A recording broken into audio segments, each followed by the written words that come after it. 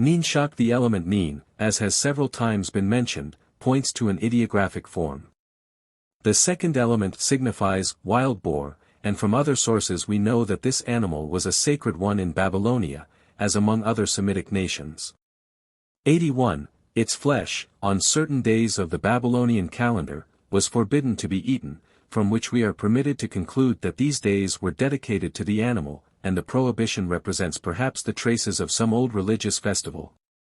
May Ninshak therefore have been a swine deity, just as Nergal is symbolized by the lion. In both cases the animal would be a symbol of the violent and destructive character of the god. The ferocious character of the swine would naturally result in assigning to Ninshak warlike attributes, and as a matter of fact he is identified at times with Ninib.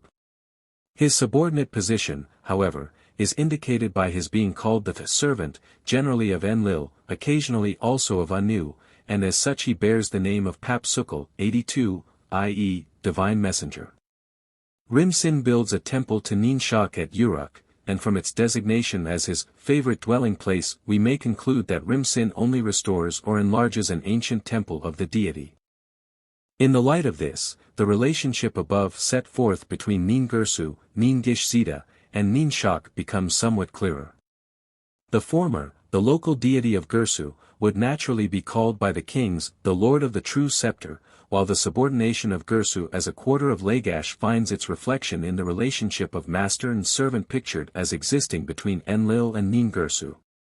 Again, the warlike character of the patron deity of Girsu would lead to an identification with Ninshak of Uruk, possessing the same traits, and the incorporation of Uruk as a part of the same empire which included Lagash and its quarters, would be the last link bringing about the full equation between the three. With Ninib, the solar deity, coming into prominence as the god of war, all three names, Nin-Girsu, Nin-Gish-Zida, and Ninshak, would be regarded by a later age as merely descriptive of one and the same god. Dunshaga. Gudea makes mention in one of his inscriptions, by the side of Nin-Gish-Zida, of a god Dunshaga, 83, whose name signifies the chief hero, but the phonetic reading of which it is impossible to determine. 84. Like Nin-Gish-Zida, he is a warlike god, and from that one might suppose that he too is only another form of Nin-Girsu-Ninib. At all events, he did not differ materially from the latter. It is from him that Gudea again declares his power to be derived, just as elsewhere he accords to Nin-Girsu this distinction. The element Dun, which is very much the same as Nin, speaks in favor of regarding Dunshaga as a title, but, in default of positive evidence, it will not be out of place to give him an independent position, and to regard his identification with Nin-Girsu as a later phase due to the extension of Nin-Girsu's jurisdiction and his corresponding absorption of a varying number of minor gods. This tendency on the part of the greater gods to absorb the minor ones is as distinctive a trait in the development of the Babylonian religion, as is the subordination of one god to the other, whether expressed by making the subordinate god the consort, the chief, or the servant of a superior one. We have seen that such terms of relationship correspond to certain degrees of political conditions existing between the conquering and the conquered districts. Amalgamation of two cities or districts is portrayed in the relation of the two patron deities as husband and wife, the stronger of the two being the former, the more subservient pictured as the latter. The more pronounced superiority of the one place over the other finds expression in the relation of father to child, while that of master and servant emphasizes the complete control exercised by the one over the other. Lastly, the absorption of one deity into another, is correlative either with the most perfect form of conquest, or the complete disappearance of the seat of his worship in consequence of the growing favor of one possessing sufficiently similar qualities to warrant identification with the other. Lugalbanda. Singashid of the dynasty of Uruk makes mention of this deity at the beginning of one of his inscriptions. To him and to his consort, Nin-Gul, a temple as the seat of their joy at that place is devoted. This association of the god with the town points again to a local deity, but possessing a character which leads to the absorption of the god in the solar god, Nergal, whom we have already encountered, and who will occupy us a good deal when we come to the period after Hammurabi.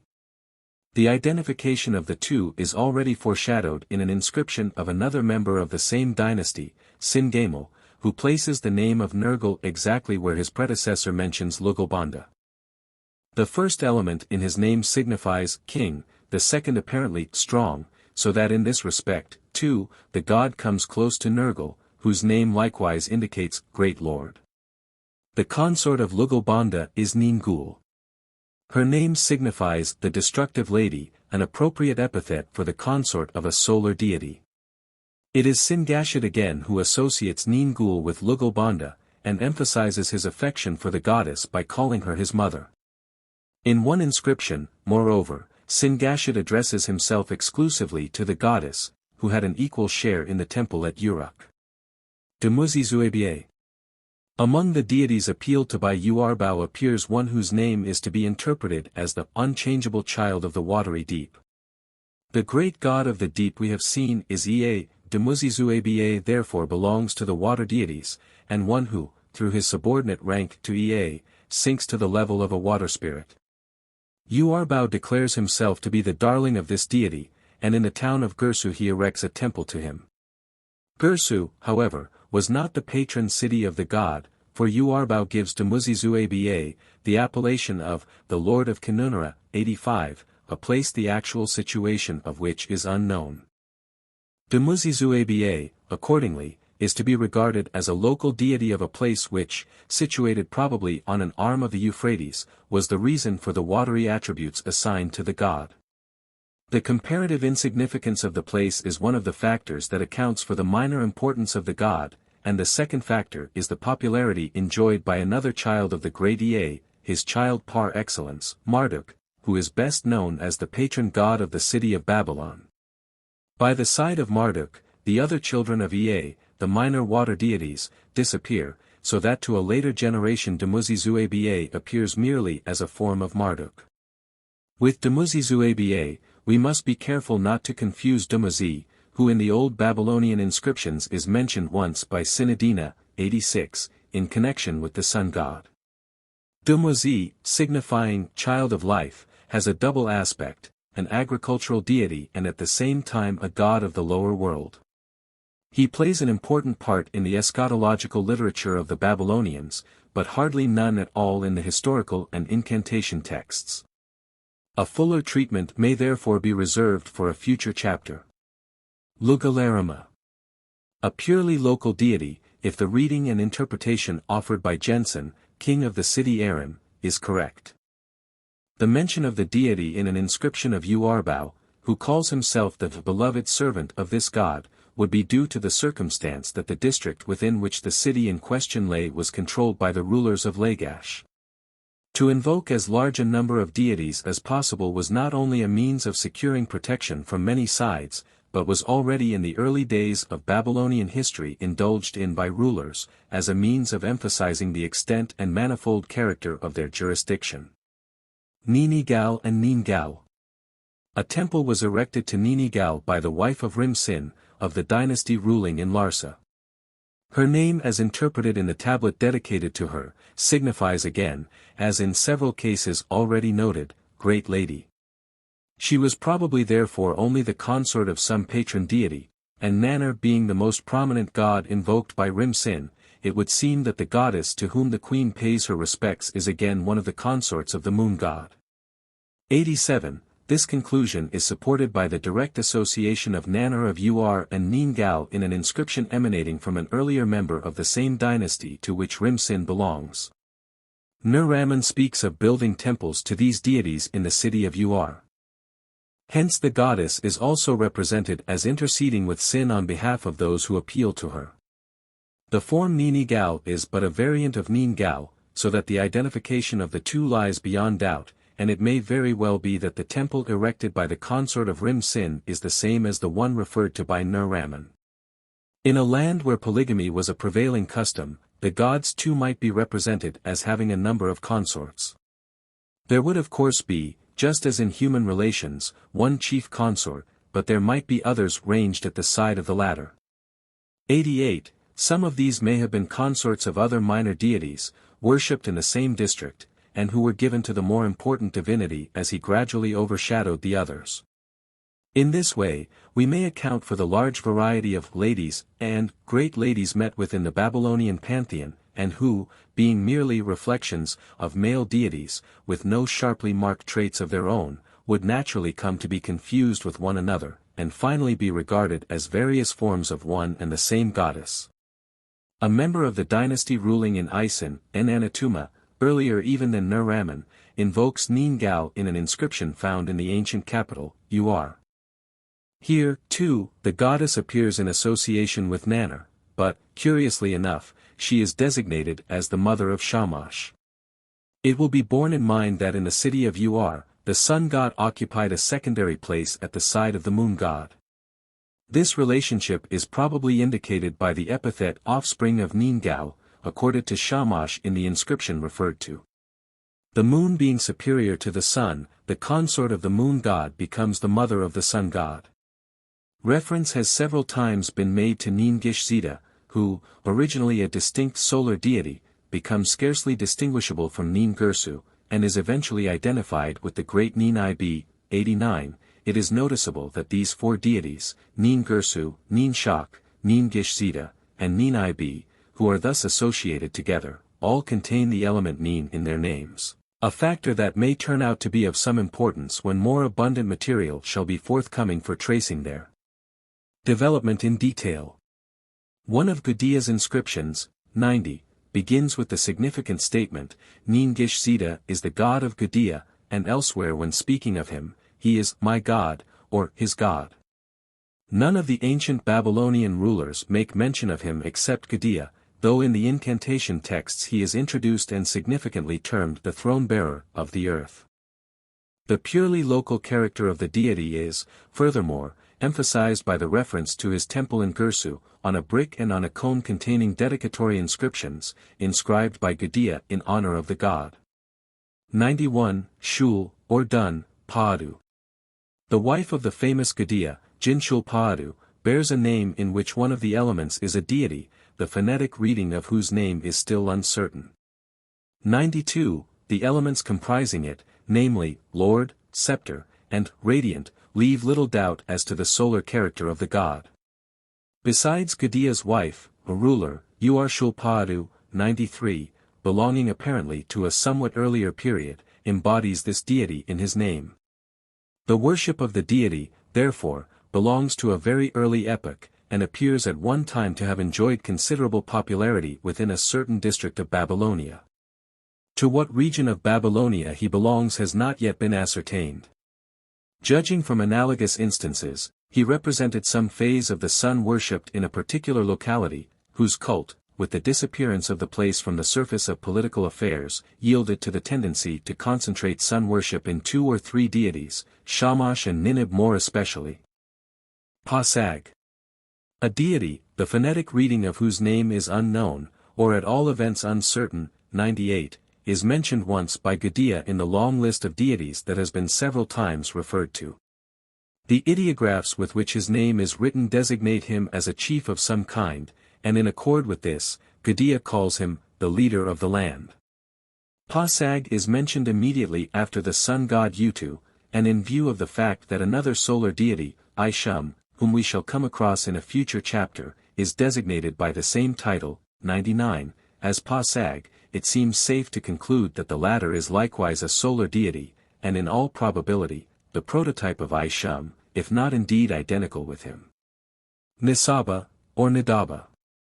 In a dream which the god sent to Gudia, he sees among other things, a goddess, whose name may be read Nisaba or Nidaba. 100. Nina, who interprets the dream to the ruler of Shurpurla, declares that Nisaba is her sister. In a text belonging to a still earlier age, the deity is mentioned as the begetter of a king whose name is read Lugalzagisi. 101. From the manner in which the name of the goddess is written, as well as from other sources, we know that Nisaba is an agricultural deity.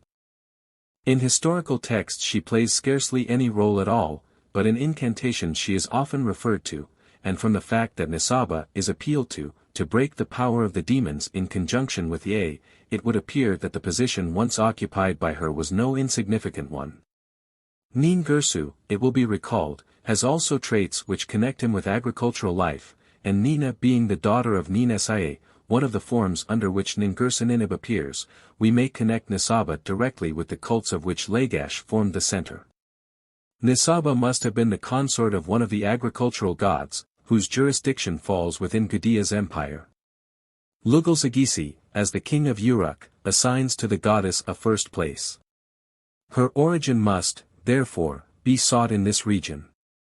In later days the name of the goddess is used to describe the fertility of the soil in general.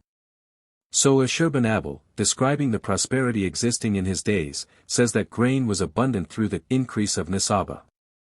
102, Ku. Anna. A goddess of this name, reading of the first sign doubtful, is mentioned by Uarbau, who builds a temple to her in Gursu. If Amiad is correct in his reading of the first sign, the goddess was identified at one time by the Babylonians with the consort of Ramman, the storm god. This would accord with the description that Uarbau gives of the goddess. She is the one who deluges the land with water, belonging therefore to the same order as Bau. In a list of deities enumerated by a ruler of Erech, Lugalsagisi, 103, are found, 1, a local goddess, Umu, designated as the priestess of Uruk, 104, and occupying an inferior rank to, 2, a goddess, Ninakakadu, 105, who is called the mistress of Uruk. The importance of Erech in the early history of Babylonia is emphasized by the inscriptions from Nippur, recently published by Dr. Hilprecht. It is natural, therefore, to find several deities of a purely local type commemorated by kings who belong to this region. The goddess Omu is not heard of again. The great goddess of Uruk, Nana, absorbs the smaller ones, and hence Ninakakadu survives chiefly in incantation texts as the Lady of Shining Waters, of purification, and of incantations. 106. Lastly, a passing reference may be made to several deities to whom sanctuaries are erected by Uaryukagina in the great temple of Bau at Uaryuazaga, and whom Amiad regards as sons of Bau. Uaryukagina enumerates 3, Zaziuaryu, Anpayudidu, and Jimnuntayudidu 107, the element Udidu in the last two names signifies radiant or rising up, while Payudidu, like in Shulpayudidu, p. 99, means radiant scepter. If to this, we add that Im is storm, it will appear plausible to see in the second name a form of a raging solar deity and perhaps also in the third, Jim Nun in the latter name may mean, creating lord. To these Amiad, 108, adds from other sources, Kaigurnana, Kaishaga, Gurmu, and Zarmu. He takes these 7 deities as sons of Bau, but he offers no conclusive evidence for his theory. Some of these deities may turn out to be synonymous with such as have already been met with. Footnotes 24, indicated by separating the syllables composing the name. 25. At the period when the kings of Ur extend their rule over Nippur, they, too, do not omit to refer to the distinction of having been called to the service of the great god at his temple. 26. The name signifies, he has founded the city, the subject of the verb being some deity whose name is omitted. 27. Jensen, Keel's Bibl 3, 1, page 23, proposes to read Ninuar Sag, but without sufficient reason, it seems to me. The writing being a purely ideographic form, an epitheton ornans, the question of how the ideographs are to be read is not of great moment. 28. We may compare the poetic application rock to Yahweh in the Old Testament, e.g., Job 1. 12, and frequently in Psalms, 62. 3, 7, 92. 16, 18, etc., 29, reading doubtful. Jensen suggests Aram. Hummel, Proc. Soc Bibl Arch 15.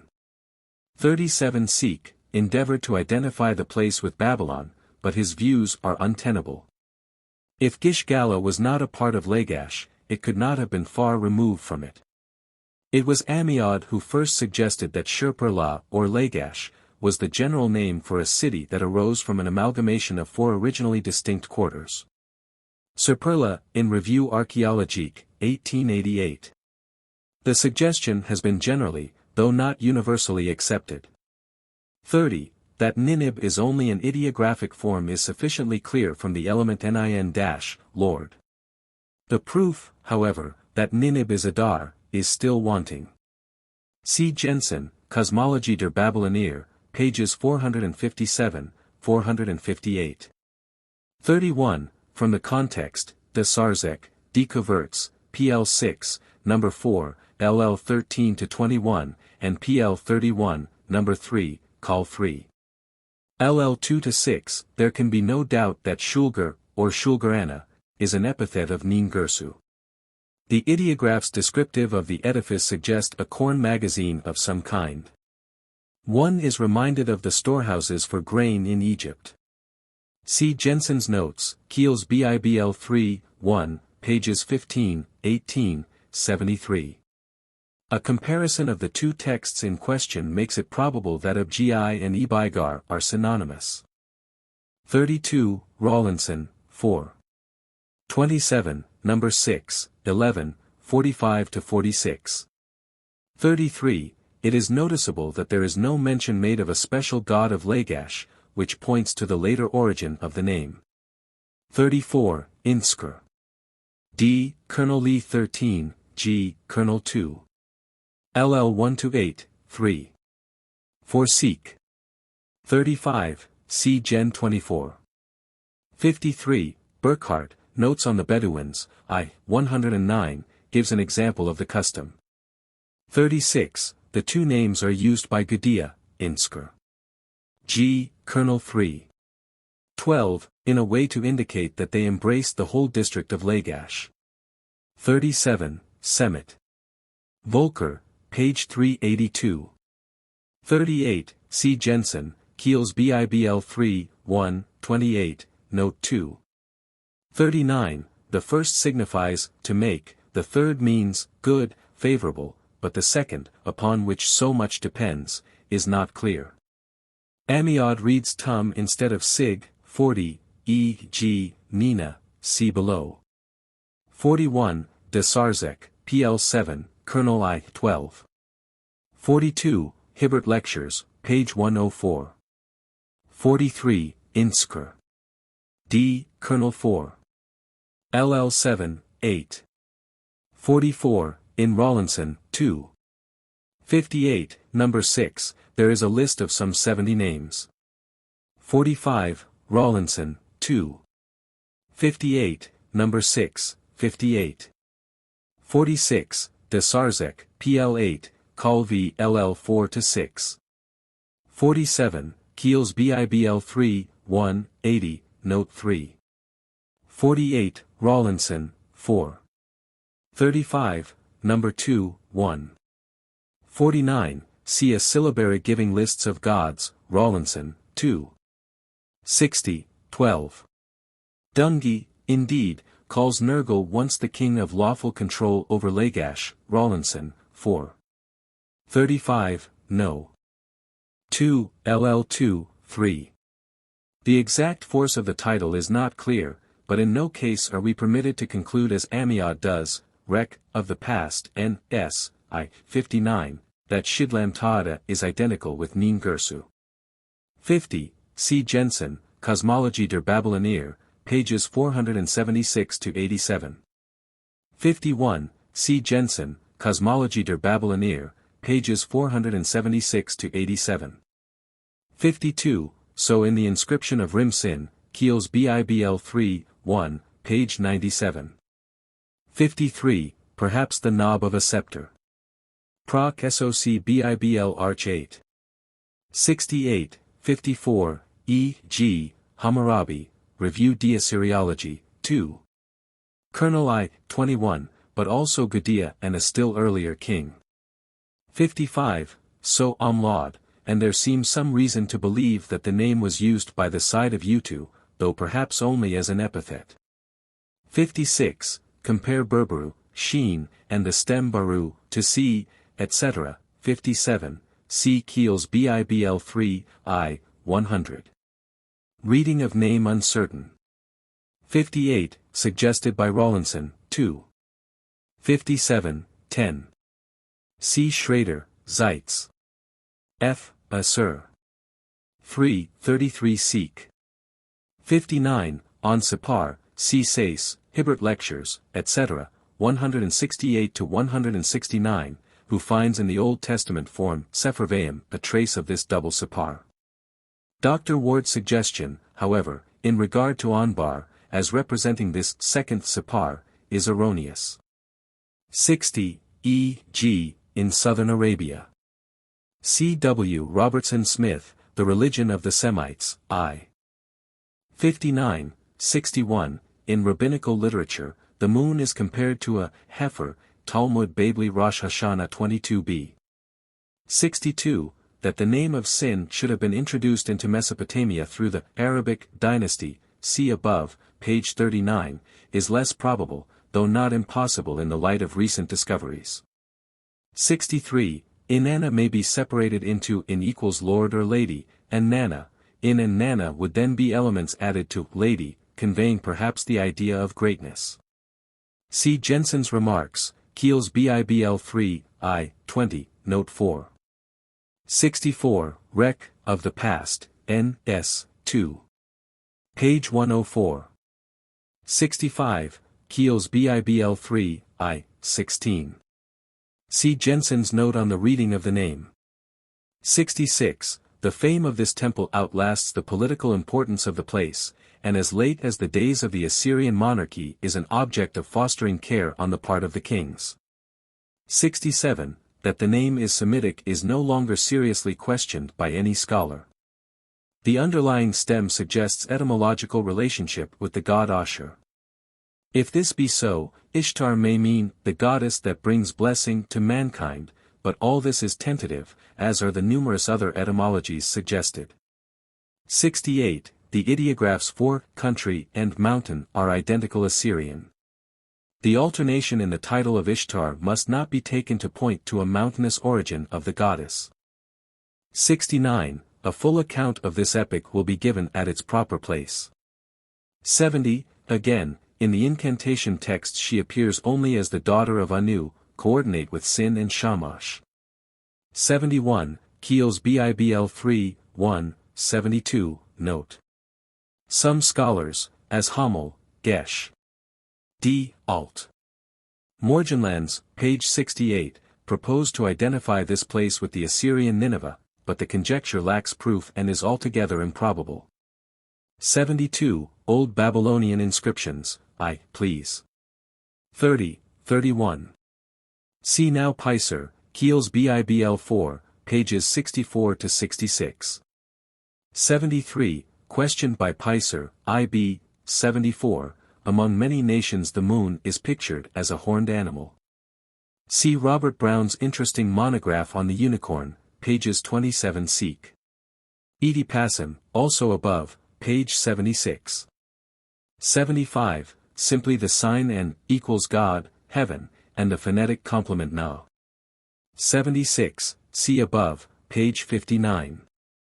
77. Written in Na, without the determinative for deity. De Sarzec, Découvertes en Chaldee, PL 37, number 8. 78. The second element may also be read Dar. C. Jensen, Keel's BIBL 3, 1, page 24, note 1. 79. Inscription B, Kernel 2. 1980. C. Hamel, Semitish Kulturen, page 389. 81. For the sacred character of the swine among the Semites, C. W. Robertson Smith's The Religion of the Semites, pages 201, 272, 332, 457. Rawlinson, 3. 68, 22, occurs a deity, swine of the right hand, i.e., propitious. 82, Rawlinson, 2. 59, 23. The second element in Papsukal is the common Babylonian word for servant, or messenger. Other deities therefore standing in a subsidiary position are also called Papsukal. So e.g., Nebo and Nusku. See further on and compare Hamel, Semi 10, pages 479, 480. 83, Inscription B, Call 3. 2, 84, Uaryukagina, earlier than Gudea, Desarzek, PL 32, appears to have built a temple to Dun Shaga, but the passage is not altogether clear. The element also appears in the name of the ruler of Ur, Dungi, i.e., the legitimate hero, as Sargon is the legitimate king. 85, signifying, according to Jensen, Kiel's BIBL 3, 1, page 25, fighting place. 86, published by Delitzk, Beitrag zur Assur. I. 301-311. 87, so also Jensen, Cosmology, page 14, note 3. 88, so Anu appears to have concubines. 89, see above, pages 92, 93. 90, inscription c. 91, Desarzek, PL 37, number 5, trans SOC BIBL Arch 6. 279, 92, Jensen, Cosmology, page 127, proposes to read Human Padu. 93, Hilprecht, Old Babylonian Inscriptions, I. 2, number 93. The name also appears in syllabaries as Shulpayudi Due. For the element Paada, cp. 103, in Nergal's name Shidlam Taadue, page 65, the same final elements are found which appear to be characteristic epithets of solar deities. The first element in the name has also the value Dun, as in Dungi. 94, Jensen, Cosmology, pages 125, 126. 95, see Journal Asiatique, September-October, 1895, page 393. 96, Desarzek, PL 8, Colonel V. LL 8-12. 97, IR, PL 2, number 4. 98, Jensen regards Pasag as a possible phonetic form, but his view is hardly tenable. 99, C. Zimmern, Bus Psalmen, pages 60, 61. 100, Cylinder A, COLS 4. N.V. Amiad read the name Nerba. 101, just published by Hilprecht, Old Babylonian Inscriptions, I. 2, please. 38-47, cf. page 52, 102, vr. Colonel I. 48. 103, see at close of chapter 6. 104, Hilprecht, IB number 87, call I. 30. 105, IB I. 32. Hilprecht reads Ninagad but this can hardly be correct. 106, the two ideas, water, and incantation, are correlated. The waters meant are those used for purification purposes in connection with the magic formulas. 107, Desarzek, PL 32, Colonel 2. 9-11, 108, Records of the Past, N. S. I. 59. Amiad reads the second name I'm Gudena and the third Jim, or you are, Nuntaina. The publication in Desarzek favors my readings. Chapter 5, The Consorts of the Gods. Attention has already been directed to the comparatively small number of female deities that appear in the inscriptions of the first period of Babylonian history.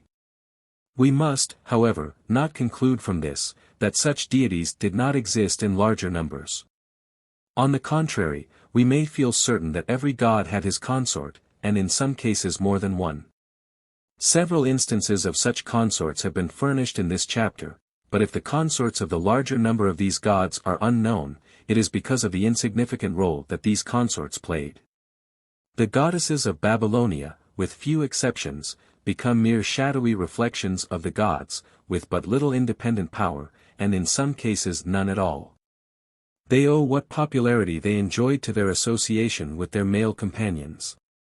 In consequence of this inferior role played by the female deities, the tendency becomes more pronounced, as we pass from the first to the second period of Babylonian history, to reduce by assimilation the small number that have independent attributes, until we reach a condition in which we have practically only one goddess, appearing under many forms. It is only in the religious texts, and in some phases of the popular beliefs, that goddesses retain a certain degree of prominence. So, a goddess Alat, as we shall see, plays an important part as the chief goddess of the subterranean cave that houses the dead. Alat appears to have been originally a consort of the famous Bel of Nippur, but through association with Nergal, who becomes the chief god of the lower world, almost all traces of the original character of the goddess disappear. Again, Gula, the consort of Nin-Ib, while occasionally mentioned in the historical texts of the 2nd and 3rd period, and under the form Mama, as an element in a proper name belonging to the oldest period, 109, is more frequently invoked in incantations as the healer of disease. The same is the case with other goddesses, so that we may conclude that from the earliest times, the Babylonian religion shared the trait so marked in all Semitic cults, of a combination of the male and female principle in the personification of the powers that controlled the fate of man.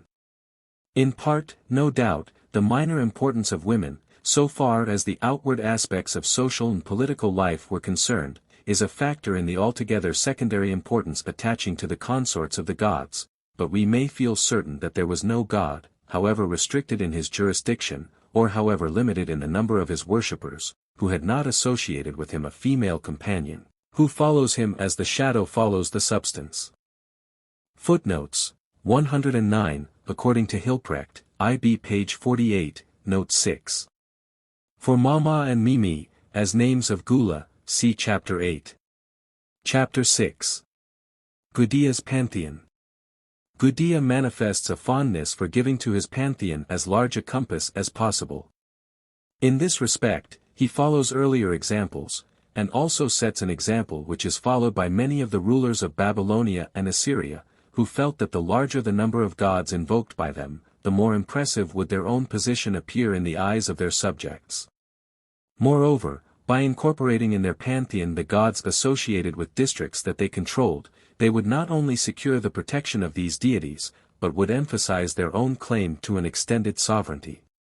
The beginning and the close of dedicatory and commemorative inscriptions were the favorite opportunities, seized upon by the kings, for parading the list of the powers under whose patronage they wished to appear. These lists are both interesting and valuable, as furnishing in a convenient form a summary of the chief gods included in the Babylonian pantheon at the various historical periods. At the close of one of his inscriptions, 110, Gudea furnishes a list of no less than 18 deities. In rapid succession he enumerates Anu, Enlil, Bel, Nin-Karsag, Enki, Ea, Enzu, Sin, Nin-Girsu, Nina, Ninesai, Ga-Tumdug, Bao, Nini, Utu, Shamash, Pasag, Galalim, Dunshaga, Ninmar, Demuzizwaba, Nin-Gishsida. These deities may be taken as indicative of the territorial extent of Gudea's jurisdiction. They are called upon to punish him who attempts to alter the decrees of the ruler, or to efface the memory of his deeds. Again, at the beginning of one of his inscriptions, he appeals to Nin-Girsu, Enlil, Nina, Bao, Ga-Tumdug, Galalim, and Dunshaga. He recounts what he has done to promote the cults of these deities, and upon his conduct he grounds his hope that they will aid him in his undertakings. The lists, as will be observed, vary in the number and in the order of the gods enumerated. In the second list, the position of Nin-Girsu at the head is due to the fact that the inscription commemorates the dedication of a sanctuary to that god. But Nin-Girsu, despite his rank as the chief god of Lagash, belongs to a second class of deities. Standing far above him is the triad, Anu, Bel, and Ea, the gods that personify, as we have seen, the great divisions of the universe, heaven, earth, and water. These gods, accordingly, take precedence of Nin-Girsu in the first list. In a succeeding chapter, the significance of this triad for the Babylonian religion will be fully set forth. For the present, it is sufficient to note that the systematization of popular beliefs, involved in the distinctions thus emphasized in the groupings of deities into classes, begins at so early a period. This systematization, however, has not yet assumed final shape. True, the moon god has already been given the place, immediately following upon the triad, that he will hold in the developed form of Babylonian theology, but while, as we have seen, sin properly takes precedence of the sun god, the latter should follow in the wake of his associate. Not only, however, does Nin-Girsu precede, but two other deities who are closely related in general character to the warrior deity of Gidea's dominion. Then, the two great goddesses, Bau and Nini, are introduced, and it is not until they are disposed of that the sun god, together again with Pasag as a kind of lieutenant, 111, is invoked. In the arrangement of the five remaining deities, no special principle can be recognized. They, evidently, occupy a minor rank. It is possible, then, to distinguish no less than four classes in the old Babylonian pantheon: 1. The Great Triad, Anu, Bel, and Ea; 2. A second group, as yet incomplete, but which will eventually include Sin, Shamash, and Ramman, representing the great powers of nature, moon, sun, and storm; 3. The great gods, the patron deities of the more important political centers of the country; and 4. The minor ones, representing the local cults of less important places. Naturally, the dividing line between the two last-named classes is not sharply marked, and in accordance with the ever-varying political kaleidoscope, local deities will rise from the rank of minor gods to a higher place in the pantheon, while such as once enjoyed high esteem will, through decline in the political fortunes of their worshippers, be brought down from the higher to an inferior rank. 112. It is this constant interaction between the political situation and the relationship of the gods to one another, that constitutes one of the most striking features of the religion of Babylonia and Assyria. In the course of time, as an organized pantheon leads to greater stability in the domain of theological speculation, the influence of the politics of the country on the religion becomes less marked, without, however, disappearing altogether. The various classes into which the gods are divided, are definitely fixed by the schools of theology that, as we shall see, take their rise in the Euphrates Valley. The rivalry, on the one hand, between the Babylonian Empire united under one head, and the Assyrian Empire on the other, alone remains to bring about an occasional exchange of places between the two gods who stand at the head of the great gods of the Babylonian and Assyrian pantheon respectively. The attempt has been made by Ammiad, 113, to arrange the pantheon of this oldest period in a genealogical order. In Gidea's long list of deities, he detects 3 generations, the 3 chief gods and 1 goddess, as the progenitors of Sin, Shamash, Nin-Girsu, Bau, and others. The gods of this second division give rise to a third class, viewed again as the offspring of the second. Professor Davis, taking up this idea of Ammiad, has quite recently maintained, 114, that the family idea must form our starting point for an understanding of the pantheon of Lagash. The theory, however, does not admit of consistent application. There are gods, as Ammiad recognized, who cannot be brought under his scheme, so far at least as present testimony is concerned, and others can only by an arbitrary assumption be forced into accord with the theory. Moreover, we should expect to find traces of this family idea in the later phases of the Assyro-Babylonian pantheon. Such, however, is not the case. A more reasonable and natural explanation of the relationship existing between many, not all, of the gods of Gidea's pantheon has already been suggested. In part, we must look to the development of a theological system of thought in the Euphrates Valley to account for the superior position accorded to certain gods, and in part, political conditions and political changes afford an explanation for the union of certain deities into a family group. So far, indeed, Ammiad is correct, that the relationship existing between the various deities, was as a rule expressed in terms applicable to human society. The secondary position occupied, e.g., by Sin when compared with a god whose domain is the entire lower regions, would be aptly expressed by calling the moon god the eldest son of Enlil or Bel, and, similarly, a goddess like Bau would be called the daughter of Anu. It is a mistake, however, to interpret the use of daughter and son literally. Such terms are employed in all Semitic languages in a figurative sense, to indicate a dependent position of some sort. Again, we have seen that the union of a number of cities or states under one head would be followed by a union of the deities proper to these cities or states. That union would be expressed, according to circumstances, either by placing the deities on a footing of equality, in which case they would be consorts, or brothers and sisters, offsprings therefore of one and the same god, or, the superior rank of one patron god would be indicated by assigning to the god of a conquered or subordinate territory the rank of offspring or attendant. In studying such a list as that presented by Gudea, we must, therefore, make due allowance for what may be called local peculiarities and local conditions. It is only by comparing his list with others that we can differentiate between the general features of Babylonian cults and the special features due to political and local associations.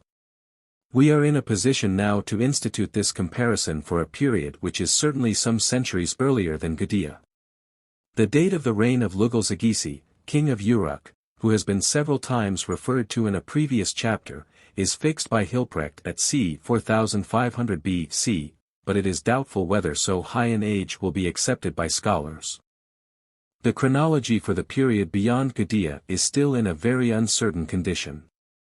Lugal-Zaggisi, in a long list of deities at the beginning of an important inscription, enumerates in succession Anu, the goddess Nisaba, the gods Enlil or Bel Enki equals Ea, Enzu, Sin, Utu, the sun god, the goddess Nini, or Nana, Ninkarsag, Umu, and Ninakakadu. As for Anu, the king introduces the name, as Uarnangirsu of Lagash does, see above, page 90, in calling himself priest of Anu, and which, according to the explanation suggested, means simply divine priest. Bel, Ea, Sin, and Shamash or Utu, are common to Gudea and Lugal-Zaggisi. These constitute, then, the great gods whose worship is no longer limited to any particular district. They have become common property, in part through the sanctity attached to the places where the gods were worshipped, in part through the antiquity of these places, and in part, no doubt, as the result of a political development lying behind the period under consideration. The prominence given by Lugal-Zaggisi to Nisaba is rather surprising. He calls himself and also his father, hero of Nisaba. If, however, it be borne in mind that of the goddesses at least two, Umu and Ninakakadu, are of a local character, the conclusion appears justified that Nisaba was a goddess associated more particularly with the district in which Uruk lay. The goddess Nini, written simply as the goddess, is no doubt identical with the great Nana of Uruk, and Ninkarsag is introduced as the consort of Enlil. As a result of this comparison, we may note the tendency towards a general recognition of certain great gods, which is more fully developed in the period of Hammurabi. At the same time, the loyalty of the rulers to the gods, peculiar to their own district, is manifested by the prominent place assigned in the several cases to gods who otherwise play an insignificant role, and who eventually are absorbed by others, and lastly, as between Lugal-Zaggisi and Gudea, the observation may be made of the disposition to emphasize local gods, less for their own sake, than because of the éclat furnished by the enumeration of a large pantheon, which shall be co-equal in extent and dignity to the district claimed by the rulers and to the rank assumed by them. Footnotes 110, Inskr. B. Cols 8. 9, 111, see above, page 101. 112, see Winkler's excellent remarks on the relationship between the city and the god in ancient Babylonia, Altorian Talish Forshungen, 3. 232-235, 113, Records of the Past, N.S., I, 57-59. 114, in a paper on The Gods of Shurpurla, read before the American Oriental Society in April, 1895. Proceedings, XIXVII. Chapter 7. Summary. We have thus passed in review the old Babylonian pantheon, so far as the discovered texts have revealed their names and epithets. The list does not claim to be exhaustive.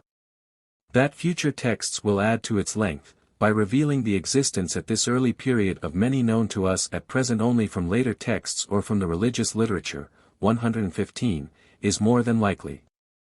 The nature of the old Babylonian religion entails, as a necessary consequence, an array of gods that might be termed endless. Local cults would ever tend to increase with the rise of new towns, and while the deities thus worshipped would not rise to any or much importance, still their names would become known in larger circles, and a ruler might, for the sake of increasing his own luster, make mention of one or more of them, honoring them at the same time by an epithet which might or might not accurately define their character.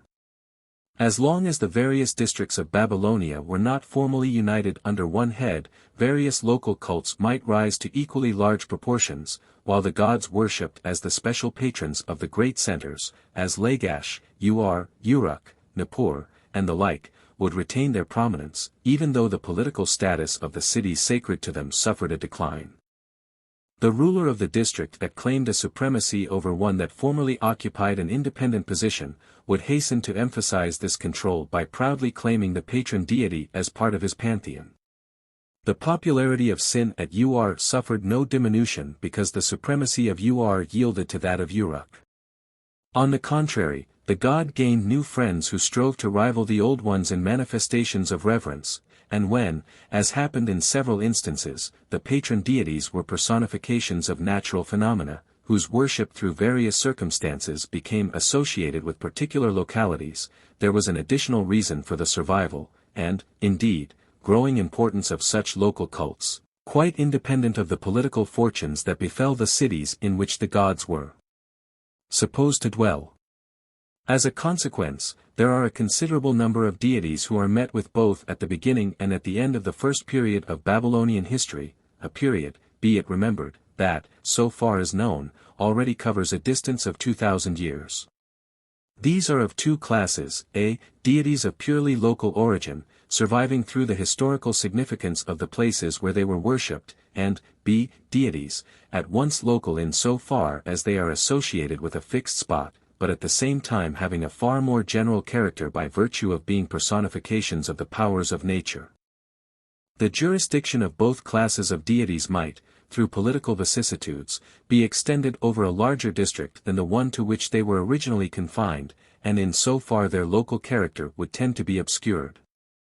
It would depend, however, upon other factors, besides the merely political ones, whether these cults would take a sufficiently deep hold upon the people to lead to the evolution of deities, entirely dissociated from fixed seats, who might be worshipped anywhere, and whose attributes would tend to become more and more abstract in character.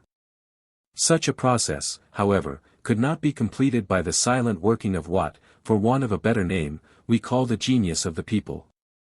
It requires the assistance, conscious and in a measure pedantic, of the thinkers and spiritual guides of a people.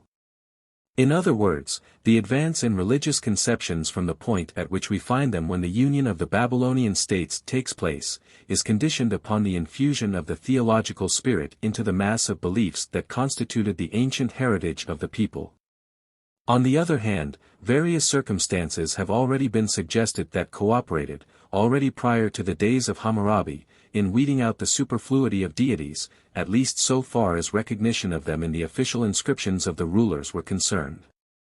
Deities, attached to places of small and ever-diminishing importance would, after being at first adopted into the pantheon by some ruler desirous of emphasizing his control over the town in question, end in being entirely absorbed by some more powerful god, whose attributes were similar to those of his minor companion.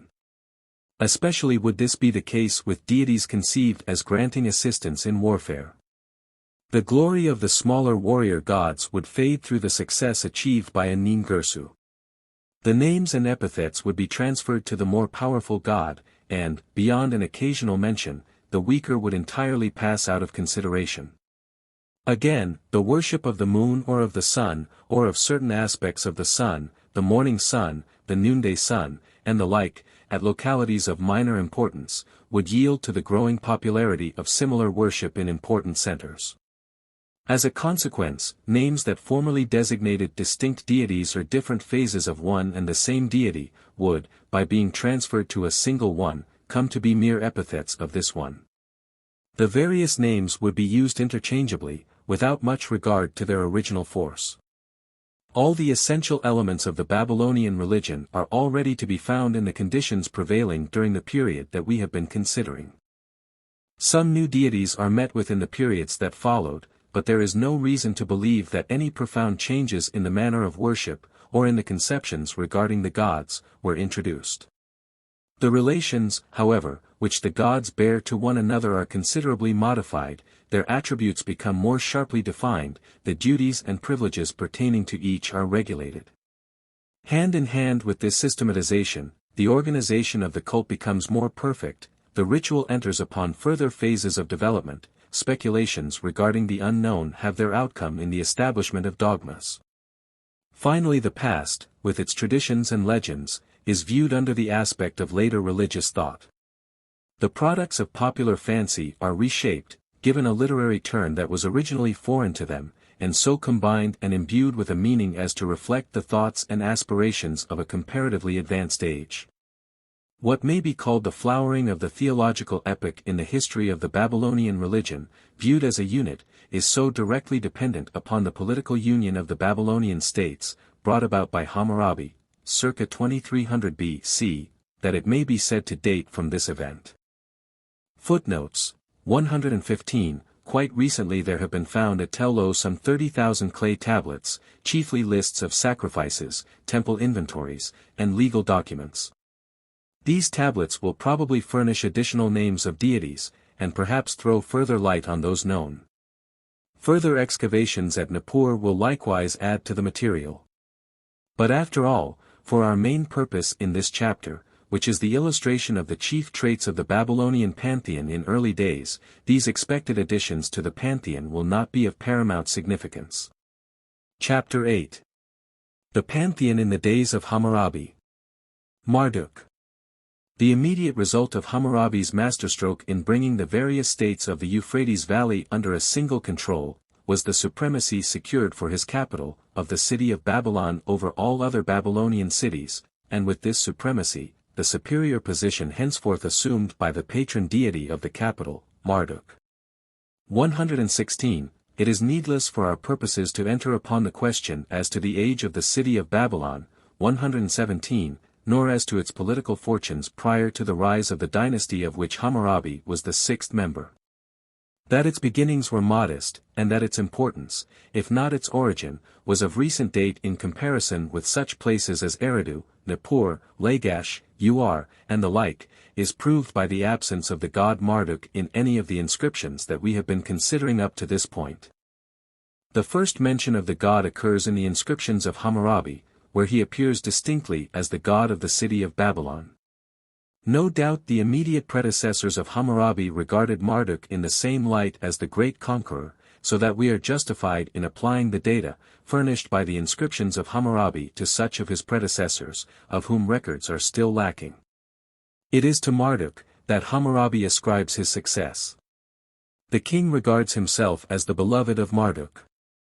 The god rejoices his heart and gives him power and plenty. Even when paying his homage at the shrines of other deities, he does not forget to couple the name of Marduk with that of the deity whose protection he invokes. So at Sippar, sacred to Shamash, and where the king deposits a cylinder recording the improvements that he instigated in the city, he associates the sun god with Marduk, whereas in contradistinction to the rulers of the old Babylonian cities or states, when addressing Marduk, he does not find it necessary to make mention at the same time of an entire pantheon. Marduk's protection suffices for all purposes. This, of course, does not exclude the worship of other gods. A reference has already been made to the king's care for the city of Shamash. In this respect, he was but following the example of his predecessors, who, while regarding Babylon as their capital, were zealous in doing honor to ancient centers of worship. So one of these predecessors, Zabu, restores the temple of Shamash at Sippar, and that of Anunit at Agade. Hammurabi, besides his work at Sippar, builds a temple to Inanna at Halabi. 118. Babylon, however, is the beloved city of Marduk, and upon its beautification and improvement Hammurabi expends his chief energy. Such are the endearing terms in which he speaks of his god, as to give one the impression that, when thinking of Marduk, the king for the moment loses sight of the existence of other gods. The most striking tribute, however, that is paid to Marduk in the period of Hammurabi is his gradual assumption of the role played by the old Enlil or Bel of Nippur, once the head of the Babylonian pantheon. This identification is already foreshadowed in the title Belu Rabu, i.e., Great Lord, which Hammurabi is fond of bestowing upon Marduk.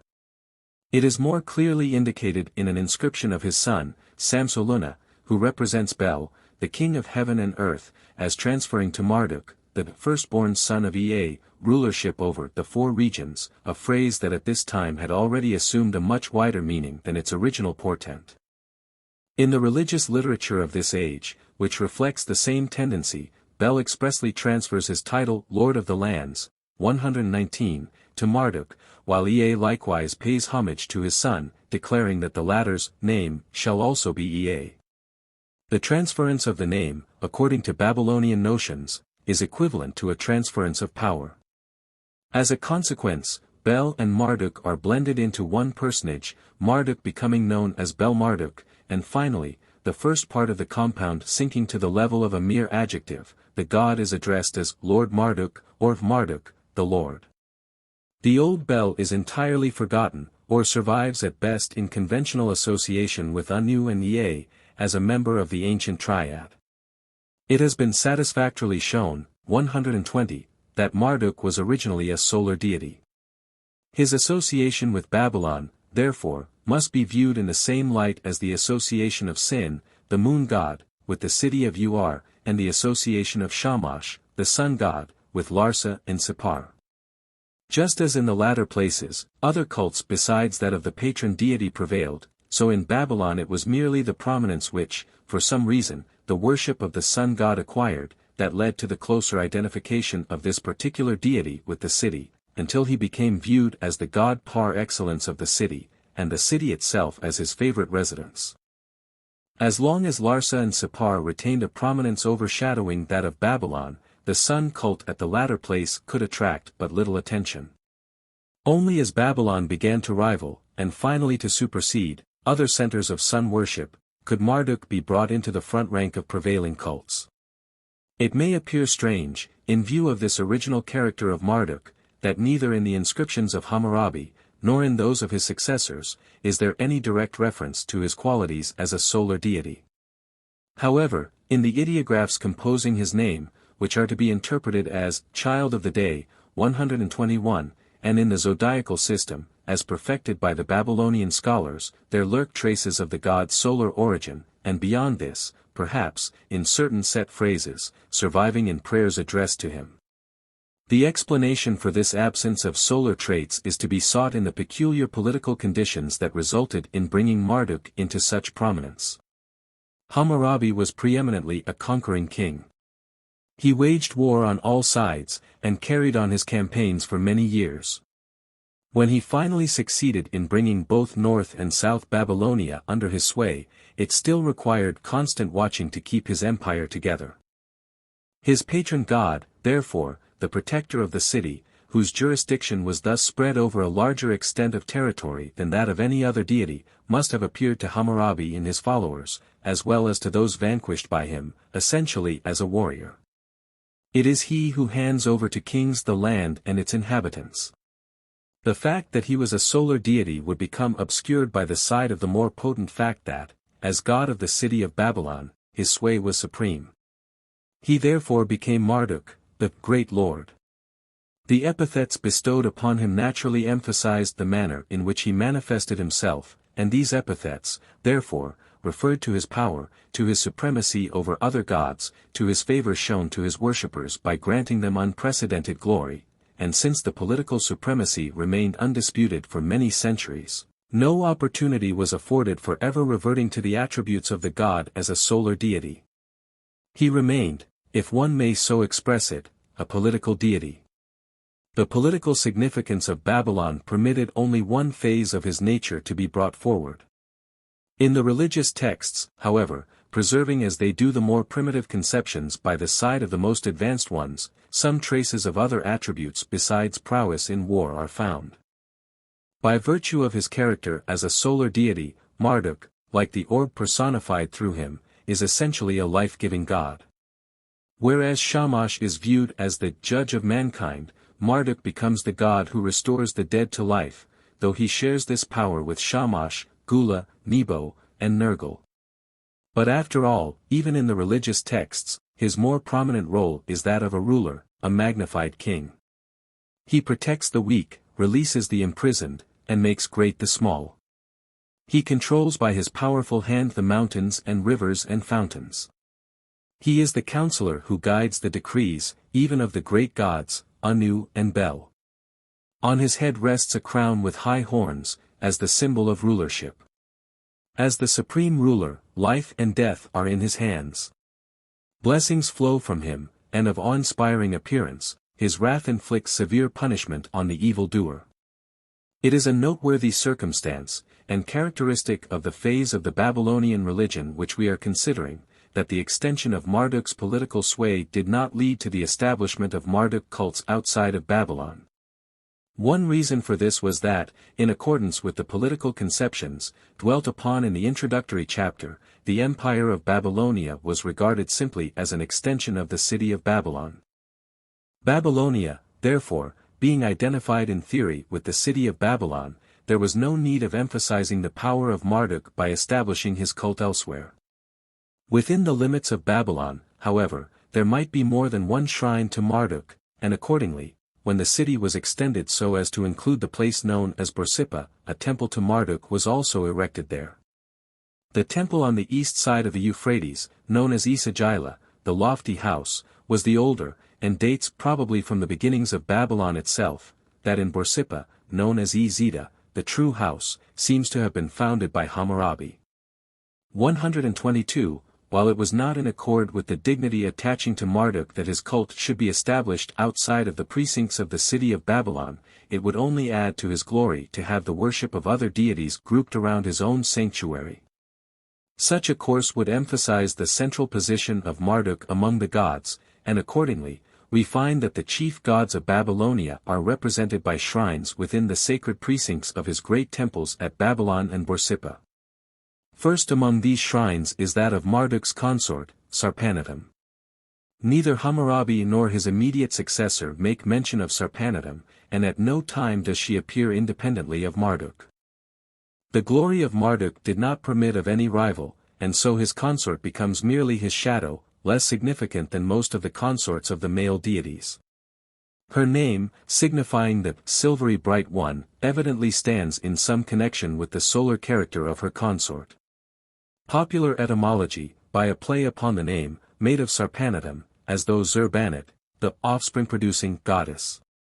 She had her shrine within the precincts of the great temple Esagila, but we are not told of any special honors being paid her, nor do we find her invoked to any extent in incantations or in votive inscriptions.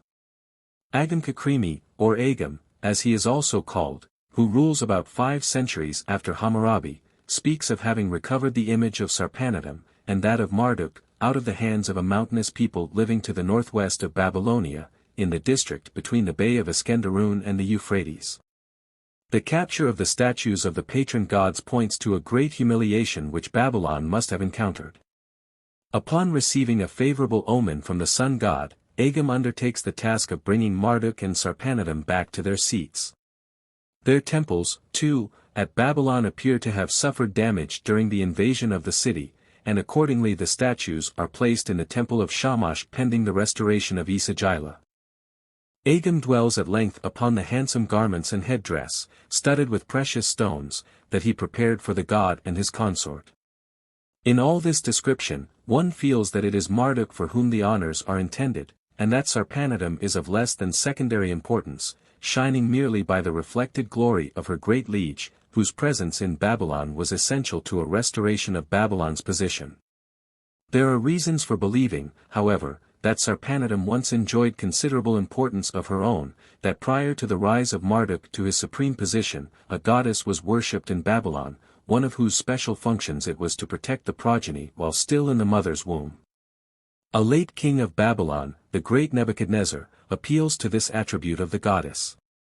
To her was also attributed the possession of knowledge concealed from men. Exactly to what class of deities she belonged, we are no longer able to say, but it is certain that at some time, probably about the time of Hammurabi, an amalgamation took place between her and another goddess known as Erua, 123, a name that etymologically suggests the idea of begetting. 124, she is represented as dwelling in the temple of Ezida at Borsippa, and was originally the consort of Nabu, the chief god of this place.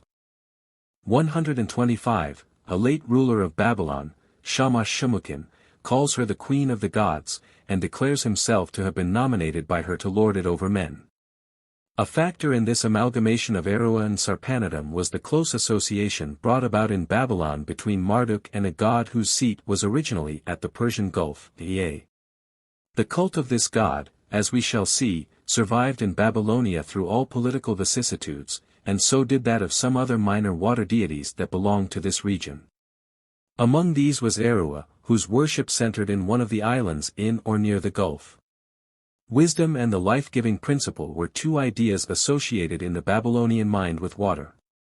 As inferior in power to Ea, Eroa appears to have been regarded as the daughter of Ea, and such was the sway exercised by Ea over men's minds, that even the Babylonian schoolmen did not venture to place Marduk over Ea, but pictured him as Ea's son.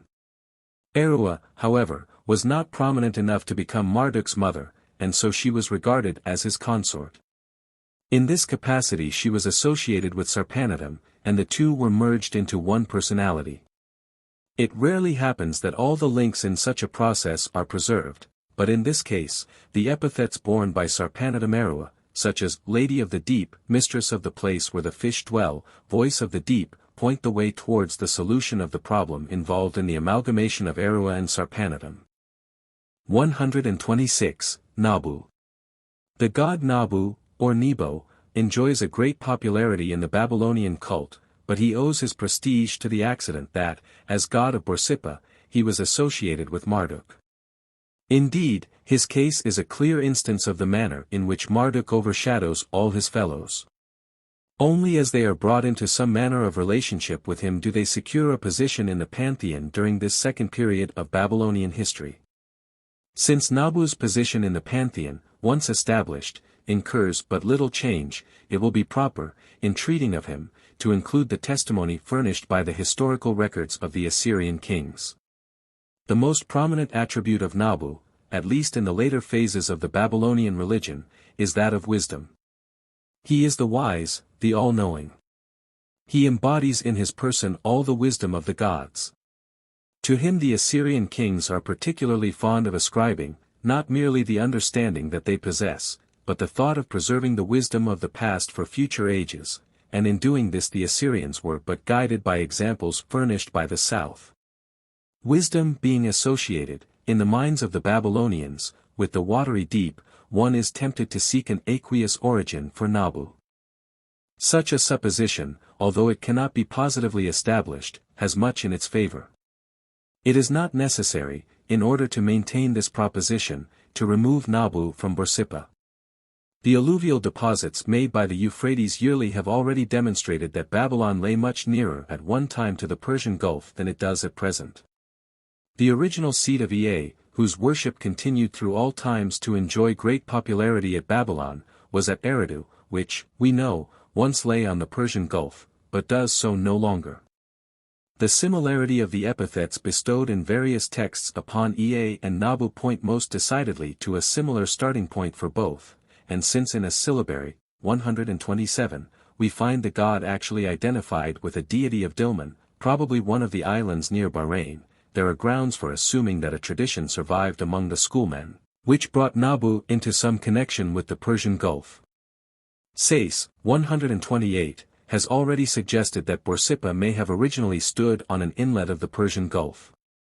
Nabu is inferior to Ea, and were it not for the priority of Marduk, he would have become in Babylonian theology, the son of Ea. Since this distinction, 129, is given to Marduk, no direct indication of an original relationship to Ea has survived. But besides being the god of wisdom and intelligence, Nabu is a patron of agriculture, who causes the grain to sprout forth. In religious and historical texts, he is lauded as the deity who opens up the subterranean sources in order to irrigate the fields. He heaps up the grain in the storehouses, and on the other hand, the withdrawal of his favor is followed by famine and distress. Jensen, 130, would conclude from this that he was originally, like Marduk, therefore, a solar deity. This, however, is hardly justified, since it is just as reasonable to deduce his role as the producer of fertility from his powers as lord of some body of water. However this may be, in the case of Nabu, there are no grounds for supposing that he represents the combination of two originally distinct deities. A later, chiefly theoretical, amalgamation of Nabu with a god Nusku will be discussed in a subsequent chapter. 131. Hammurabi and his immediate successors, it is noteworthy, do not make mention of Nabu. A sufficient number of inscriptions of this period exists to make it probable that this omission is not accidental. This dynasty was chiefly concerned in firmly establishing the position of Marduk.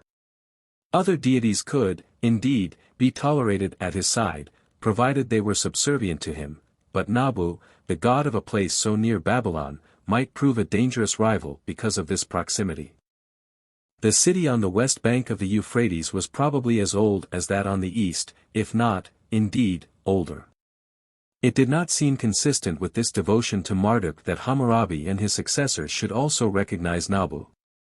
Policy dictated that Nabu should be ignored, that the attempt must be made to replace his worship, even in Borsippa, by that of Marduk.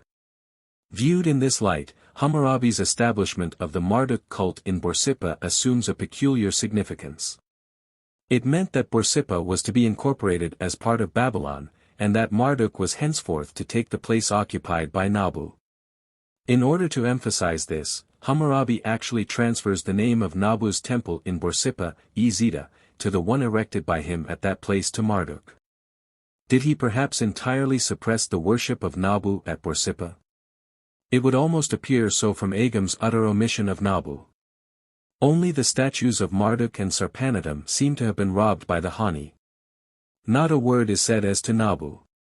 Either there was no statue at the time at Borsippa, or the cult was of such insignificance that the capture of the god was not considered of sufficient moment to occupy the thoughts of the enemy, as little as it did that of the rulers of Babylon at the time.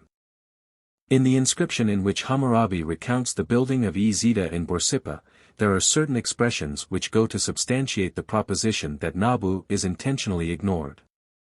132, he calls Marduk the lord of Isagila and of Izida. He speaks of Borsippa as the beloved city of Marduk, just as though it were Babylon.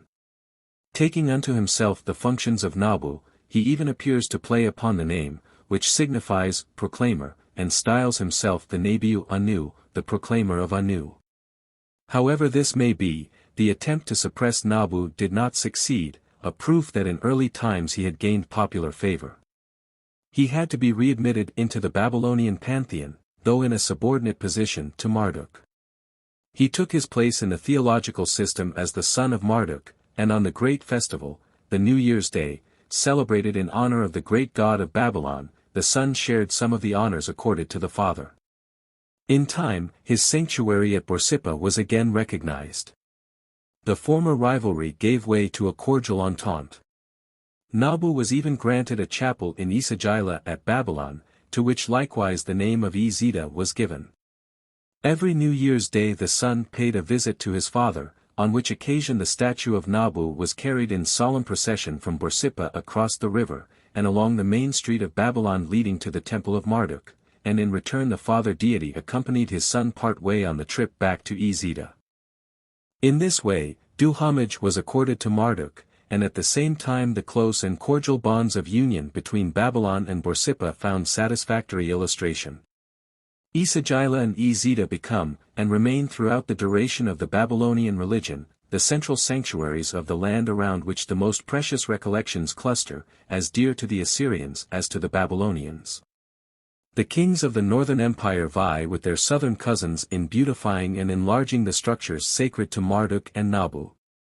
In view of the explanation offered for the silence maintained by Hammurabi and his successors regarding Nabu, we are justified in including Nabu in the Babylonian pantheon of those days.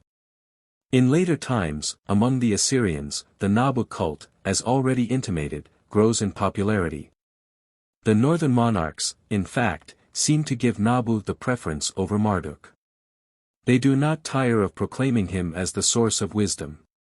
The staff is his symbol, which is interpreted in a double sense, as the writer's stylus and as the ruler's scepter. He becomes, also, the bestower of royal power upon his favorites. Without his aid, order cannot be maintained in the land. Disobedience to him is punished by the introduction of foreign rule. Political policy may have had a share in this preference shown for the minor god of Babylon. The Assyrian kings were always anxious to do homage to the gods of Babylon, in order to indicate their control over the southern districts. They were particularly proud of their title, Governor of Bel.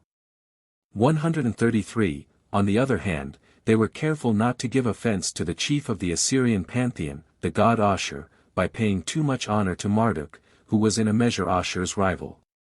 In consequence, as Hammurabi and his successors endeavored to ignore Nabu, the Assyrian rulers now turned the tables by manifesting a preference for Nabu, and obliged as they were to acknowledge that the intellectual impulses came from the south, they could accept a southern god of wisdom without encroaching upon the province of Ashur, whose claims to homage lay in the prowess he showed in war. Marduk was too much like Ashur to find a place at his side. Nabu was a totally different deity, and in worshipping him who was the son of Marduk, the Assyrian kings felt that they were paying due regard to the feelings of their Babylonian subjects. The cult of Nabu thus became widely extended in Assyria.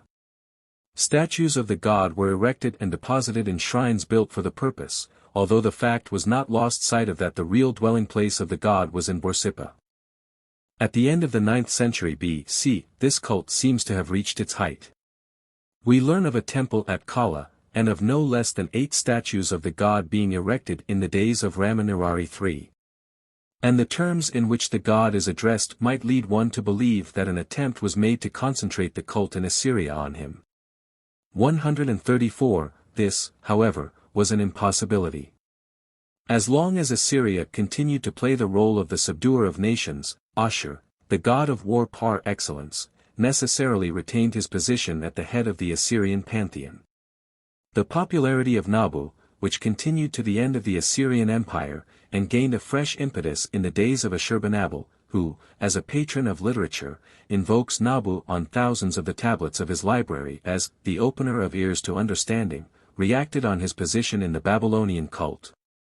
In the new Babylonian Empire, which continued to so large a degree the traditions of Assyria, it is no accident that 3 of the kings, Nabopolassar, Nebuchadnezzar, and Nabonidus, bear names containing the deity as one of the elements.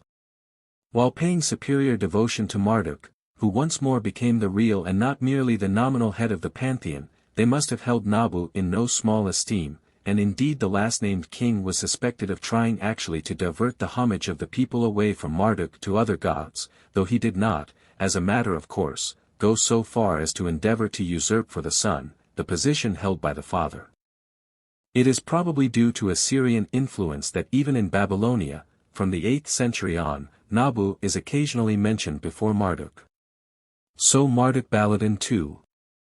721-710, calls himself the worshipper of Nabu and Marduk, and similarly others.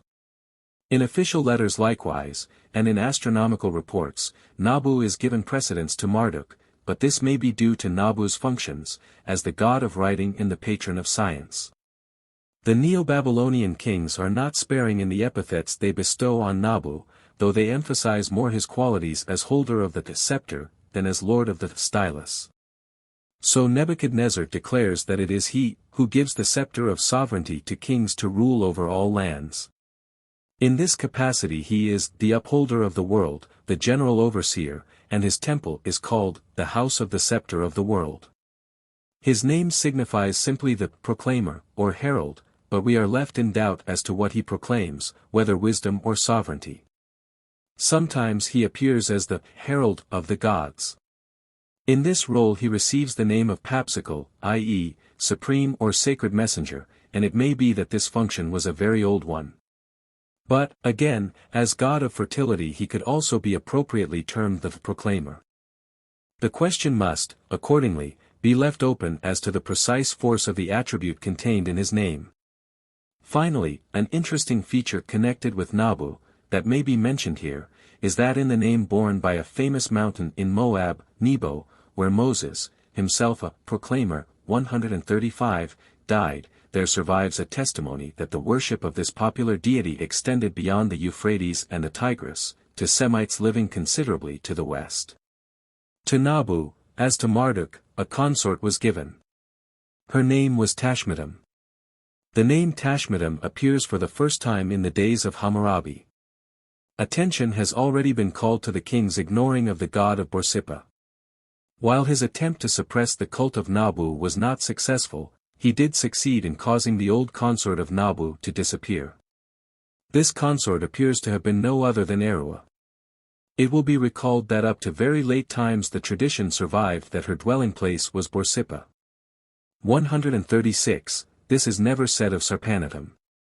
Despite, therefore, the amalgamation of Sarpanitum and Erua, the association of the latter with Nabu's dwelling place remains impressed upon the memory of the Babylonian scholars, at least. Nabu's consort having thus been transferred to Marduk, a new mate had to be found for the former, when once his rivalry was no longer to be dreaded, and his cult again rose to prominence. Tashmitum is an abstract noun in Assyrian, signifying revelation. As such, it is bestowed in historical texts upon Nabu himself, who is called Itu Tashimiti, god of revelation. Nabu is, above all, a revealing god, revealing knowledge, the art of writing, and the method of ruling. The appellation is therefore a most appropriate one, and there seems little reason to question that Tashmitum was originally nothing but one of the terms by which Nabu was designated, just as he was called Papsicle in his role as messenger of the gods, the messenger of his father Marduk and of his grandfather Ea, in particular. But Tashmitum, being feminine in gender, as an abstract noun, seemed appropriate as the designation of a goddess. It would appear, then, that revelation, from being so constantly associated with Nabu, was personified, dissociated from him, as it were, through the conception of a distinct goddess bearing the name of Tashmitum. This process of thought, in giving rise to a new goddess, may have been, in part, a popular one. The translation of a metaphor into reality is a phenomenon that may be observed in almost all religions of antiquity. But the process, whatever its course in detail may have been, was not uninfluenced by the theological dogma whereby a god was supposed to have a reflection who was pictured as his consort. Through this conception, as we have already seen, many a goddess once ruling in her own right, and enjoying an independent existence, degenerated into a mere shadow of some male deity, though, on the other hand, it must be borne in mind that these female deities would have disappeared altogether but for the opportunity thus afforded them of becoming attachés to some male deity. This theory of the quasi-artificial character and origin of Tashmit finds support in the manner in which the mention of her name is entwined with that of Nabu. Sarpanitum, bound up as the goddess is with Marduk, has at least a shrine of her own, and occasionally she is spoken of in the texts without her husband Marduk. 137. The mention of Tashmitum, however, invariably follows that of Nabu. It is always Nabu and Tashmitum, and it is never Tashmitum without Nabu. While the creation of Tashmitum may be a product of Babylonian religious thought, it is in Assyrian texts that her name is chiefly found. The great Ashurbanabal, in the conventional subscript attached to his tablet, is particularly fond of coupling Tashmitum with Nabu, as the two deities who opened his ears to understanding and prompted him to gather in his palace the literary treasures produced by the culture that flourished in the south. Tashmit has no shrine or temple, so far as known, either in Borsippa or in any of the places whither the Nabu cult spread. She has no attributes other than those that belong to Nabu, and, what is very remarkable, the later Babylonian kings, such as Nebuchadnezzar II. When they deem it proper to attach a consort to Nabu, call her Nana, 138, i.e., simply the lady, and not Tashmitum, a proof, how little hold the name had taken upon the Babylonian populace. If to this it be added, that in by far the greater number of instances, no reference whatsoever to a consort is made when Nabu is spoken of, an additional reason is found for the unreal, the shadowy character of this goddess. Ea. In treating of the position occupied by Ea in the oldest period of Babylonian history, see above, pages 61 to 64, it has already been mentioned that he grows to much larger proportions under the influence of a more fully developed theological system. Indeed, there is no god who shows such profound traces of having been submitted to a theological treatment, and indirectly, therefore, furnishes so distinct a proof of the existence of theological schools in the ancient centers of Babylonian culture, as e.a. The question may with propriety be here discussed, to what period we are to attribute the completion of the process, which, to summarize his position, made Ea the special god of humanity, the father of Marduk, the third in a great triad, of which the other two members were Anu, the god of heaven, and Bel, the god of earth. Already, in the days preceding the union of the Babylonian states under one head, we have had occasion to see traces of an attempt to systematize the relations existing between the gods. A high degree of culture, such as the existence of a perfected form of writing, an advanced form of architecture, and commercial enterprise reflect, cannot be dissociated from a high degree of activity in the domain of philosophic or religious thought. Accordingly, we are in no danger of attributing too great an antiquity to the beginnings of theological speculation in Babylonia. Be it remembered that from the earliest to the latest days, the priests were the scribes and that in their capacity as writers of the texts, they would be enjoying the advantages of an intellectual impulse.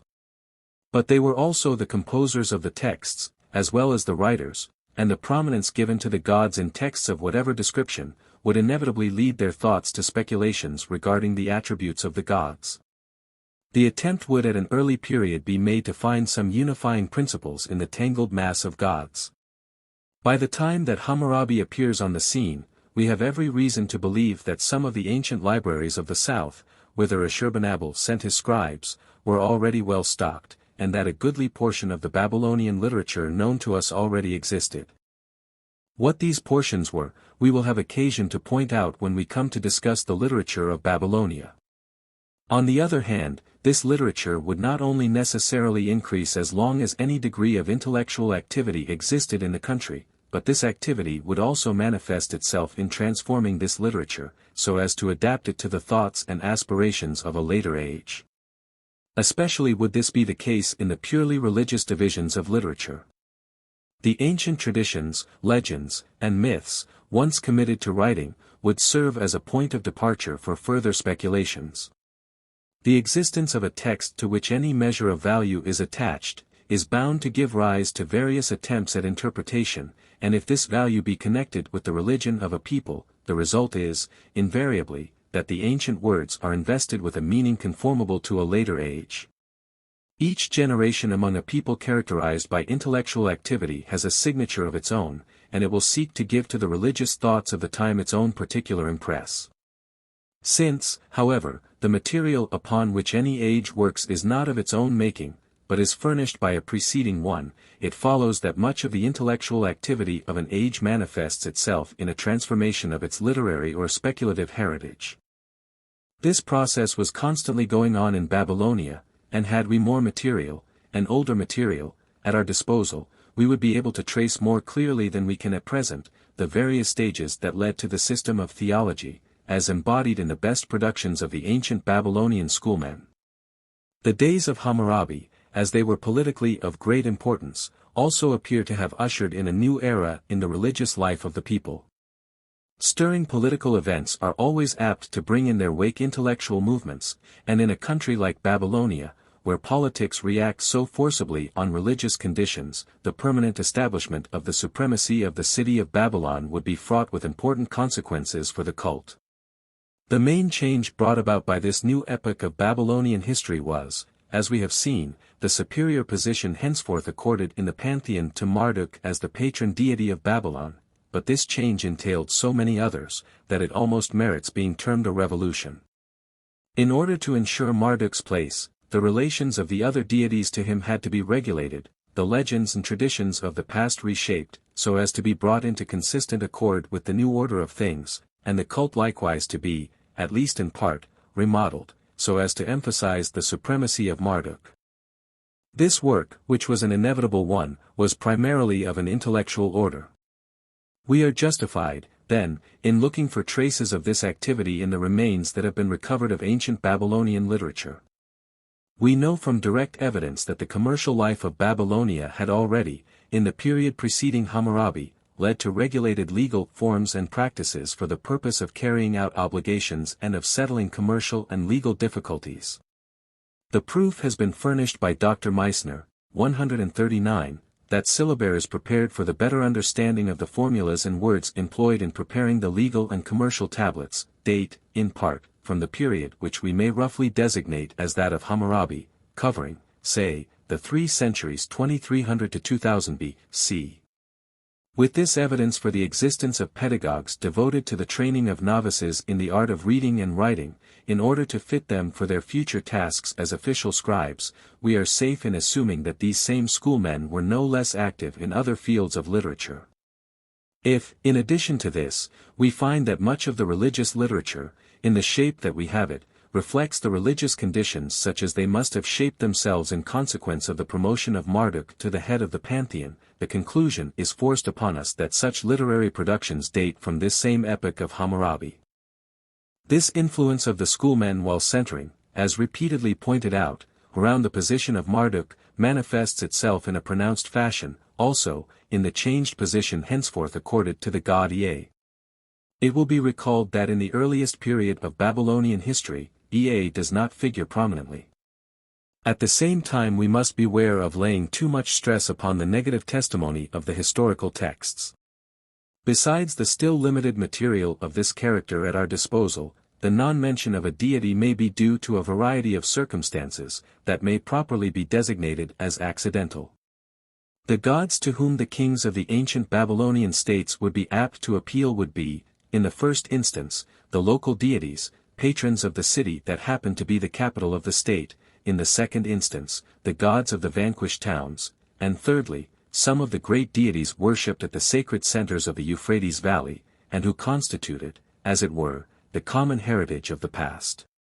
Ea, as the god of the Persian Gulf, the region which forms the starting point of Babylonian culture, and around which some of the oldest and most precious recollections center, would come within the radius of the third instance, since, in the period we have in mind, Eridu no longer enjoyed any political importance.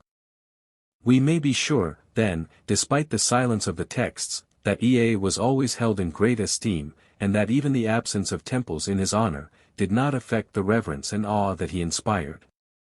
As for the epoch of Hammurabi, the historical spirit that is never absent in a truly intellectual age would be certain to restore Ea to his proper prestige, assuming that a previous age had permitted him to fall into neglect. Next to Marduk, there is no deity who is given such distinction in Babylonia, after the union of the Babylonian states, as Ea. In the religious literature, moreover, as reshaped by the schoolmen of the time, his role is even more prominent than that of Marduk. As a water god, and more particularly as the god to whom the largest body of water known to the Babylonians was sacred, Ea was regarded as the source and giver of wisdom. Fountains everywhere were sacred to him, and so he becomes also the giver of fertility and plenty. Berosus tells us of a mystic being, half man, half fish, who spent his nights in the waters of the Gulf, but who would come out of the waters during the day to give instruction to the people, until that time steeped in ignorance and barbarism. This Oannes, as Berosus is said, 140, to have called him, was none other than Ea. As the great benefactor of mankind, it is natural that Ea should have come to be viewed as the god whose special function it is to protect the human race, to advance it in all its good undertakings, to protect it against the evil designs of gods or demons. In this role, he appears in the religious literature, in the epics, the cosmogony, and the ritual, of Babylonia. There is no god conceived in so universal a manner as Ea. All local connection with Eridu disappears. He belongs to no particular district. His worship is not limited to any particular spot. All of Babylonia lays claim to him. The ethical import of such a conception is manifestly great, and traces of it are to be found in the religious productions. It impressed upon the Babylonians the common bond uniting all mankind. The cult of Ea must have engendered humane feelings, softening the rivalry existing among the ancient centers of Babylonian power, and leading the people a considerable distance, on the road to the conception of a common humanity.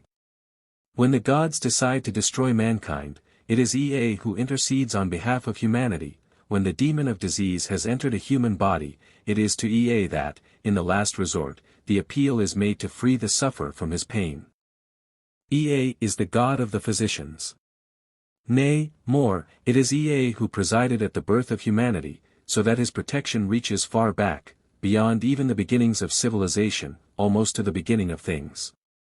Lastly, as the god of civilization, it is to him that the great works of art are ascribed. He is the god of the smithy, the patron of the gold and silversmiths, of workers in lapis lazuli, and all kinds of precious stones. He is the god of sculpture. The great bulls and lions that guarded the approaches to the temple and palace chambers, as well as the statues of the gods and kings, were the work of his hands. Furthermore, he is the patron of weavers, as of other arts. This conception may have been perfected in a general way, and in all probability was perfected before the days of Hammurabi, though perhaps not prominently brought forward, but important modifications were introduced into it, through the compromise that had to be arranged between the position of Ea and that of Marduk. Of course, neither the rulers nor the priests of Babylon could have permitted the reverence for Ea to have gone to the length of throwing Marduk into the shade. Many of the functions assigned to Ea seem to belong of right to Marduk, who, as the patron of Babylon, presided over the destinies of what to the Babylonians was the essential part of mankind, namely, themselves. Moreover, Babylon being the seat of culture as well as of power, in the period following upon Hammurabi, Marduk was necessarily conceived as possessing the same wisdom that distinguishes Ea. As a consequence, the attributes of Ea were transferred in a body to Marduk. An amalgamation of the two, however, such as took place in the case of other deities, was neither possible, nor, indeed, desirable. It was not possible, because of the antiquity of the Ea cult and the peculiar position that he, as a common heirloom of all Babylonia, occupied, nor was it desirable, for to do so would be to cut off completely the bond uniting Babylon to its own past and to the rest of Babylonia.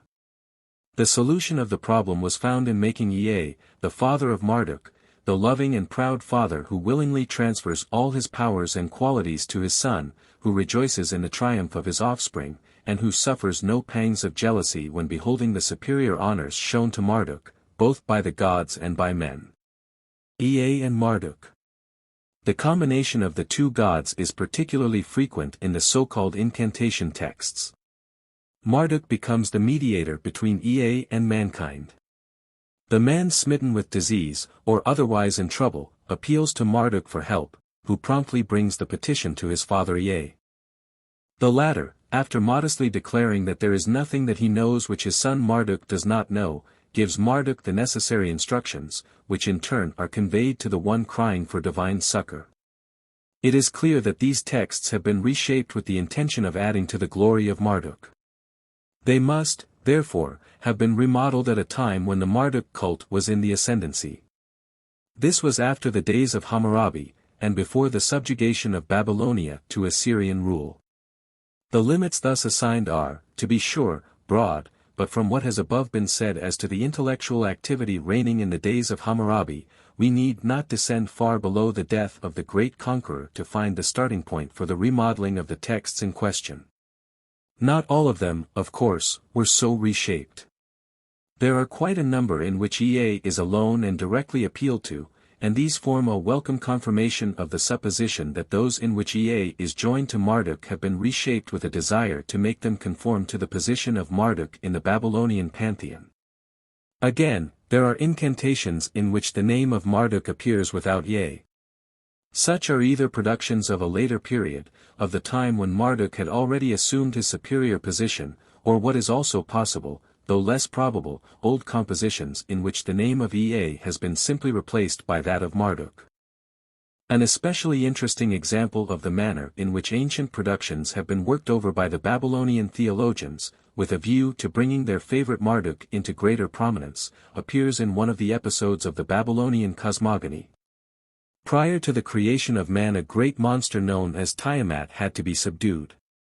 The gods all shrink in terror before her. Only one succeeds in conquering her.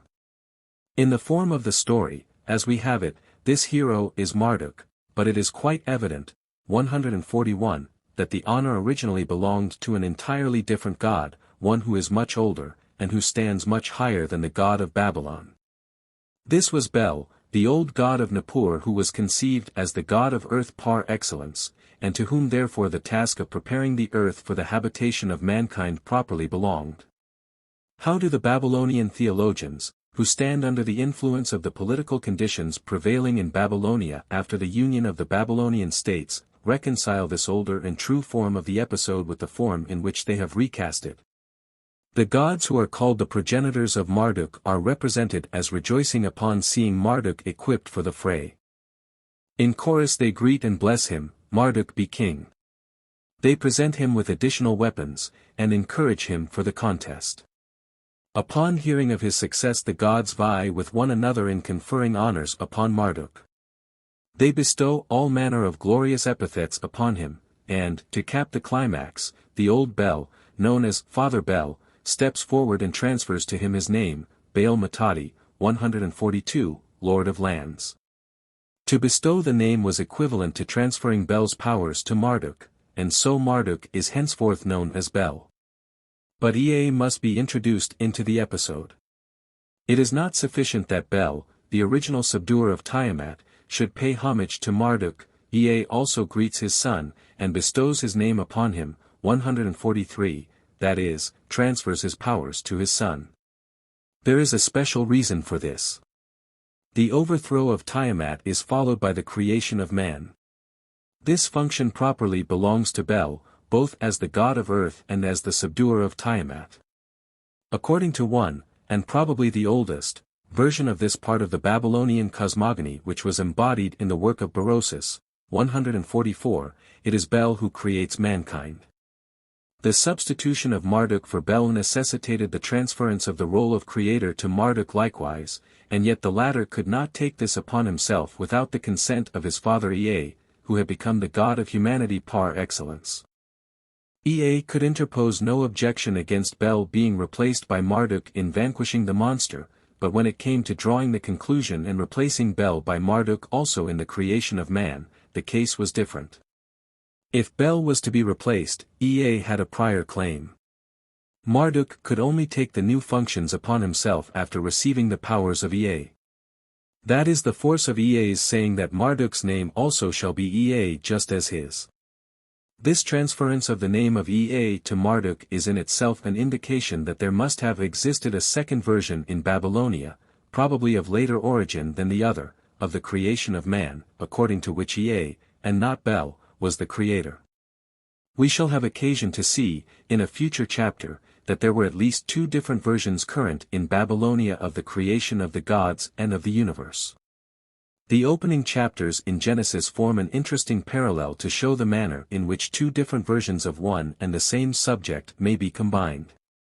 There is, therefore, nothing improbable in the supposition that a later version, reflecting a period when Bel had sunk into comparative insignificance, made Ea the creator of mankind instead of Bel, and that still later a solution of the apparent inconsistency involved in transferring only part of Bel's powers to Marduk was found by securing Ea's consent to the acknowledgement of Marduk not merely as creator of mankind but of the heavenly vault as well.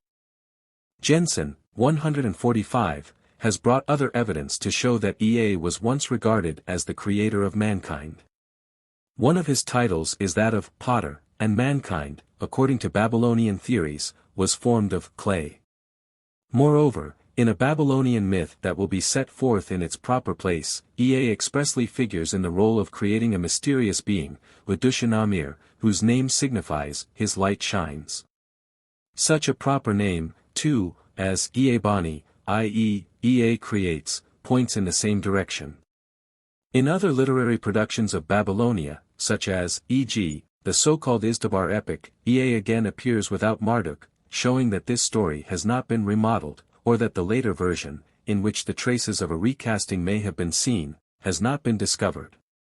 In the deluge story, which forms part of the Izdubar epic, Ea alone is the hero. It is he who saves humanity from complete annihilation, and who pacifies the angered Bel. Marduk's name does not appear in the entire epic. We have found it necessary to dwell thus at length upon these evidences of the recasting of the literary products of ancient Babylonia under the influence of changed conceptions of the gods and of their relations to one another, for upon the understanding of these changes, our appreciation of the development of religious beliefs in Babylonia, and all connected with these beliefs, hinges. The Epoch of Hammurabi was a crucial one for Babylonia from a religious as well as from a political point of view. Damkina. The consort of Ea figures occasionally in the historical texts of Hammurabi's successors. Agam Kakrimi invokes Ea and Damkina, asking these gods, who dwell in the great ocean surrounding the earth, to grant him long life. In addition to this, the antiquity of the literary productions in which her name appears justifies us in reckoning her among the gods of Babylonia of Hammurabi's time. Her name signifies Lady of the Earth, and there is evidently a theoretical substratum to this association of Ea, the water god, with an earth goddess. The one forms the complement to the other, and Marduk, as the son of water and earth, takes his place in the theory as the creator of the world. In this form the natural philosophy of Babylonia survived to a late period. Nicholas of Damascus still knows, probably through Berosus, that Ea and Damkina, 146, had a son Bel, i.e., Marduk. The survival of the name is a proof that, despite the silence of the historical texts, she was a prominent personage in Babylonian mythology, even though she did not figure largely in the cult. She appears in the magical texts quite frequently at the side of Ea. In a hymn, 147, where a description occurs of the boat containing Ea, Damkina his wife, and Marduk their son, together with the ferryman and some other personages sailing across the ocean, we may see traces of the process of symbolization to which the old figures of mythology were subjected. Shamash. Passing on, we find Hammurabi as strongly attached to the worship of the old sun god as any of his predecessors. Next to Babylon, he was much concerned with making improvements in Sippar. The temple of Shamash at Larsa also was improved and enlarged by him. Hammurabi's example is followed by his successors. Agam Kakrimi invokes Shamash as warrior of heaven and earth, and it is likely that the precedent furnished by these two kings, who considered it consistent with devotion to Marduk to single out the places sacred to Shamash for special consideration, had much to do in maintaining the popularity of sun worship in Babylonia and Assyria. Karan-Dash, of the Kassite dynasty, circa 1450 B.C., restores the temple of Shamash at Larsa, and Mili Shiku, 2 centuries later, assigns to Shamash the second place in his pantheon, naming him before Marduk. Foreign rulers were naturally not so deeply attached to Marduk as were the natives of Babylon. In the Assyrian pantheon Shamash occupies the third place, following immediately upon the two special deities of Assyria. One of the greatest of the northern kings erects a temple in honor of the god, and the later Babylonian kings vie with one another in doing honor to the two oldest sanctuaries of Shamash, at Sippar and Larsa. Perhaps the pristine affinity between Marduk, who, as we saw, was originally a sun deity, and Shamash, also had a share in Hammurabi's fondness for coupling these two gods. When describing his operations at Sippar he speaks of himself as doing good to the flesh of Shamash and Marduk. Hammurabi felt himself to be honoring Marduk, through paying homage to a deity having affinity with the patron protector of Babylon. Inanna. We have already come across a deity of this name in a previous chapter. 148, Hammurabi tells us, in one of his inscriptions, that he has restored the temple in honor of Inanna at Halabi, a town near Sippar. 149, Inanna, or Nini, signifying merely lady, or great lady, appears to have become a very general name for a goddess, hence the addition of Halabi, which Hammurabi is careful to make. At the same time the designation, Lady of Halabi, points to her being a consort of a male deity who was the patron of the place. May this have been the moon god again, as in the case of the other Inanna? Our knowledge of this goddess is confined to what the king tells us about her. For him she is the mistress whose glory fills heaven and earth, but when he adds that she has placed in his hands the reins of government, this only means that the goddess recognizes his right to supreme authority over the Babylonian states, not that he owes his power to her. It is after he has succeeded in making Babylon the capital of a great kingdom that he proceeds to improve the temple of Inanna. Bel and the Triad of Babylonian Theology. Among the literary remains of Hammurabi's days we have a hymn in which the chief gods worshipped by the king are enumerated in succession. The list begins with Bel, and then mentions Sin, Ninib, Ishtar, Shamash, and Ramman. We should expect to find at the head of the list Marduk. The hymn may be older than Hammurabi, who, perhaps, is quoting or copying it, and since the Bel who is here at the head of the pantheon is the god of Nippur, the hymn may originally have belonged to the ritual of that place.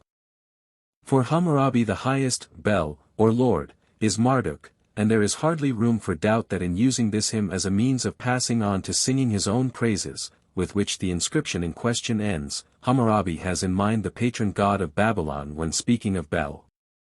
150. It is this amalgamation of the old Bel with Marduk that marks, as we have seen, the transition to the use of Bel's name as a mere title of Marduk. Elsewhere, however, Hammurabi uses Bel to designate the old god. So when he calls himself the proclaimer of Anu and Bel, 151, the association with Anu makes it impossible that Marduk should be meant. At times he appears to refer in the same inscription, now to the old Bel and again to Bel Marduk, under the same designation. When Kurigalzu, a member of the Kassite dynasty, circa 1400 B.C., speaks of Bel, the lord of lands, to whom he erects a temple in the new city, Dur-Kurigalzu, some 40 miles to the northeast of Babylon, it is the old Bel who is again meant. While acknowledging Marduk as one of the chief gods, these foreign rulers in Babylonia, the Kassites, did not feel the same attachment to him as Hammurabi did.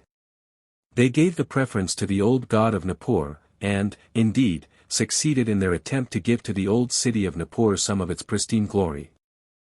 They devoted themselves assiduously to the care of the great temple at Nippur. There are some indications of an attempt made by them to make Nippur the capital of their empire. In the case of Hammurabi's immediate successor, as has been pointed out, the equation Bel-Marduk is distinctly set down, but, for all that, the double employment of the name continues even through the period of the Assyrian supremacy over Babylonia. The northern rulers now use Bel to designate the more ancient god, and, again, merely as a designation of Marduk. Tiglath-Pileser, see note 1, below, expressly adds, the older, when speaking of Bel. When Sargon refers to Bel, the lord of lands, who dwells on the sacred mountain of the gods, or when Tiglath-Pileser calls Bel, the father of the gods, the king of the group of spirits known as the Anunnaki, it is of course only the old Bel, the lord of the lower region, or of the earth, who can be meant, but when, as is much more frequently the case, the kings of Assyria, down to the fall of the empire, associate Bel with Nabu, speak of Bel and the gods of Akkad, i.e., Babylonia, and use Bel, moreover, to designate Babylonia, 152, it is equally clear that Marduk is meant. In the Neo-Babylonian Empire Marduk alone is used.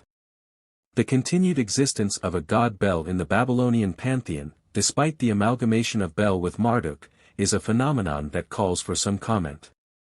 The explanation is to be found in the influence of the theological system that must have been developed in part, at least, even before the union of the Babylonian states. 153, Bel, as the god of earth, was associated with Anu, as the god of heaven, and Ea, as the god of the deep, to form a triad that embraced the entire universe. When, therefore, Anu, Bel, and Ea were invoked, it was equivalent to naming all the powers that influenced the fate of man. They embraced, as it were, the three kingdoms of the gods, within which all the other gods could be comprised. The systematization involved in the assumption of a triad of gods controlling the entire pantheon can hardly be supposed to have been a popular process. It betokens an amount of thought and speculation, a comprehensive view of the powers of nature, that could only have arisen in minds superior to the average intelligence. In other words, the conception of the triad Anu, Bel, and Ea is again an evidence of the existence of schoolmen and of schools of religious thought in the days of the ancient empire. So far, however, as Hammurabi is concerned, he only refers to a duality, Anu and Bel, which, for him, comprises all the other gods. He is the proclaimer of Anu and Bel. It is Anu and Bel who give him sovereignty over the land. In the texts of the second period the triad does not occur until we come to the reign of a king, Mili-Shiku, who lives at least 8 centuries after Hammurabi. Ea, in fact, does not occur at all in those inscriptions of the king that have as yet been discovered. If any conclusion is to be drawn from this omission, it is certainly this, that there are several stages in the development of the ancient theological system of Babylonia. At first a duality of kingdoms, the kingdom of what is above and below, was conceived as comprising all the personified powers of nature, but this duality was replaced by a triad through the addition of the god who stands at the head of all water deities. Of course the assumption of a duality instead of a triad may have been due to a difference among existing schools of thought. At all events, there seems to be no political reason for the addition of Ea, and it is difficult to say, therefore, how soon the conception of a triad standing at the head of the pantheon arose. We have found it in Gudea's days, and it must, therefore, have existed in the days of Hammurabi, without, perhaps, being regarded as an essential dogma as yet. A direct and natural consequence of Bel's position in the triad was that, by the side of Bel-Marduk, the older Bel continued to be invoked in historical inscriptions. Since Anu and Ea were appealed to by themselves, the former occasionally, the latter more frequently, there was no reason why a ruler should not at times be prompted to introduce an invocation to Bel, without the direct association with Anu and Ea.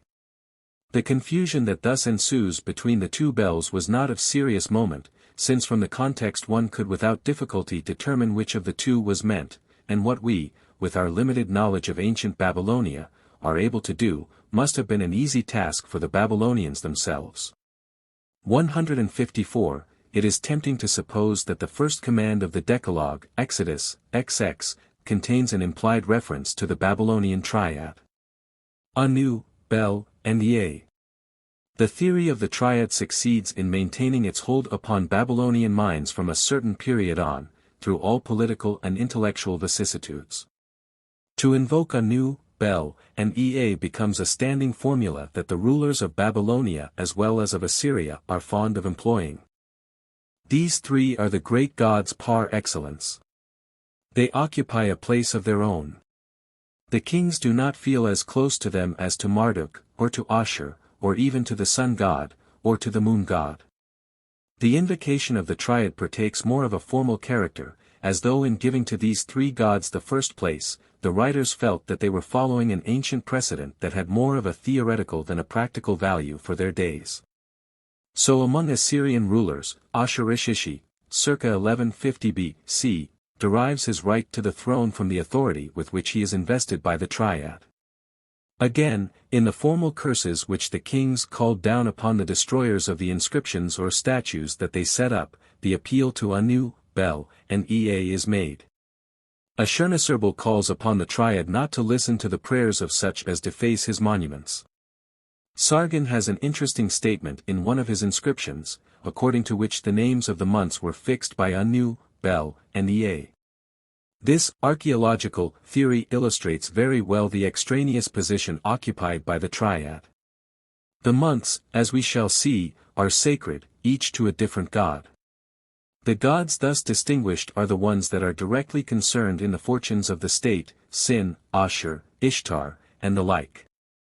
Anu, Bel, and Ea are not in the list, and the tradition, or rather the dogma according to which they assign the names is evidently an attempt to make good this omission by placing them, as it were, beyond the reach of the calendar.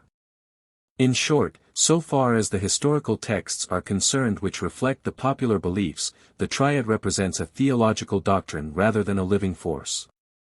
In combination, Anu, Bel, and Ea did not mean as much, nor the same thing, to a Babylonian or an Assyrian, as when he said Marduk, or Nabu, or Ashur, or Sin, as the case might be. It was different when addressing these gods individually, as was occasionally done. The Assyrians were rather fond of introducing Anu by himself in their prayers, and the Babylonians were prompted to a frequent mention of Ea by virtue of his relationship to Marduk, but when this was done Anu and Ea meant something different than when mentioned in one breath along with Bel. Belit. One might have supposed that when Bel became Marduk, the consort of Bel would also become Marduk's consort. Such, however, does not appear to be the case, at least so far as the Epic of Hammurabi is concerned. When he calls himself the beloved shepherd of Belit, it is the wife of the old Bel that is meant, and so when Agam-Kakrimi mentions Bel and Belit together, as the gods that decree his fate on earth, there is no doubt as to what Belit is meant. In later days, however, and in Assyria more particularly, there seems to be a tendency towards generalizing the name, much as that of Bel, to the extent of applying it in the sense of mistress to the consort of the chief god of the pantheon, and that happening to be Ashur in Assyria accounts for the fact, which might otherwise appear strange, that Tiglath-Pileser, circa 1140 B.C., calls Belit the lofty consort and beloved of Ashur. Ashurbanabal, 668 to 626 B.C., does the same, and even goes further and declares himself to be the offspring of Ashur and Belit.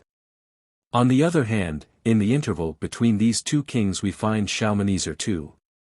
860 to 825 B.C., calling Belit the mother of the great gods and the wife of Bel, making it evident that the old Belit of the south is meant, and since Ashurbanabal on one occasion also calls the goddess the beloved of Bel, 155, it follows that in his days two Belits were still recognized, or perhaps it would be more accurate to say two uses of the term, one specifically for the consort of the Babylonian Bel, the god of the earth, with his ancient seat at Nippur, the other of a more general character, though still limited as lady to the consort of the chief gods, just as Bel, while acquiring the general sense of lord, was restricted in actual usage to the greatest lords only.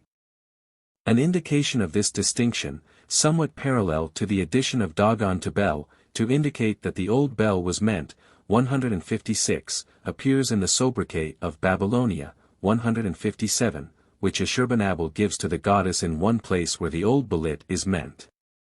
Under the influence of this Assyrian extension of the term, Nabopolassar, in the Neo-Babylonian period, applies the title to the consort of Shamash at Sippar, but he is careful to specify Belit of Sippar, in order to avoid misunderstanding.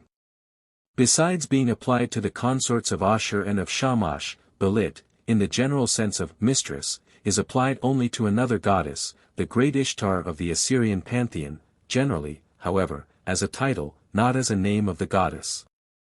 The important position she occupied in the Assyrian pantheon seemed to justify this further modification and extension in the use of the term. Occasionally, Ishtar is directly and expressly called Belit. So, Ashurbanabal speaks of a temple that he has founded in Kala to Belit Madi, 158, the Belit, or Lady, of the land, where the context speaks in favor of identifying Belit with the great goddess Ishtar. Again Ashurbanabal, in a dedicatory inscription giving an account of improvements made in the temple of Ishtar, addresses the goddess as Belit, Lady of Lands, dwelling in Mashmash. 159, Anu and Anadim.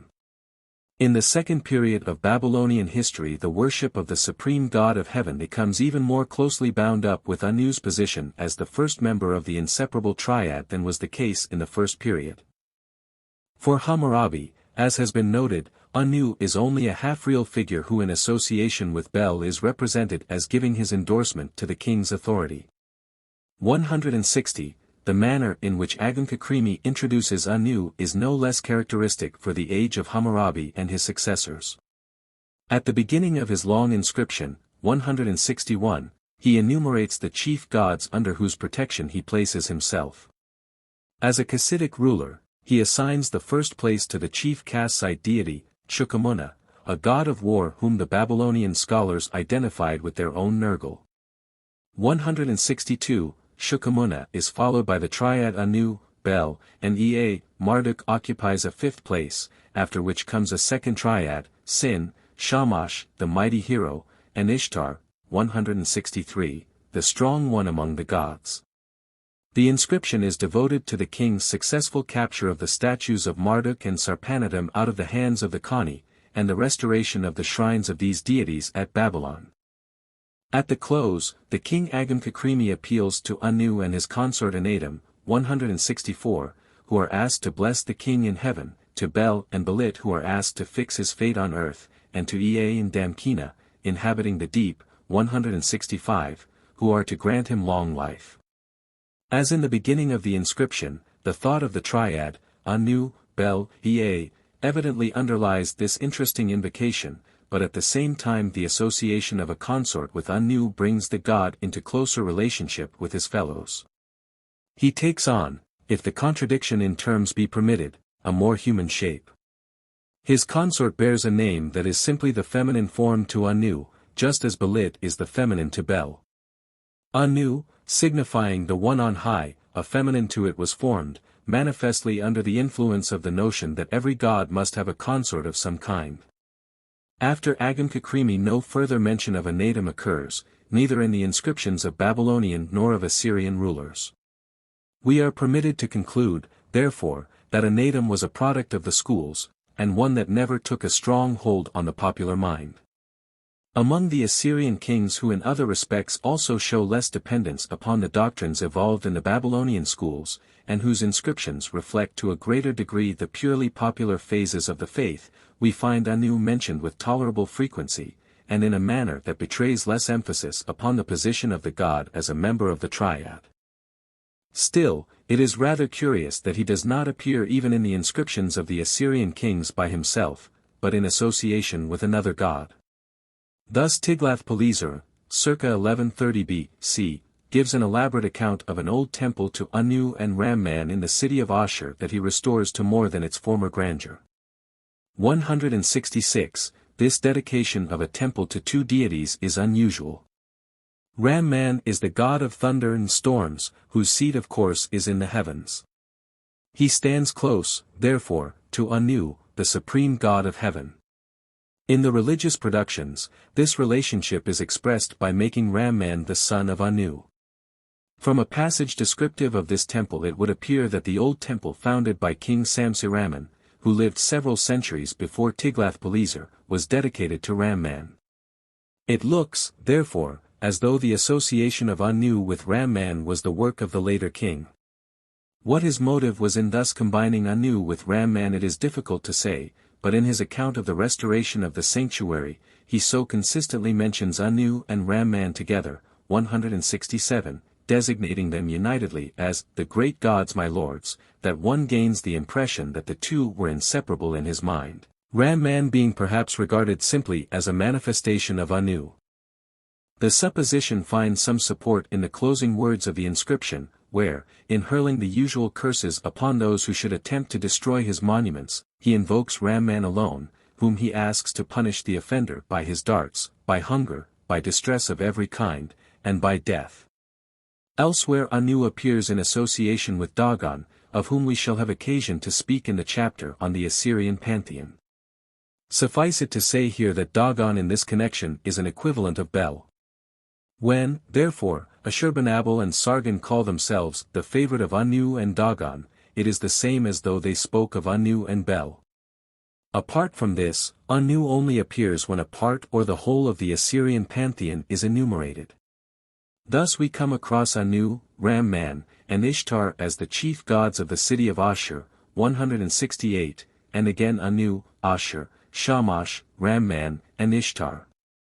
169. Finally, Sargon who names the 8 gates of his palace after the chief gods of the land does not omit Anu, whom he describes as the one who blesses his handiwork. Otherwise we have Anu only when the triad Anu, Bel, and Ea is invoked. Once Ramanirarya, circa 1325 B.C., adds Ishtar to the triad. After Sargon we no longer find Anu's name at all among the deities worshipped in Assyria. On the whole, then, Anu's claim to reverence rests in Assyria as well as in Babylonia upon his position in the triad, and while Assyria is less influenced by the ancient system devised in Babylonia whereby Anu, Bel, and Ea come to be the representatives of the 3 kingdoms among which the gods are distributed, still Anu as a specific deity, ruling in his own right, remains a rather shadowy figure. The only temple in his honor is the one which he shares with Ramman, and which, as noted, appears to have been originally devoted to the service of the latter. One other factor that must be taken into account to explain the disappearance of Anu is the gradual enforcement of Ashur's claim to the absolute headship of the Assyrian pantheon. Either Anu or Ashur had to be assigned to this place, and when circumstances decided the issue in favor of Ashur, there was no place worthy of Anu as a specific deity. Ashur usurps in a measure the role of Anu. So far as Babylonia was concerned, there was still in the 12th century B.C. a city, which is called the City of Anu.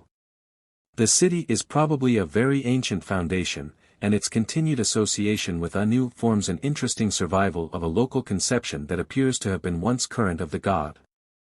In the religious literature, especially in that part of it which furnishes us with the scholastic recastings of the popular traditions, Anu is a much more prominent figure than in the historical texts. From being merely the personification of the heavens, he is raised to the still higher dignity of symbolizing, as Jensen puts it, 170, the abstract principle of which both the heavens and earth are emanations. All the earliest gods conceived of by popular tradition as existing from the beginning of things are viewed as manifestations of Anu, or of Anu and Anatum in combination. He gives ear to prayers, but he is not approached directly. The gods are his messengers, who come and give him report of what is going on. 171, he is a god for the gods rather than for men. When his daughter Ishtar is insulted she appeals to her father Anu, and when the gods are terrified they take refuge with Anu. Armed with a mighty weapon whose assault nothing can withstand, Anu is surrounded by a host of gods and powerful spirits who are ready to follow his lead and to do his service. Ram-Man. With Ram-Man we reach a deity whose introduction into the Babylonian pantheon and whose position therein appears to be entirely independent of Marduk. The reading of the name as Ram-Man, or Ram-Manu, is provisional. The ideographeme with which the name is written designates the god as the power presiding over storms, and while it is certain that, in Assyria at least, the god was known as Ram-Man, which means the thunderer, it is possible that this was an epithet given to the god, and not his real or his oldest name. It is significant that in the Elamarna tablets, circa 1500 B.C., where the god Im appears as an element in proper names, the reading Ado is vouched for, and this form has been justly brought into connection with a very famous solar deity of Syria, Hadad. The worship of Hadad, we know, was widely spread in Palestine and Syria, and there is conclusive evidence that Hadad, or Adad, as a name for the god Im, was known in Babylonia. Professor Oppert is of the opinion that Adad represents the oldest name of the god. Quite recently the proposition has been made that the real name of the deity was Imru. 172, the ideograph in this case would arise through the curtailment of the name, as is frequently the case in the cuneiform syllabary, and the association of Im with storm and wind would be directly dependent upon the nature of the deity in question. The material at hand is not sufficient for deciding the question. Besides Imru, Adad, and Ram-Man, the deity was also known as Mer, connected apparently with Imru. 173, so much is certain, that Ram-Man appears to have been the name currently used in Assyria for this god. Adad may have been employed occasionally in Babylonia, as was Mer in proper names, but that it was not the common designation is proved by a list of gods, published by Basalt, 174, in which the foreign equivalent for Im is set down as Adad. We may for the present, therefore, retain Ram-Man, while bearing in mind that we have only proof of its being an epithet applied to the god, not necessarily his real name and in all probabilities not the oldest name. We meet with the god for the first time in the hymn to which reference has already been made, 175, and where the god is mentioned together with Shamash. If the suggestion above thrown out is correct, that the hymn is older than the days of Hammurabi, Ram-Man too would be older than his first mention in historical texts. However, it is worthy of note that in this hymn each of the other gods mentioned receives a line for himself, and that Ram-Man is the only one who is tacked on to another deity. It is not strange that in making copies of older texts, especially those of a religious character, the scribes should have introduced certain modifications. At all events, the god does not acquire any degree of prominence until the days of Hammurabi, so that whatever his age and origin, he belongs in a peculiar sense to the pantheon of Hammurabi rather than to that of the Old Babylonian period. The successor of Hammurabi, Samsoluna, dedicates a fort, known as Durpada, to Ram-Man, whom he addresses as his helper, along with several other gods. Despite this fact, his worship does not appear to have been very firmly established in Babylonia, for Agam Kakrimi, who follows upon Samsoluna, does not make mention of Ram-Man. During the reign of the Kassite dynasty, however, the worship of Ram-Man appears to have gained a stronger foothold. Several kings of this dynasty have incorporated the name of this deity into their own names, and in an inscription dealing with events that transpired in the reign of one of these kings, Ram-Man occupies a prominent place. Immediately after the Great Triad, Anu, Bel, and Ea, there is enumerated a second, Sin, Shamash, and Ram-Man, and only then there follows Marduk. 176. More than this, Ram-Man is introduced for a second time in conjunction with Shamash, as in the hymn of Hammurabi. The two are appealed to as the divine lords of justice. The conqueror of the Kassites, Nebuchadnezzar I, also holds Ram-Man in high esteem. For him, Ram-Man is the god of battle who in companionship with Ishtar abets the king in his great undertakings. He addresses Ram-Man as the great lord of heaven, the lord of subterranean waters and of rain, whose curse is invoked against the one who sets aside the decrees of Nebuchadnezzar or who defaces the monument the king sets up. While acknowledging the supremacy of Marduk, upon whose appeal he proceeds to Babylonia to rid the country of its oppressors, Nebuchadnezzar nevertheless shows remarkable partiality for Ram-Man, perhaps as a matter of policy to offset the supposed preference shown by Ram-Man towards the previous dynasty. Ram-Man with Nergal and Nana are also enumerated as the special gods of Namur, a Babylonian district which caused the king considerable annoyance, and which may have been one of the strongholds whence the Kassitic kings continued their attacks upon Nebuchadnezzar. In order to determine more precisely the nature of this deity, it is necessary to turn to Assyria, where his worship dates from the very earliest times, and where he appears consistently in a single role, that of the god of storms, more particularly of thunder and lightning. The oldest Assyrian ruler known to us is Samsiraman, circa 1850 B.C., whose name, containing the god as one of its elements, points to the antiquity of the cult of Ram-Man in the north. Another king who has frequently been mentioned, Ramanirari, i.e., Ram-Man is my helper, bears evidence to the same effect, and Tiglath-Pileser I speaks of a temple to Ram-Man whose foundation carries us back several centuries beyond the period of these two kings, almost to the days of Hammurabi. The theory has accordingly been advanced that the worship of Ram-Man came to Babylonia from the north, and since the cult of this same god is found in Damascus and extended as far south as the plain of Jezreel, the further conclusion has been drawn that the god is of Aramaic origin and was brought to Assyria through Aramaic tribes who had settled in parts of Assyria. The great antiquity of the Ram-Man cult in Assyria argues against a foreign origin. It seems more plausible to regard the Ram-Man cult as indigenous to Assyria, but reverting to a time when the population of the north was still in the nomadic state of civilization, the cult may have been carried to the west by some of the wandering tribes who afterwards established themselves around Damascus. Up to a late period Aramaic hordes appear from time to time in western Assyria, and in a higher stage of culture, contact between Arameans and Assyrians was maintained by commercial intercourse and by warfare. Since the earliest mention of Ramman's cult is in the city of Ashur, it may be that he was originally connected with that place. As already intimated, he was essentially a storm god, whose manifestation was seen in the thunder and lightning, and the god was known not merely as the thunderer, but also as Barku, i.e., lightning. Perhaps it was because of this that he was also brought into association with the great light of heaven, the sun god. In many mythologies, the sun and lightning are regarded as correlated forces. At all events, the frequent association of Shamash and Ram-Man cannot have been accidental. This double nature of Ram-Man, as a solar deity representing some particular phase of the sun that escapes us and as a storm god, still peers through the inscription above noted from the Kassite period where Ram-Man is called the Lord of Justice, an attribute peculiar to the sun god, but in Assyria his role as the thunder and storm god overshadows any other attributes that he may have had. There are two aspects to rainstorms in Babylonia.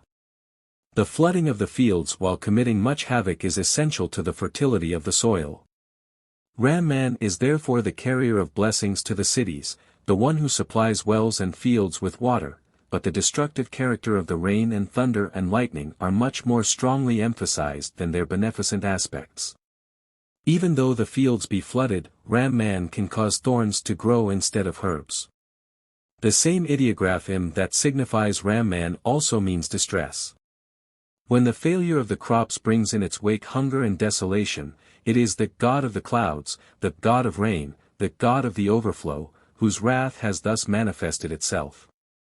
It is he who, as a hymn puts it, has eaten the land. No wonder that the roar of the God is described as powerful, and that he is asked to stand at the right side of the petitioner and grant protection. When Ram-Man lets his voice resound, misfortune is at hand. It was natural that he who thus presided over the battle of the elements should come to be conceived essentially as a god of war to a people whose chief occupation grew to be conquest. As such he appears constantly in the inscriptions of Assyrian kings, and to such a degree as to be a formidable rival, at times, to the head of the Assyrian pantheon. The final victory of the Assyrian arms is generally attributed to Ashur alone, but just before the battle and in the midst of the fray, Ram-Man's presence is felt almost as forcibly as that of Ashur. He shares with the latter the honor of invocations and sacrifices at such critical moments. In this capacity Ram-Man is so essentially an Assyrian god that it will be proper to dwell upon him again in the following chapter, when the specially Assyrian phases of the religion we are investigating will be taken up. The consort of Ram-Man also, the goddess Shala, will best be treated of in connection with the Assyrian phases of the Ram-Man cult. Of the other gods whose names occur in the inscriptions of Hammurabi, but little of a special character is to be noted. The attributes that he gives them do not differ from those that we come across in the texts of his predecessors. It is sufficient, therefore, to enumerate them. The longest list is furnished by the hymn which has already been referred to. The text is unfortunately fragmentary, and so we cannot be sure that the names embrace the entire pantheon worshipped by him. The list opens with Bel, who, as we have seen, is the old Bel of Nippur, then follow Sin, Ninib, Ishtar, Shamash, Ram-Man.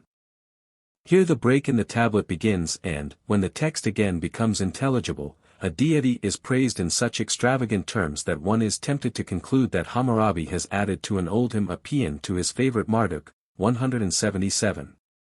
To Bel is given the honor of having granted royal dignity to the king. Sin has given the king his princely glory. From Ninib, the king has received a powerful weapon. Ishtar fixes the battle array, while Shamash and Ram-Man hold themselves at the service of the king. With this list, however, we are far from having exhausted the pantheon as it had developed in the days of Hammurabi. From the inscriptions of his successors we are permitted to add the following: Nin-Karsag, Nergal, and Lugalem-it-2, furnished by Samsoluna, Shukamuna, by Agam-Kakrimi, and passing down to the period of the Kassite dynasty, we have in addition Nindim-Su, Bakad, Papu, Belidikali, Shumalia. 178. During the Kassitic rule, Marduk does not play the prominent part that he did under the native rulers, but he is restored to his position by Nebuchadnezzar I, who, it will be recalled, succeeds in driving the Kassites out of power. But besides Marduk, Nebuchadnezzar invokes a large number of other deities. For purposes of comparison with the pantheon of Hammurabi, and of his immediate successors, I give the complete list and in the order mentioned by him in the only inscription that we have of this king. They are Ninib, Gula, Ram-Man, Shumalia, Nergal, Shur, Shubu, Sin, Belit of Akkad. Moreover, Anu is referred to as the especial god of Dur, and a goddess Area, 179, is worshipped in Elam. Passing still further down, we obtain as additional names, Malik and Bunim, from the inscription of Nabubaladin, c. 883–852 B.C. 180, we may divide this long period from Hammurabi down to the time that the governors of Babylonia became mere puppets of the Assyrian rulers into three sections: 1. Hammurabi and his successors, 2. The Kassite dynasty, 3. the restoration of native rulers to the throne. A comparison of the names furnished by the inscriptions from these three sections shows that the gods common to all are Marduk, Bel, Shamash, Ramman. But, in addition, our investigations have shown that we are justified in adding the following as forming part of the Babylonian pantheon during this entire period: Sarpanidam, Belit, Tashmitam, Sin, Ninib, Ishtar, Nergal, Ninkarsag, and the two other members of the triad, Anu and Ea, with their consorts, Anadam and Damkina. All these gods and goddesses are found in the texts from the first and third section of the period, and the absence of some of them from texts of the second section is simply due to the smaller amount of material that we have for the history of the Kassite dynasty in Babylonia. Some of the deities in this list, which is far from being exhaustive, 181, are foreign, so e.g., Shukamuna and Shumalia, who belong to the Kassitic pantheon. Others are of purely local significance, as Shur and Shubu. 182, as for Sin, Ninib, and Ishtar, the worship of none of these deities assumes any great degree of prominence during this period. No doubt the local cult was continued at the old centers much as before, but except for an occasional invocation, especially in the closing paragraphs of an inscription, where the writers were fond of grouping a large array of deities so as to render more impressive the curses upon enemies and vilifiers, with which the inscriptions usually terminated, they do not figure in the official writings of the time. Of Sin, it is of some importance to note that under the Kassite dynasty he stands already at the head of a second class of triads which consists of Sin, Shamash, and Ramman, or Ishtar, see note 3 on page 152, and that through the inscription of Nebuchadnezzar I. We learn of an additional district of Babylonia, that of Bit-Kaban, where in association with Belit of Akkad, the consort of the older Bel, he was worshipped as the patron deity. Nebuchadnezzar himself does not enumerate Sin among the chief gods. Ninib appears in the familiar role as a god of war. After Hammurabi he is only mentioned once in inscriptions of the Kassitic period and then again in the days of Nebuchadnezzar I, who assigns a prominent place to him. It is Ninib who, with the title, King of Heaven and Earth, leads off in the long list of gods whose curses are invoked upon the king's opponents. Similarly, the belligerent character of Ishtar is the only phase of the goddess dwelt upon during this period. While for Agam-Kakrimi, she still occupies a comparatively inferior rank, coming seventh in his list, Nebuchadnezzar places her immediately after Anu and before Ramman and Marduk. This advance foreshadows the superior role that she is destined to play in the pantheon during the period of Assyrian supremacy. The cult of Nergal does not figure prominently during this period. In fact, so far as the historical texts go, he disappears from the scene till the time of Nebuchadnezzar I, when he is incidentally invoked in a group with Ramman and Nana as the gods of a district in Babylonia known as Namur. Exactly where Namur lay has not yet been ascertained. Since Nergal, as was shown in the previous chapter, was the local patron of Kutha, it may be that the latter city was included in the Namur district. At all events, we may conclude from the silence of the texts as to Nergal, that Kutha played no conspicuous part in the empire formed of the Babylonian states, and that the cult of Nergal, apart from the association of the deity in religious texts with the lower world, did not during this entire period extend beyond local proportions. Lastly, it is interesting to note that Samsuluna, the son of Hammurabi, refers to Belit of Nippur as Ninkarsag, which we have seen was one of her oldest titles. Footnotes 116. The name is also written Marduk, which points to its having been regarded, for which there is other evidence, as a compound of Maru, sun, and an element, duck, u, which in religious and other texts designates the glorious chamber, in which the god determines the fate of humanity. Such an etymology is, however, merely a play upon the name, similar to the plays upon proper names found in the Old Testament. The real etymology is unknown. The form Marduk is Semitic, and points to an underlying stem rdk. Marduk appears under a variety of names which will be taken up at their proper place. See Schrader's Assyrisch Babel. Kehlschriften, page 129, and the same author's cuneiform in script. And the O.T., page 422, 4 other etymologies. 117, Hammel's view that Gish-Gala, in Gudea inscriptions, is Babylon lacks convincing evidence, but the city may be as old as Gudea's days for all that. 118, near Sippar. 119, Baal Matadi. 120, Sais, Religion of the Ancient Babylonians, pages 98 seek. Jensen, Cosmologie der Babylonier, page 88. 121, So Delitzk, Beitrag sur Assyriologie, 2. 623, the first part of the name is also used to designate the young bullock, and it is possible, therefore, that the god was pictured in this way, as both Anu and Sin are occasionally called bulls. 122, Louvre inscription 2, call 2. LL 12-17. 123, there is also a goddess area worshipped in Elam, who may be identical with Erua. The scribes in the days of Nebuchadnezzar, circa 1140 B.C., at least, appear to have thought so, for they associate her with Bel, just as Sarpanidum is associated with Del Marduk. See the inscription Vr.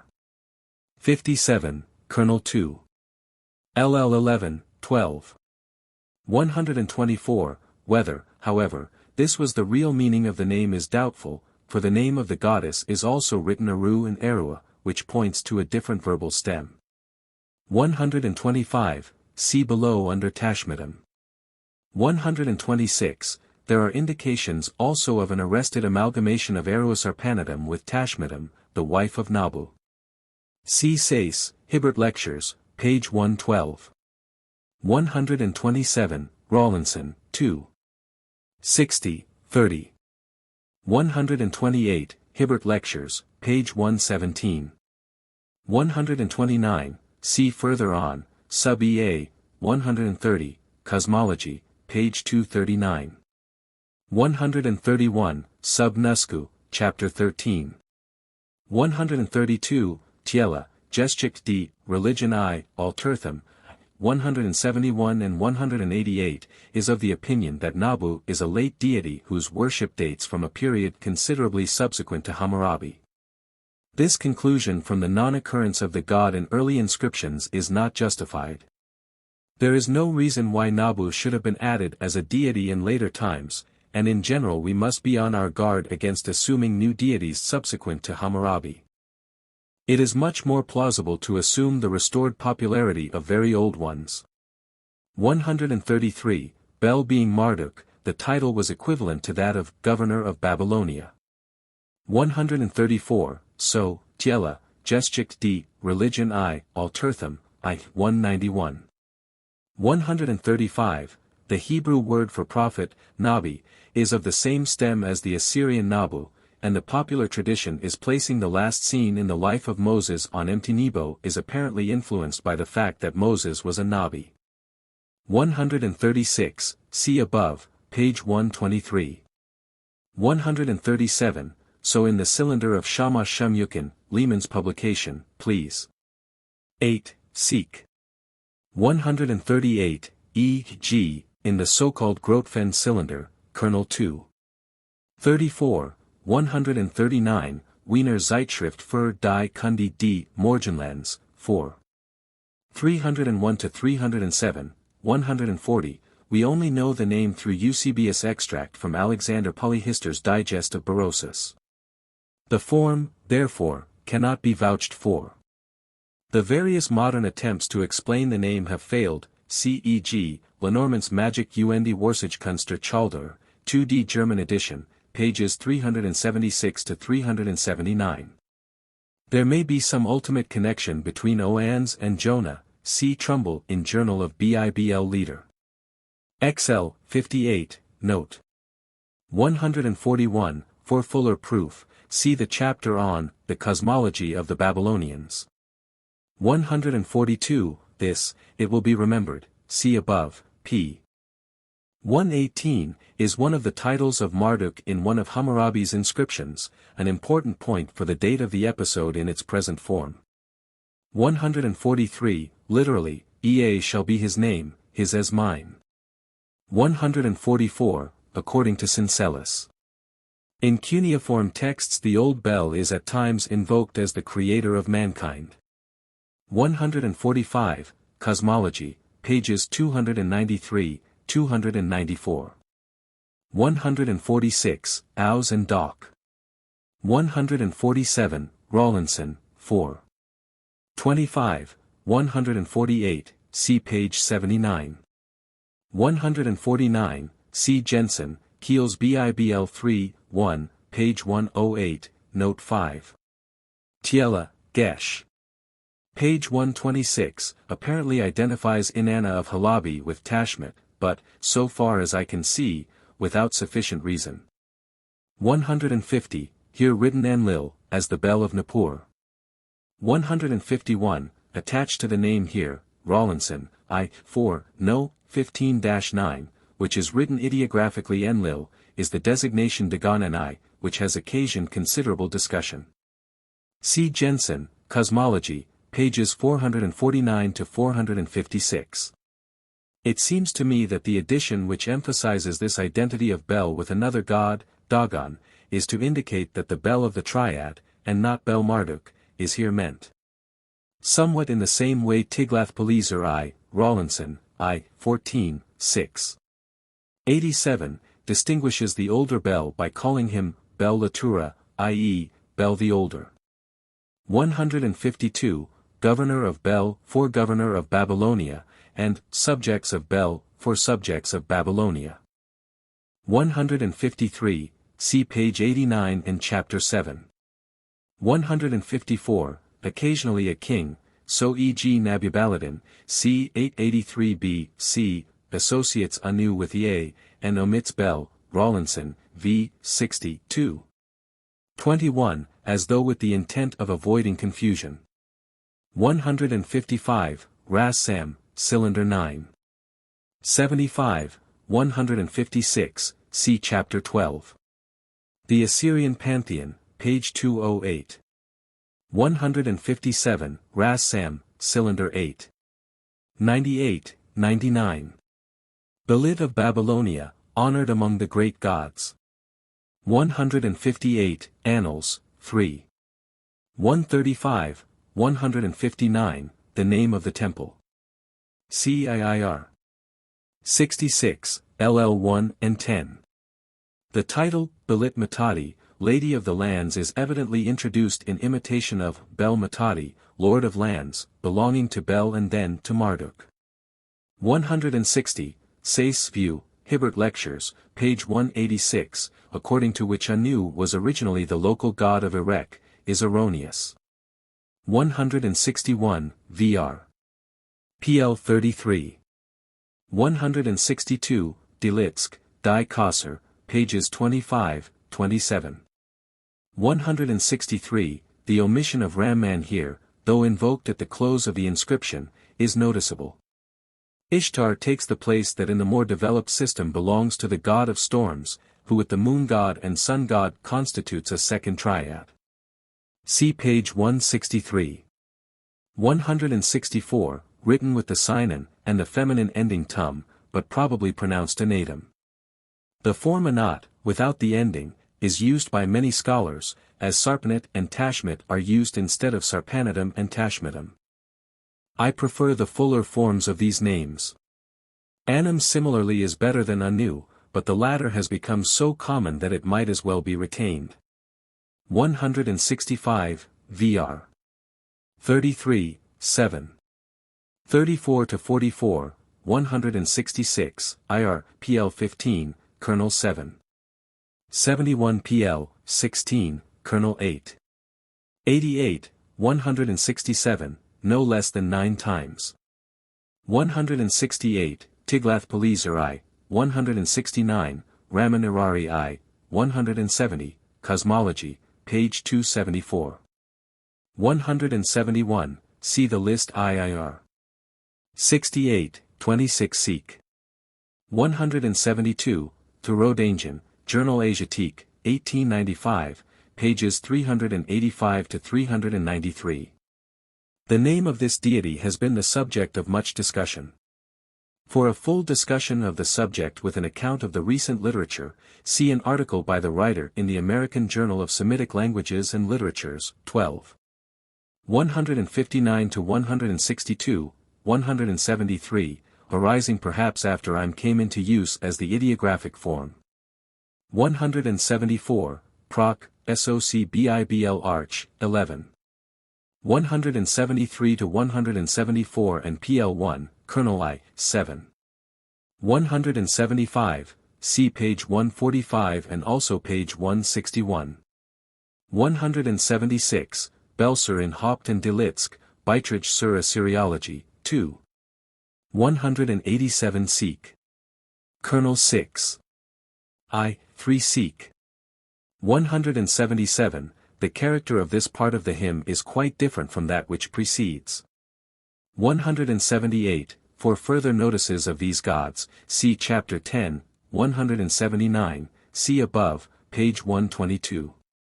180, one might include in the list also Ninijinangarbiyu, Dushjanbanda, Ninkura, Ninzodim, from Nabubaladin's inscription, but these are only so many epithets of Ea or various forms under which the god came to be worshipped. The proper names occurring in these documents, compounded as these names in most cases are with some deity, 184, furnish some additions to the pantheon of Babylonia.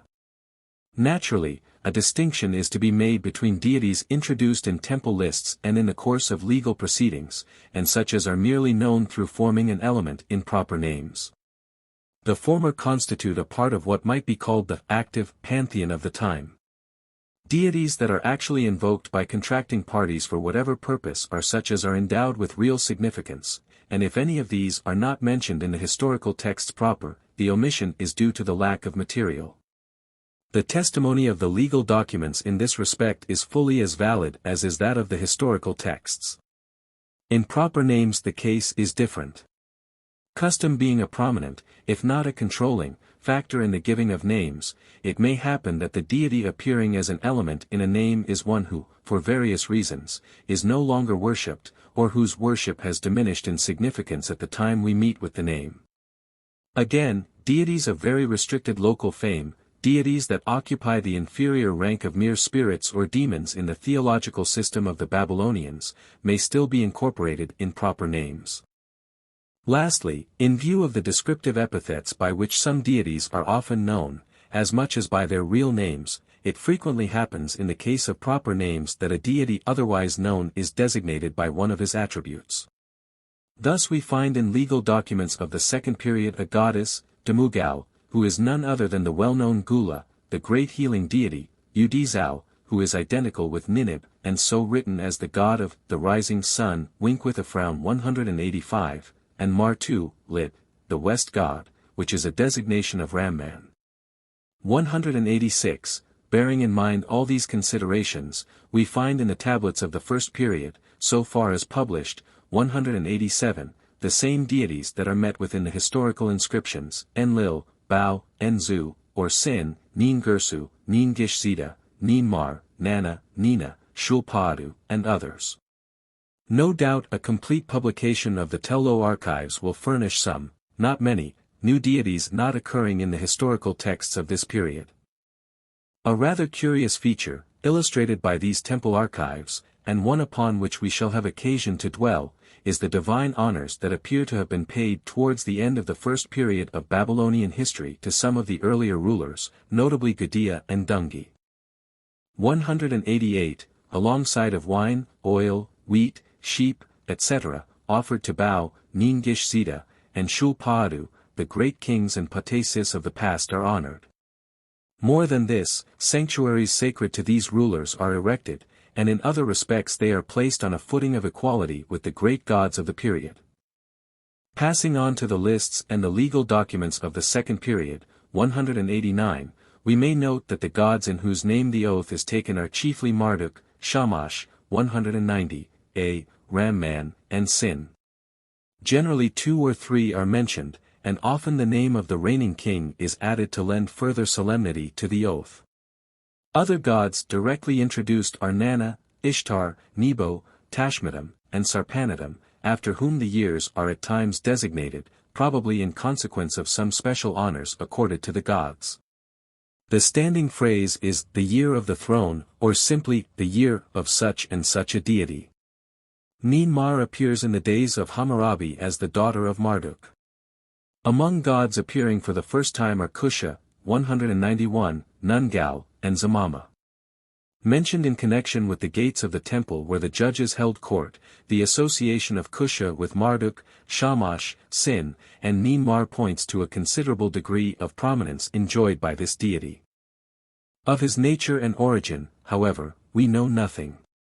Nun-Gal signifies the great chief. His temple stood in Sippar, 192, and from this we may conclude that he was one of the minor gods of the place whose original significance becomes obscured by the side of the all-powerful patron of Sippar, the sun god. A syllabary describes the god as a raging deity, a description that suggests solar functions. Nun-Gal appears, therefore, to be the ideograph proper to a deity that symbolized, like Nergal, Ninib, and Ea, some phase of the sun. The disappearance of the god would thus be naturally accounted for, in view of the tendency that we have found characteristic of the religion, whereby powerful gods absorb the functions of weaker ones whose attributes resemble their own. But while the god disappears, the name survives. Nun-Gal with the plural sign attached becomes a collective designation for a group of powerful demons. 193. In this survival and use of the name we have an interesting example of the manner in which, by a species of differentiation, local gods, unable to maintain themselves by the side of more powerful rivals, sink to the lower grade of demons, either beneficent or noxious.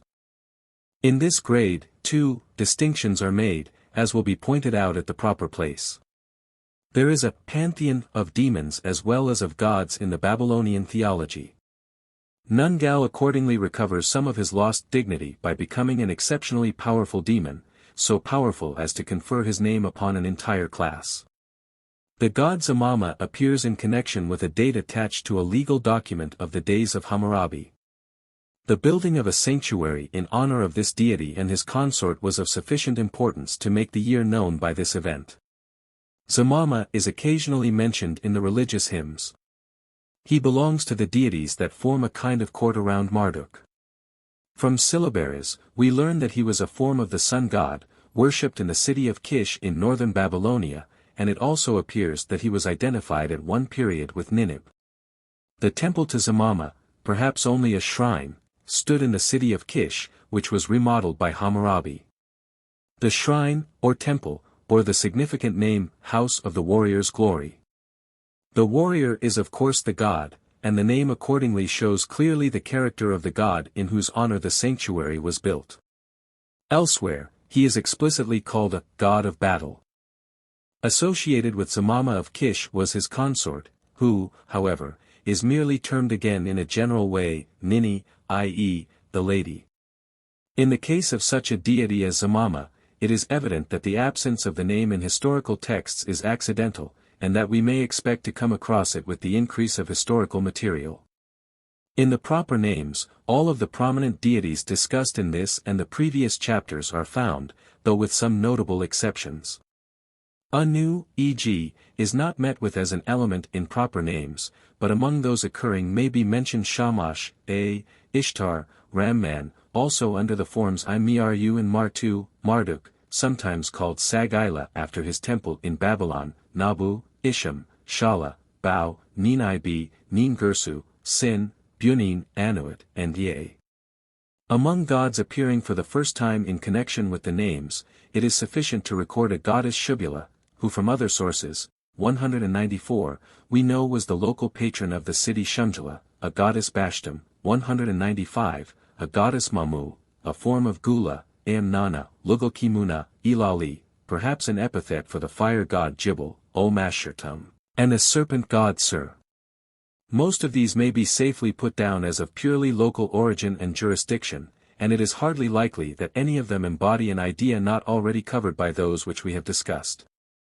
From the lists of gods prepared by the Babylonian scholars, it is clear that the number of local deities whose names at least survived to a late period was exceedingly large, ranging in the thousands, and since, as seems likely, these lists were prepared, as so much of the lexicographical literature, on the basis of the temple lists and of the commercial and legal documents, we may conclude that all, or at any rate most, of these deities were in use as elements in proper names, without, however, having much importance beyond this incorporation.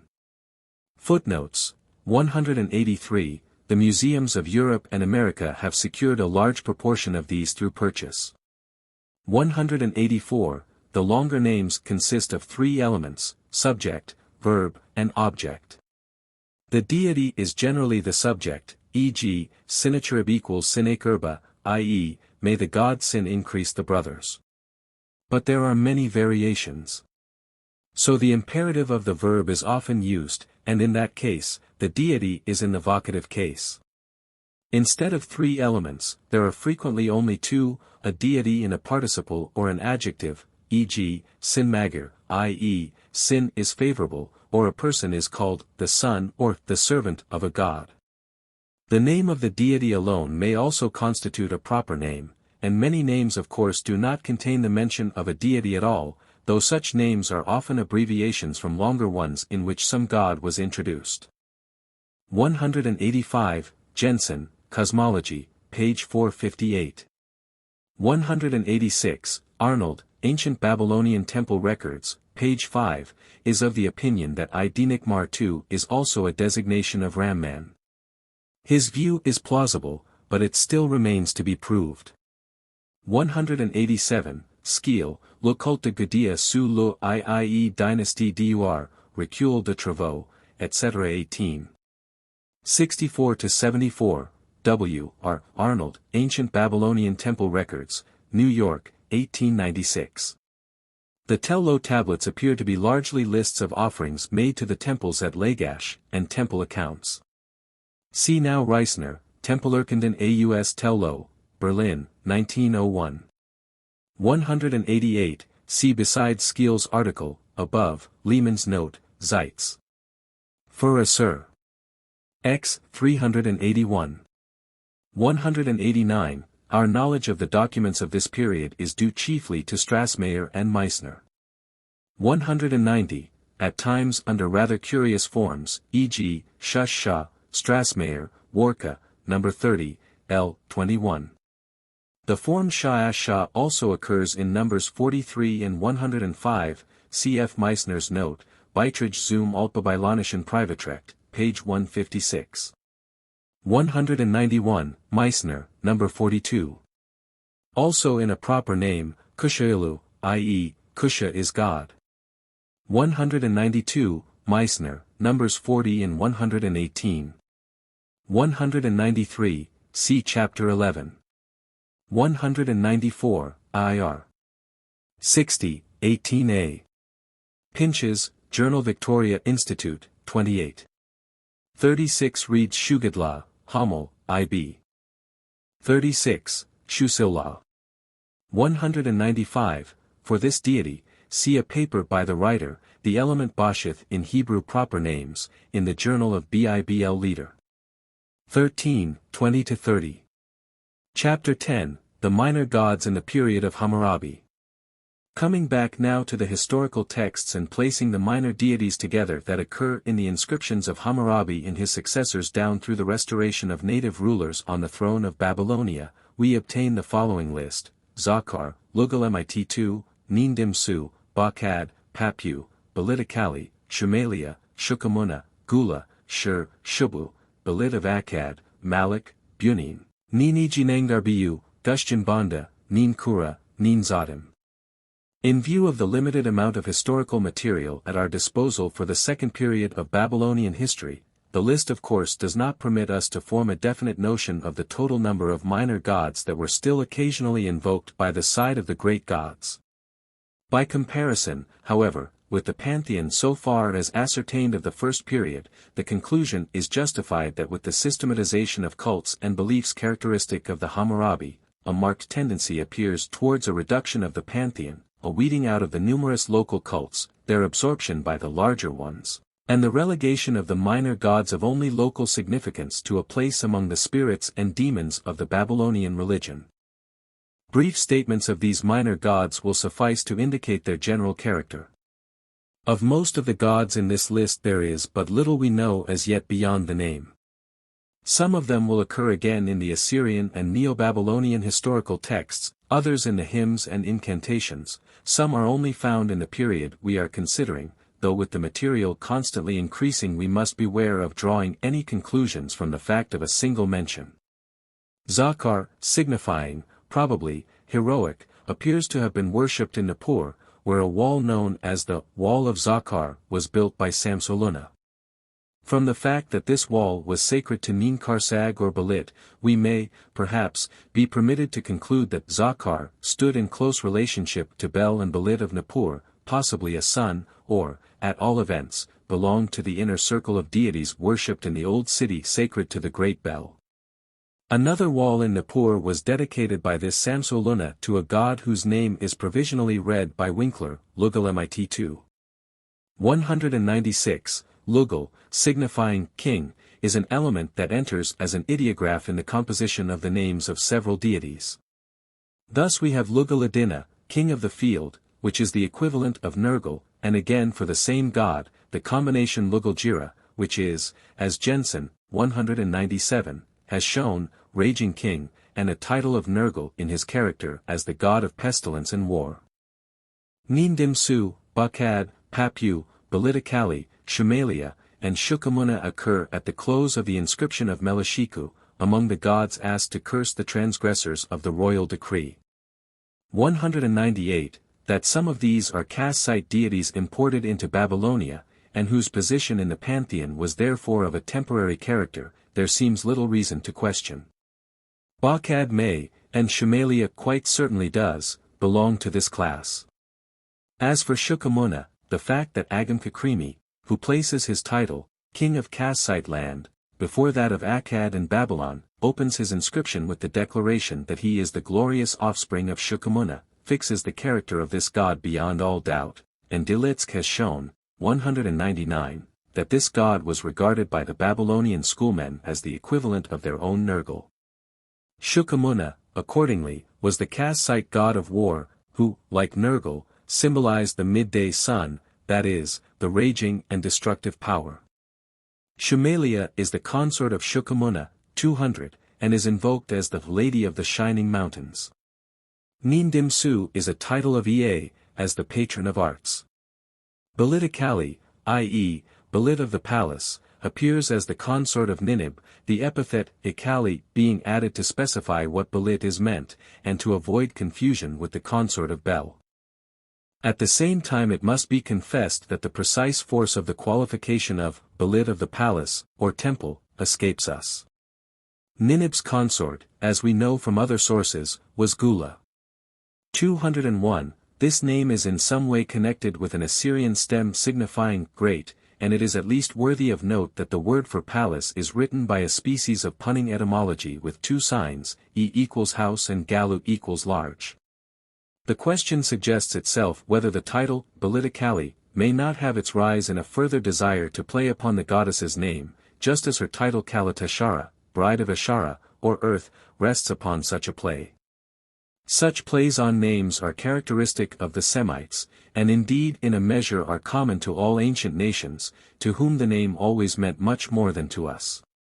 Every nomen, as constituting the essence of an object, was always and above all an omen. It is, therefore, plausible to suppose that titles of the gods should have been chosen in part under the influence of this idea. 202, a further suggestion that I would like to offer is that Bekalu, as temple or palace, lit, large house, may be one of the numerous names of the nether world. A parallel would be furnished by Iker, which signifies both temple and earth, 203, and is also one of the names of the gathering place of the dead. Gula, being the goddess of the nether world who restores the dead to life, would be appropriately called the Lady of the Nether World. One should like to know more of Papu, the phonetic reading unknown, who is called the offspring of Ashara, and the Lord of the Boundary. Ashara, as Jensen has shown, 204, is a poetical name for earth. The god Ninib, in his capacity as a god of agriculture, is called the product of Ashara. 205, Papu, therefore, must be a god somewhat of the same character, a conclusion which is borne out by the description given of him as the protector of the boundary. He is probably one of the numerous forms of boundary gods that are met with among all nations. That we do not encounter more in Babylonia is due to the decided tendency that has been noted towards a centralization of power in a limited number of deities. Instead of gods of boundaries, we have numerous demons and spirits in the case of the developed Babylonian religion, into whose hands the care of preserving the rights of owners to their lands is entrusted. Symbols of these spirits, serpents, unicorns, scorpions, and the like, are added on the monuments which were placed at the boundaries, and on which the terms were specified that justified the land tenure. To this class of monuments the name of Kuduru, or boundary stones, was given by the Babylonians themselves. The inscription on which the name of Papu occurs belongs to this class, and he is invoked, as already said, along with many other gods, in fact, with the whole or a goodly portion of the pantheon. It would seem, therefore, that we have in Papu a special boundary god who has survived in that role from a more primitive period of Babylonian culture. He occupies a place usually assigned to the powerful demons who are regarded as the real owners of the soil. 206, perhaps the most interesting of the minor deities during this second period is Gula. As has just been stated, she is the consort of Ninib. She is not mentioned in any of the inscriptions of this period till we come to the days of Nebuchadnezzar I, who invokes her as the bride of Ashara, i.e., of the earth. 207, we also meet with her name in that of several individuals, Balatsagula, 208, and Narad-Gula, 209, and we have seen that she is also known as Damu and Mamu, or Meme. We have a proof, therefore, of her cult being firmly established at an early period of Babylonian history. Her role is that of a life-giver, in the widest sense of the word.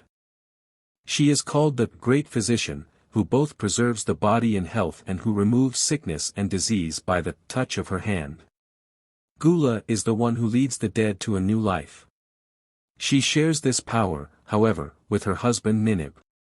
Her power can be exerted for evil as well as for good. She is appealed to strike the enemy with blindness. She can bring on the very diseases that she is able to heal, and such is the stress laid upon these qualities that she is even addressed as the creator of mankind. But although it is the second birth of mankind over which she presides, she does not belong to the class of deities whose concern is with the dead rather than the living. The Babylonians, as we shall have occasion to point out, early engaged in speculations regarding the life after death, and, as a result, there was developed a special pantheon for the nether world. Gula occupies a rather unique place intermediate, as it were, between the gods of the living and the gods of the dead. Of the other deities occurring in the inscription of this same Nebuchadnezzar I, it is sufficient to note that two, Shur and Shubu, are enumerated among the gods of Bit-Kaban. They were, therefore, local deities of some towns that never rose to sufficient importance to ensure their patrons a permanent place in the Babylonian pantheon. Belit of Akkad, whom Nebuchadnezzar invokes, is none other than the great Belit, the consort of Bel. Akkad is here used for Babylonia, and the qualification is added to distinguish her from other ladies, as, e.g., Belitikali, who, we have seen, was Gula. Malik and Bunim.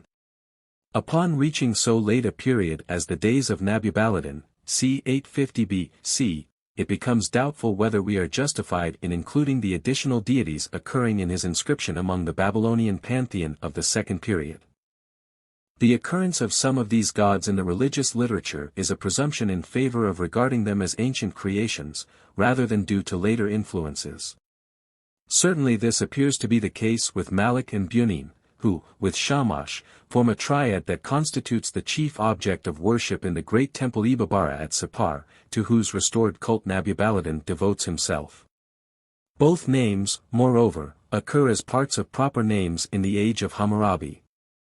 Malik, i.e., ruler, is one of the names frequently assigned to Shamash, just as the god's consort was known as Malkadu, but for all that Malik is not the same as Shamash.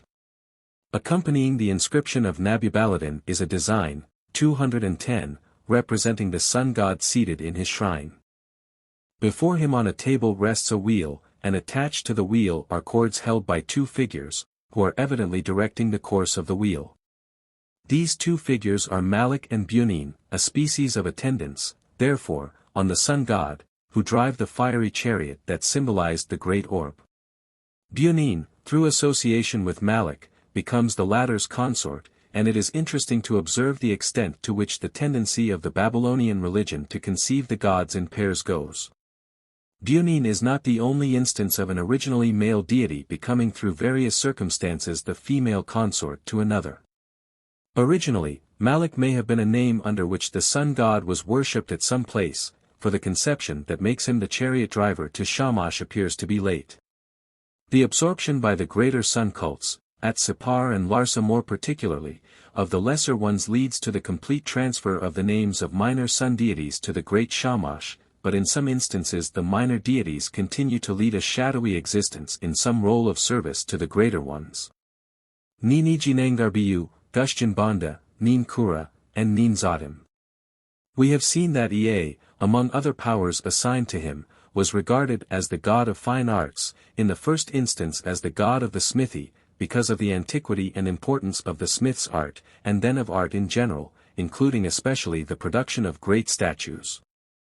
In accordance with this conception, Nabubaludin declares that it was through the wisdom of Ea that he succeeded in manufacturing the great image of Shamash that was set up by him in the temple at Sippar. But in the days of Nabubaludin the arts had been differentiated into various branches, and this differentiation was expressed by assigning to each branch some patron god who presided over that section. In this way, the old belief that art comes to men from the gods survived, while at the same time it entered upon new phases.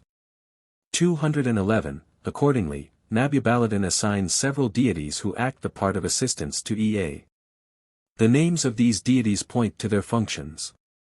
Nini Jinangarbiu is the Lord who presides over metal workers. Gushjan Banda, brilliant chief, is evidently the patron of those skilled in the working of the bright metals. Nin Kura, Lord of Mountain, the patron of those that quarried the stones, while Nin Zadim is the patron of sculpture. Ea stands above these as a general overseer, but the four classes of laborers symbolized by gods indicate the manner of artistic construction in the advanced state of Babylonian art, and of the various distinct professions to which this art gave birth. In a certain sense, of course, these four gods associated with Ea belong to the Babylonian pantheon, but not in the same sense in which Ea, for example, or the other gods discussed in this chapter, belong to it. They cannot even be said to be gods of a minor order, they are hardly anything more than personifications of certain phenomena that have their source in the human intellect. In giving to these personified powers the determinative indicative of deity, the Babylonian schoolmen were not conscious of expressing anything more than their belief in the divine origin of the power and skill exercised by man. To represent such power as a god was the only way in which the personification could at all be effected under the conditions presented by Babylonian beliefs. When, therefore, we meet with such gods as Nin Zadim, Lord of Sculpture, it is much the same as when in the Old Testament we are told that Tubal-Cain was the father of those that work in metals, and where similarly other arts are traced back to a single source. Father in Oriental hyperbole signifies source, originator, possessor, or patron, and, indeed, includes all these ideas. The Hebrew writer, rising to a higher level of belief, conceives the arts to have originated through some single personage endowed with divine powers. Around 212, the Babylonian, incapable as yet of making this distinction, ascribes both the origin and execution of the art directly to a god.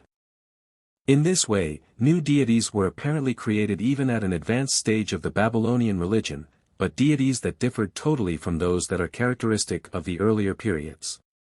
The differentiation of the arts, and the assignment of a patron to each branch, reflect the thoughts and the aspirations of a later age.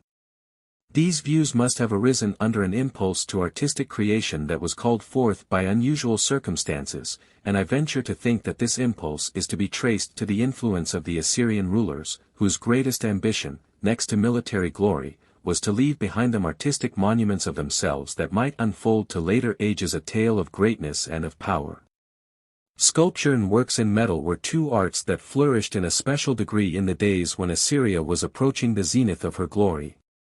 Nabubaladan's reign falls within this period, and we must, therefore, look from this time on for traces of Assyrian influence in the culture, the art, and also to some extent in the religious beliefs of the southern district of Mesopotamia. Footnotes 196. The text is defective at the point where the god's name is mentioned. See Keel's Bible. 3, 1, page 133. King reads, Lugaldiri 2 Gab. 197, Cosmology, pages 481 seek. 198, Belser, Beitrage zur Assur. 2, 203, Kernel 6.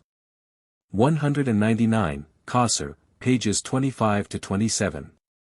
200, Delitsk, Kosser, page 33. 201, see above, page 105. 202, examples of punning etymologies on names of gods are frequent. See Jensen's discussion of Nergal for examples of various plays upon the name of the god. Cosmology, pages 185 seek. 203, Jensen, Cosmology, pages 185 seek. And page 218. 204, Cosmology, page 195. 205, Rawlinson, I, 29, 16. 206, this notion that the ground belongs to the gods, and that man is only a tenant, survives to a late period in Semitic religions. The belief underlies the Pentateuchal enactments regarding the holding of the soil, which is only to be temporary. C. W. R. Smith, Religion of the Semites, pages 91 seek. 207, in Babylonian, Kaulat Ashara, with another play upon her name. See above, page 173. 208, i.e., protect, his life, O Gula. 209, servant of Gula. 210, CV, R. PL 60. 211, to this day in the Orient, fine productions of man's skill are attributed to the influence of hidden spirits, good or bad, as the case may be. 212, this position does not, of course, exclude the fact that in the original form of the tradition, Tubal-Cain, Naamah, and other personages in the 4th chapter of Genesis were deities. Chapter 11. Survivals of Animism in the Babylonian Religion. The Assyrian influence however was only one factor, and a minor factor at that, in maintaining the belief in countless spirits that occupied a place of more or less importance by the side of the great and lesser gods. That conservatism which is a distinguishing trait of the popular forms of religion everywhere, served to keep alive the view that all the acts of man, his moods, the accidents that befell him, were under the control of visible or invisible powers. The development of a pantheon, graded and more or less regulated under the guidance of the Babylonian schoolmen, did not drive the old animistic views out of existence. In the religious literature, and more especially in those parts of it which reflect the popular forms of thought, the unorganized mass of spirits maintain an undisputed sway. In the incantation texts, which will be discussed at length in a subsequent chapter, as well as in other sections of Babylonian literature embodying both the primitive and the advanced views of the Babylonians regarding the origin of the universe, its subdivisions, and its order of development, and, thirdly, in the legends and epics, hundreds of spirits are introduced, to which some definite function or functions were assigned. In many, indeed in the majority of cases, the precise character of these functions still escapes us. The material at our disposal is as yet inadequate for any satisfactory treatment of this phase of Babylonian belief, and we must content ourselves for the present with some generalizations, or at the most with some broad classifications. Besides the texts themselves, we have proper names containing a spirit as an element, and also lists of those spirits prepared by the schoolmen on the basis of the texts.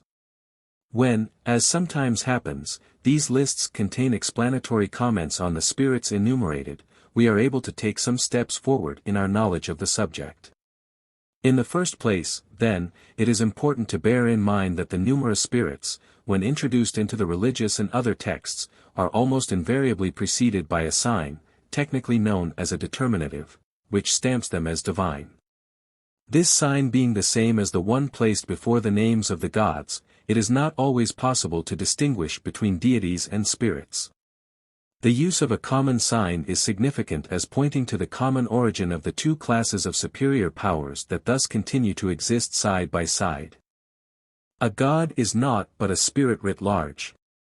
As already intimated in a previous chapter, a large part of the development of the Babylonian religion consists in the differentiation between the gods and the spirits, a process that, beginning before the period of written records, steadily went on, and in a certain sense was never completed. In the historical texts, the gods alone, with certain exceptions, find official recognition, and it is largely through these texts that we are enabled to distinguish between the two classes of powers, the gods and the spirits, but as a survival of a primitive animism, the demons, good, bad, and indifferent, retain their place in the popular forms of religion. Several hundred spirits occur in the incantation texts, and almost as many more in other religious texts. We may distinguish several classes. In the first place, there are the demons that cause disease and all manner of physical annoyances. The chief of these will be considered when we come to the analysis of the incantation texts. Against these demons the sufferer seeks protection by means of formulas, the utterance of which is invested with peculiar power, and again by means of certain rites of an expiatory or purificatory character. Next, we have the demons supposed to inhabit the fields, and to whom the ground is supposed to belong. These were imaged under various animal forms, serpents and scorpions being the favorite ones. When possession was taken of the field, the spirits inhabiting it had to be propitiated. The owner placed himself under their protection, and endeavored to ensure his rights against wrongful encroachment by calling upon the demons to range themselves on his side. It was customary, especially in the case of territory acquired by special grant of the monarch, or under extraordinary circumstances, to set up a so-called boundary stone, 213, on which the owner of the field detailed his right to possession, through purchase or gift, as the case may be. This inscription closed with an appeal to various gods to strike with their curses any intruder upon the owner's rights. In addition to this, the stones are embellished with serpents, scorpions, unicorns, and various realistic or fantastic representations of animal forms. These, it would seem, symbolize the spirits, the sight of which, it was hoped, might act as a further and effectual warning against interference with the owner's rights. 214. A special class of demons is formed by those which were supposed to infest the resting places of the dead, though they stand in a certain relationship to the demons that plague the living. A remarkable monument found a number of years ago, and which will be fully described in a subsequent chapter, affords us a picture of some of these demons whose sphere of action is more particularly in the subterranean cave that forms the gathering place of the dead. They are represented as half human, half animal, with large grotesque and terror-inspiring features. 215. Their power, however, is limited.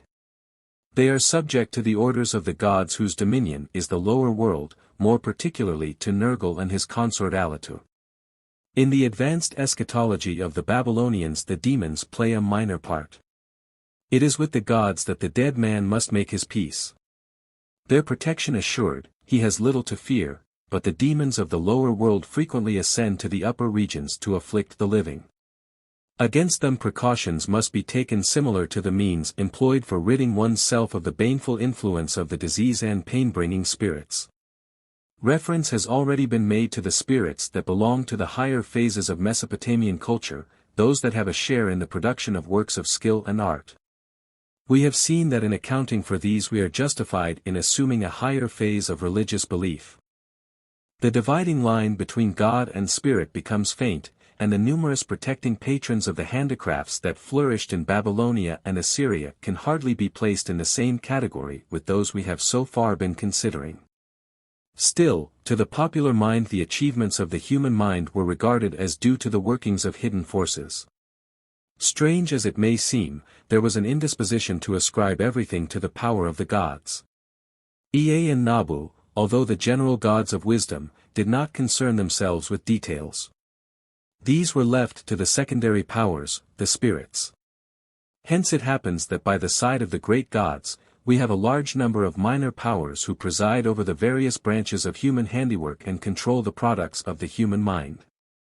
Reserving further details regarding the several classes of demons and spirits enumerated, it will suffice to say a few words about one particular group of spirits whose role was peculiarly prominent in both historical, liturgical, and general religious texts.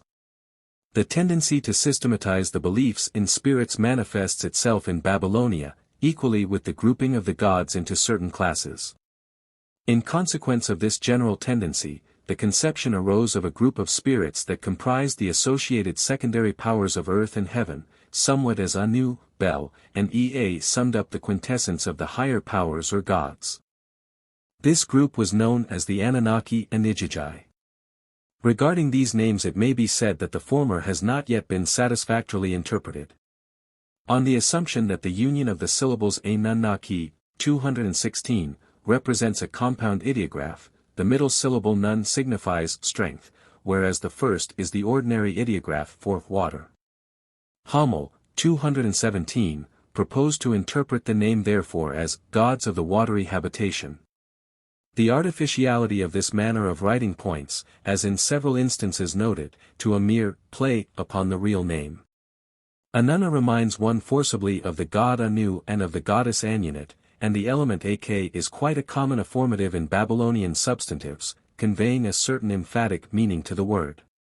If therefore we may compare Anun with the name of the god of heaven, the name Anunnik embodying, as it does in this case, the idea of power, would be an appropriate designation for the spirits or a group of spirits collectively. Be it understood that this explanation is offered merely as a conjecture, which, however, finds support in the meaning attached to the term Igigi. This, as Halevi and Gaillard have recognized, is a formation of a well-known stem occurring in Babylonian, as well as in other Semitic languages, that has the meaning strong. The ideographic form of writing the name likewise designates the spirits as the great chiefs. The Igigi, therefore, are the strong ones, and strength being the attribute most commonly assigned to the Semitic deities, 218, there is a presumption, at least, in favor of interpreting Anunnik, or Anunnaki, 219, in the same way. The Igigi are at times designated as the seven gods, but this number is simply an indication of their constituting a large group. 7 is a round number which marked a large quantity. At an earlier period 5 represented a numerical magnitude, and hence the Anunnaki are at times regarded as a group of 5. 220, the Anunnaki and Igigi appear for the first time in an historical text in the inscription of the Assyrian king Raman-Irari I, who includes them in his appeal to the great gods. He designates the Igigi as belonging to heaven, the Anunnaki as belonging to the earth. The manner in which he uses the names shows conclusively that, at this early period, the two groups comprehended the entire domain over which spirits, and for that matter also the gods, exercised their power. Indeed, it would appear that at one time the two names were used to include the gods as well as the spirits. At least this appears to be the case in Assyria, and the conclusion may be drawn, from the somewhat vague use of the terms, that the names belong to a very early period of the religion, when the distinction between gods and spirits was not yet clearly marked. However that may be, in Babylonian hymns and incantations the Igigi and Anunnaki play a very prominent part. Anu is represented as the father of both groups. But they are also at the service of other gods, notably of Bel, who is spoken of as their lord, of Ninib, of Marduk, of Ishtar, and of Nergal. They prostrate themselves before these superior masters, and the latter at times manifest their anger against the Igigi. They are sent out by the gods to do service. Their character is, on the whole, severe and cruel. They are not favorable to man, but rather hostile to him. Their brilliancy consumes the land. Their power is feared, and Assyrian kings more particularly are fond of adding the Igigi and Anunnaki to the higher powers, the gods proper, when they wish to inspire a fear of their own majesty. At times the Igigi alone are mentioned, but generally the Igigi and Anunnaki appear in combination. To the latest period of Babylonian history these two groups continue to receive official recognition. Nebuchadnezzar II. 221, dedicates an altar, which he erects at the wall of the city of Babylon, to the Igigi and Anunnaki. The altar is called a structure of joy and rejoicing, and on the festival of Marduk, who is the Lord of the Anunnaki and Igigi, sacrifices were offered at this altar. In the great temple of Marduk there was a fountain in which the gods and the Anunnaki, according to a Babylonian hymn, bathed their countenance, and when to this notice it be added that another hymn praises them as the shining chiefs of the ancient city of Eridu, it will be apparent that the conceptions attached to this group span the entire period of Babylonian-Assyrian history. Besides the Igigi and Anunnaki there is still a third group of 7 spirits, generally designated as the evil demons, who represent the embodiment of all physical suffering to which man is subject. They appear, however, only in the incantation texts, and we may, therefore, postpone their consideration until that subject is reached. The point to be borne in mind, and which I have attempted to emphasize in this place, is the close relationship existing in the popular forms of the Babylonian religion between the gods and the spirits. The latter belong to the pantheon as much as the former. Primitive animism continues to enchain the minds of the people, despite the differentiation established between the higher and the secondary powers, and despite the high point of development reached by the schoolmen in their attempts to systematize and, in a measure, to purify the ancient beliefs. Footnotes: 213, the technical name for this class of monuments was Kaduru, i.e., mark, and then used like the German word mark both for boundary and for the territory included within the bounds. A notable contribution to the interpretation of the Kaduru monuments was made by Belser, in the Beitrage zur Assyriologie, 2. 111-203, 214, the question has been raised, see Belser, IB page 111, by Pinches whether these representations are not the symbols of the zodiac, but, as Belser justly remarks, the attempt to interpret the pictures in this way has not been successful. It still seems most plausible to regard the pictures as symbols of spirits or demons. Such an interpretation is in accord with the Babylonian and general Semitic view of land ownership. At the same time it must be confessed that we are still in the dark as to the motives underlying the choice of the animals portrayed. There may be some ultimate connection with some of the signs of the zodiac, so Hamel believes, but such connection would have to be judged from the earlier forms that animism takes on, and not in the light of an advanced theology such as appears in the zodiacal system of the Babylonians. 215, see Perot and Chiples, History of Art in Chaldea and Assyria, I. 351. 216, the element key is sometimes omitted. The force of na is not clear, unless it be a phonetic complement merely. 217, Semitic Volker, page 369. 218, very many of the names of the Semitic gods and heroes signify strong, e.g., El, Adon, Baal, Etna, Kamash, etc. 219, the final vowel I would, on the basis of the explanation offered, be paralleled by the eye of Igigi, an indication of the plural. See Delitsk, Assur. Graham. Section 67, 1. 220, the Igigi are designated ideographically as V+2, and Hamel, Semitic Volker, page 491, properly suggests that this peculiar writing points to an earlier use of 5 as constituting the group. Hamel, however, does not see that neither 5 nor 7 are to be interpreted literally, but that both represent a large round number, and, therefore, also a holy one. 221, IR 55, Col. 4, LL 7-13. Chapter 12. The Assyrian Pantheon. We have now reached a point where it will be proper to set forth the phases that the Babylonian religion assumed during the days of Assyrian supremacy. An enumeration of the gods occurring in the inscriptions of the rulers of Assyria from the earliest days to the close of the empire, so far as published, will show better than any argument the points of similarity between the Babylonian and the Assyrian pantheon. These gods are in alphabetical order: Frownyface 222, Anu, Ashur, Bel, Belit, Gaga, Jibal, Gamlat, Gula, Debara, Dagon, Damkina, Ea, Ishtar, Kati, Kani, Marduk, Nabu, Nana, Ningau, Nergal, Ninib, Nusku, Ramman, Sin, Shala, Shalman, Shamash, Shanitka, Tashmitam.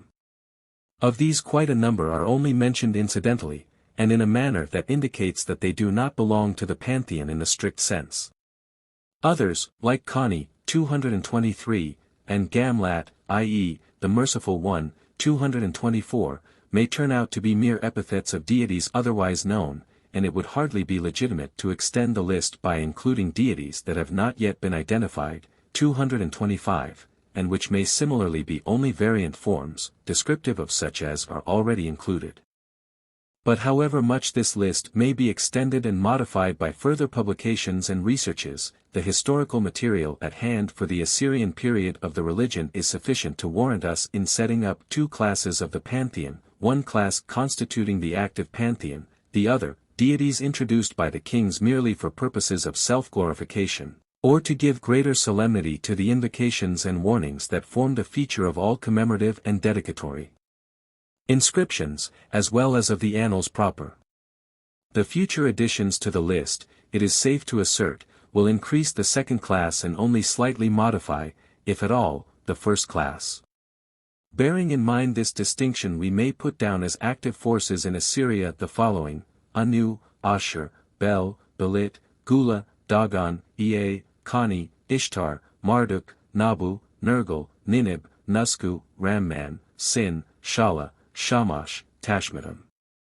Comparing both the fuller and the restricted list with the Babylonian pantheon during the two periods treated of in the preceding chapters, we are struck by three facts: 1. The smaller compass of the Assyrian pantheon; 2. The more restricted introduction of what, for want of a better term, we may call minor deities; and 3. The small number of new deities met with.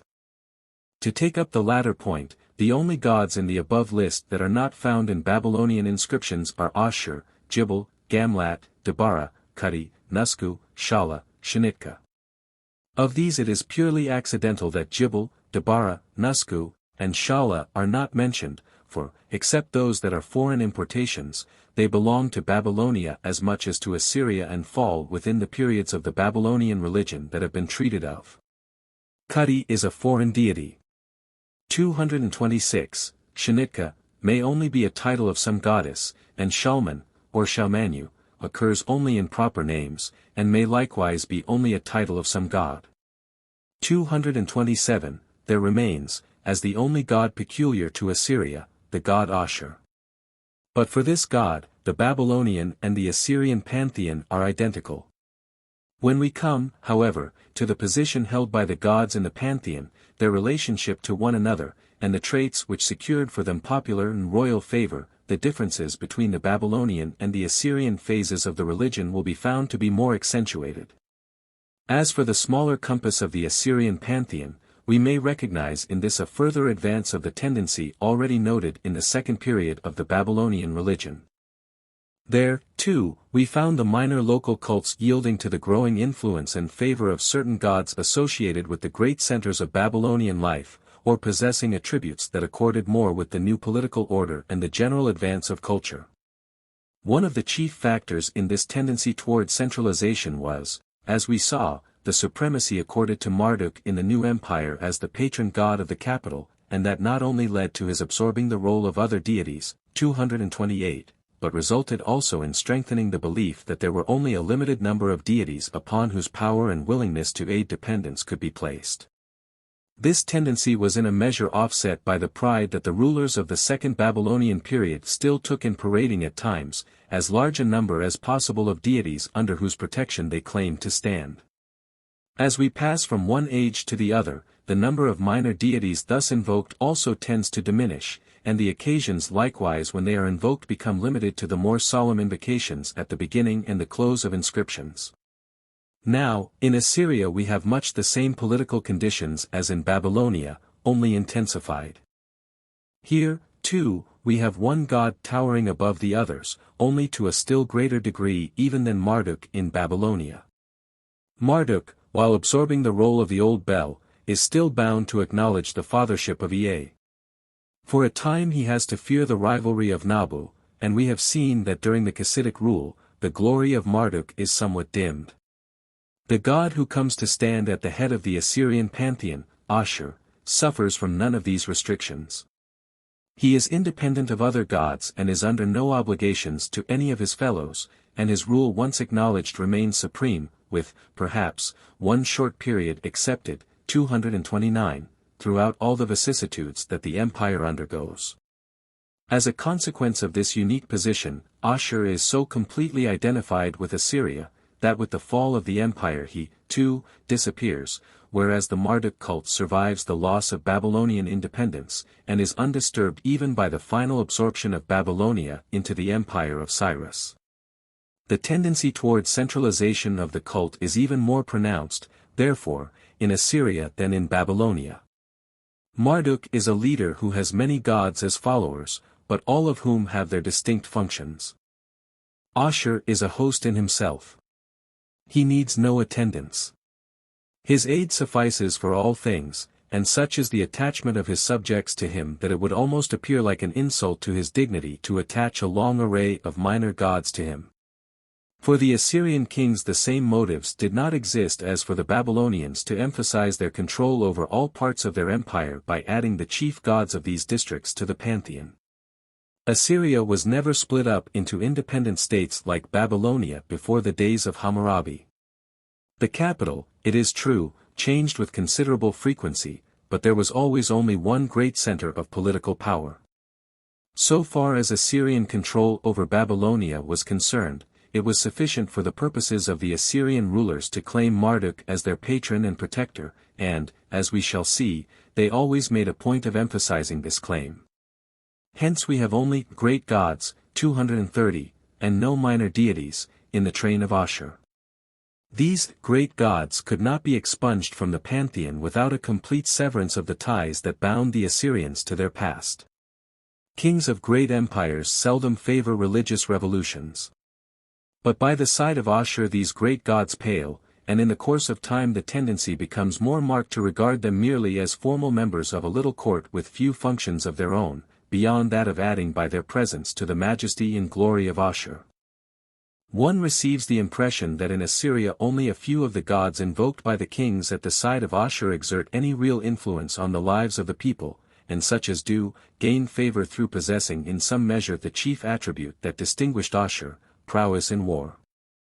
They are little Ashurs, as it were, by the side of the Great One. The position of Ashur in the Assyrian pantheon accounts for the general tendencies manifested by the religion of the Northern Empire, and upon a clear conception of the character of Ashur depends our understanding of the special points that distinguish the other gods from what we have learned of their character and traits in the southern states. The beginning, therefore, of an account of the Assyrian pantheon is properly to be made with Ashur. Ashur.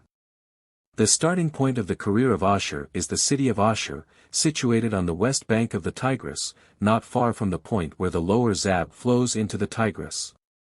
Ashur is therefore distinctly a local deity, and so far as the testimony of the texts goes, he was never regarded in early days in any other light than as the local patron of the city to which he has given his name. He was never worshipped, so far as can be ascertained, as a manifestation of any of the great powers of nature, the sun or the moon, though, if anything, he was originally a solar deity, 231. Nor was he a symbol of any of the elements, fire or water. In this respect he differs from Sin, Shamash, Nusku, 232, and Ea, whose worship was localized, without affecting the quasi-universal character that these deities possessed. As a local deity his worship must have been limited to the city over which he spread his protecting arm, and if we find the god afterwards holding jurisdiction over a much larger territory than the city of Ashur, it is because in the north, as in the south, a distinct state or empire was simply regarded as the extension of a city. Ashur became the god of Assyria as the rulers of the city of Ashur grew in power, in the same way that Marduk, upon the union of the Babylonian states under the supremacy of the city of Babylon, became the god of all Babylonia. But a difference between the north and the south is to be noted. Whereas Marduk, although the god of Babylonia, was worshipped only in the city of Babylon where he was supposed to have his seat, temples to Ashur existed in various parts of the Assyrian Empire. The god accompanied the kings in their wars, and wherever the rulers settled, there the god was worshipped. So in the various changes of official residences that took place in the course of Assyrian history from Ashur to Kala, and from Kala to Nineveh, and from Nineveh to Khorsabad, the god took part, and his central seat of worship depended upon the place that the kings chose for their official residence. At the same time, while the cult in the various temples that in the course of time were erected in his honor probably continued without interruption, there was always one place, the official residence, which formed the central spot of worship. There the god was supposed to dwell for the time being. One factor, perhaps, that ought to be taken into consideration in accounting for this movable disposition of the god was that he was not symbolized exclusively by a statue, as Marduk and the other great gods were. His chief symbol was a standard that could be carried from place to place, and indeed was so made that it could be carried into the thick of the fray, in order to assure the army of the god's presence. The standard consisted of a pole surrounded by a disc enclosed within two wings, while above the disc stood the figure of a warrior in the act of shooting an arrow. 233. The statues of the gods were deposited in shrines, and after being carried about, as was done on festive days or other occasions, they would be replaced in their shrines. The military standard, however, followed the camp everywhere, and when the kings chose to fix upon a new place for their military encampment, and such the official residences of the Assyrian warrior kings in large measure were, the standard would repose in the place selected. How this standard came to be chosen, and when, is another question, and one more difficult to answer. It may be that the representation of the god by a standard was a consequence of the fondness that the rulers of Ashur manifested for perpetual warfare, or, in other words, that the god Ashur was represented by a standard so that he might be carried into the battle and be moved from place to place.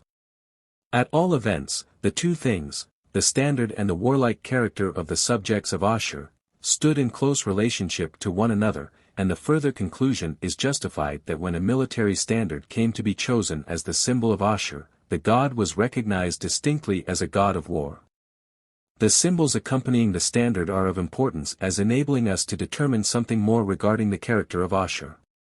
In the first place, the fact that it contained a figure may be taken as an indication that the god was at one time represented by a statue, as indeed we know from other evidence, 234, and that the change of his symbol from a statue to a standard is a result of the military activity of the Assyrians. The winged disk is so general a symbol of the sun in the religious system of various ancient nations, 235, that one cannot escape the conclusion that the symbol must be similarly interpreted in the case before us. Is it possible, therefore, that in a period lying beyond that revealed by the oldest inscriptions at our disposal, Ashur was worshipped as a solar deity? One is bound to confess that the evidence does not warrant us in regarding Ashur as anything but the patron of the city of Ashur. Nowhere do we find any allusion from which we are justified in concluding that he originally represented some elemental power or phenomenon. Thiele, 236, is of the decided opinion that Ashur was at his origin a nature god of some kind, and he goes so far as to suggest, though with due reserve, the possible identification of Ashur with sin.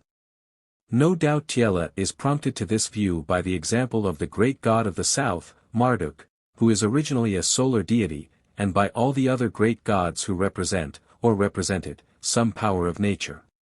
Analogy, however, is not a sufficiently reliable guide to settle a question for the solution of which historical material is lacking. So much, however, may be said, that if we are to assume that Ashur personified originally some natural power, the symbol of the winged disk lends a strong presumption in favor of supposing him to have been some phase of the sun. So much, then, for the general character of Ashur. Before passing on to a specification of his role and his traits, as revealed by the historical texts, a word remains to be said as to the etymology and form of the name. Ashur is the only instance that we have of a god expressly giving his name to a city, for the name of the city can only be derived from that of the god, and not vice versa. The identification of the god with his favorite town must have been so complete that the town, which probably had some specific name of its own, became known simply as the city of the god Ashur. From such a designation it is but a small step to call the city simply Ashur.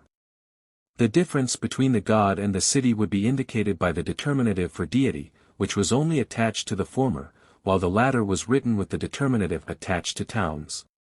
When this city of Ashur extended its bounds until it became coequal with the domain of Assyria, the name of the god was transferred to the entire northern district of Mesopotamia, which, as the country of the god Ashur, was written with the determinative for country. 237. The ideographs which the Assyrian scribes employed in writing the name of the god reveal the meaning they attached to it. 241. The etymology of Anshar is as obscure as that of most of the ancient gods of Babylonia, as of Sin, Marduk, Ishtar, and many more. But before leaving the subject, it will be proper to call attention to the role that a god Anshar plays in the Babylonian-Assyrian cosmological system. Anshar and Kishar are the second pair of deities to be created, the first pair being Lakmu and Lakamu. In the great fight of the gods against the monster Tiamat, it would appear that, according to one version at least, Anshar sends Anu, Ea, and finally Bel-Marduk, in turn to destroy the monster. He appears, therefore, to have exercised a kind of supremacy over the gods. Assuming the correctness of the deductions, according to which Ashur is an epithet arising by a play upon Ashshar, from an original Anshar, it is hardly open to doubt that this Anshar is the same as the one who appears in the cosmology. On the other hand, it is difficult to suppose that Anshar should have played so significant a part in Babylonian traditions and yet find no mention in the text of the rulers of Babylonia. Bearing in mind what has been said as to the manner in which ancient traditions and myths were remodeled by the schoolmen to conform to later ideas, we have seen how in this process the popularity of Marduk led to his assuming the role originally played by Bel. May not the recognition given to Anshar be a concession, made at the time that Assyria had begun her glorious career, c. 1400 BC, to the chief god of the Northern Empire? That such tendencies to glorify Ashur may justly be sought for in part of the religious literature is proved by a version of one of the series of tablets giving an account of the creation, and which assigns to Anshar the work of building Ashara, i.e., the earth, that, according to another version, belongs to Marduk. 242, evidently, then, just as the Babylonian theologians sought to glorify Marduk at the expense of Bel, so Assyrian theologians, or such as stood under Assyrian influences, did not hesitate to replace Marduk by their own favorite, Anshar. In the chapter on the cosmology we will have occasion to come back to this point. For present purposes it is sufficient to have shown that the position of Anshar in the remodeled traditions is an argument in favor of regarding Anshar as the real name of the god who stands at the head of the Assyrian pantheon. In the oldest Assyrian inscription known to us, the god Ashur is mentioned. Samsiraman, who does not yet assume the title of king, but only patisi, i.e., religious chief, 243, prides himself upon being the builder of the temple of Ashur. The phrase does not mean that he founded the temple, but only that he undertook building operations in connection with it. The date of this ruler may be fixed roughly at 1850 BC, and since the two inscribed bricks that we have of Samsiraman were found in the ruins of Kalashurgat, the site of the ancient city of Ashur, there can, of course, be no doubt that the temple at that place is referred to. The rulers of Assyria, even after they assumed the title of king, circa 1500 BC, were still fond of calling themselves the priest of the god Ashur, and frequently gave this title the preference over others. In the 14th century the temple of Ashur seems to have suffered at the hands of the Kassites, who attempted to extend their power to the north. This plan was, however, frustrated by Ramanirari I, who forces the Kassites to retreat, successfully opposes other enemies of Assyria, and restores the injured parts of Ashur's temple. From this time on, and for a period of several centuries, Assyria assumes an aggressive attitude, and as a consequence the dependency upon the god is more keenly felt than before. The enemies against whom the kings proceed are called the enemies of Ashur, the troops of the king are the troops of Ashur, and the weapons with which they fight are the weapons of Ashur. It is he who causes the arms of Tiglath-Pileser I to strike down his foes. The nations cannot endure the awful sight of the god. His brilliancy, the reference being no doubt to the shining standard as it was carried into the fray, inspires on every side a terror that casts all enemies to the ground. All warfare is carried on in the name of Ashur. The statement may be taken literally, for an oracle was sought at critical moments to determine the course that was to be pursued. The fight itself takes place with the help of the god, again to be taken literally, for the god, represented by his symbol, is present on the battlefield. The victory, accordingly, belongs to the god in the first instance, and only in a secondary degree to the king. The nations are vanquished by Ashur, the conquered cities become subject to Ashur, and when the tribute is brought by the conquered foe, it is to Ashur that it is offered by the kings. Proud and haughty as the latter were, and filled with greed for glory and power, they never hesitated to humble themselves before their god. They freely acknowledged that everything they possessed was due to Ashur's favor. It was he who called them to the throne, who gave them the scepter and crown, and who firmly established their sovereignty.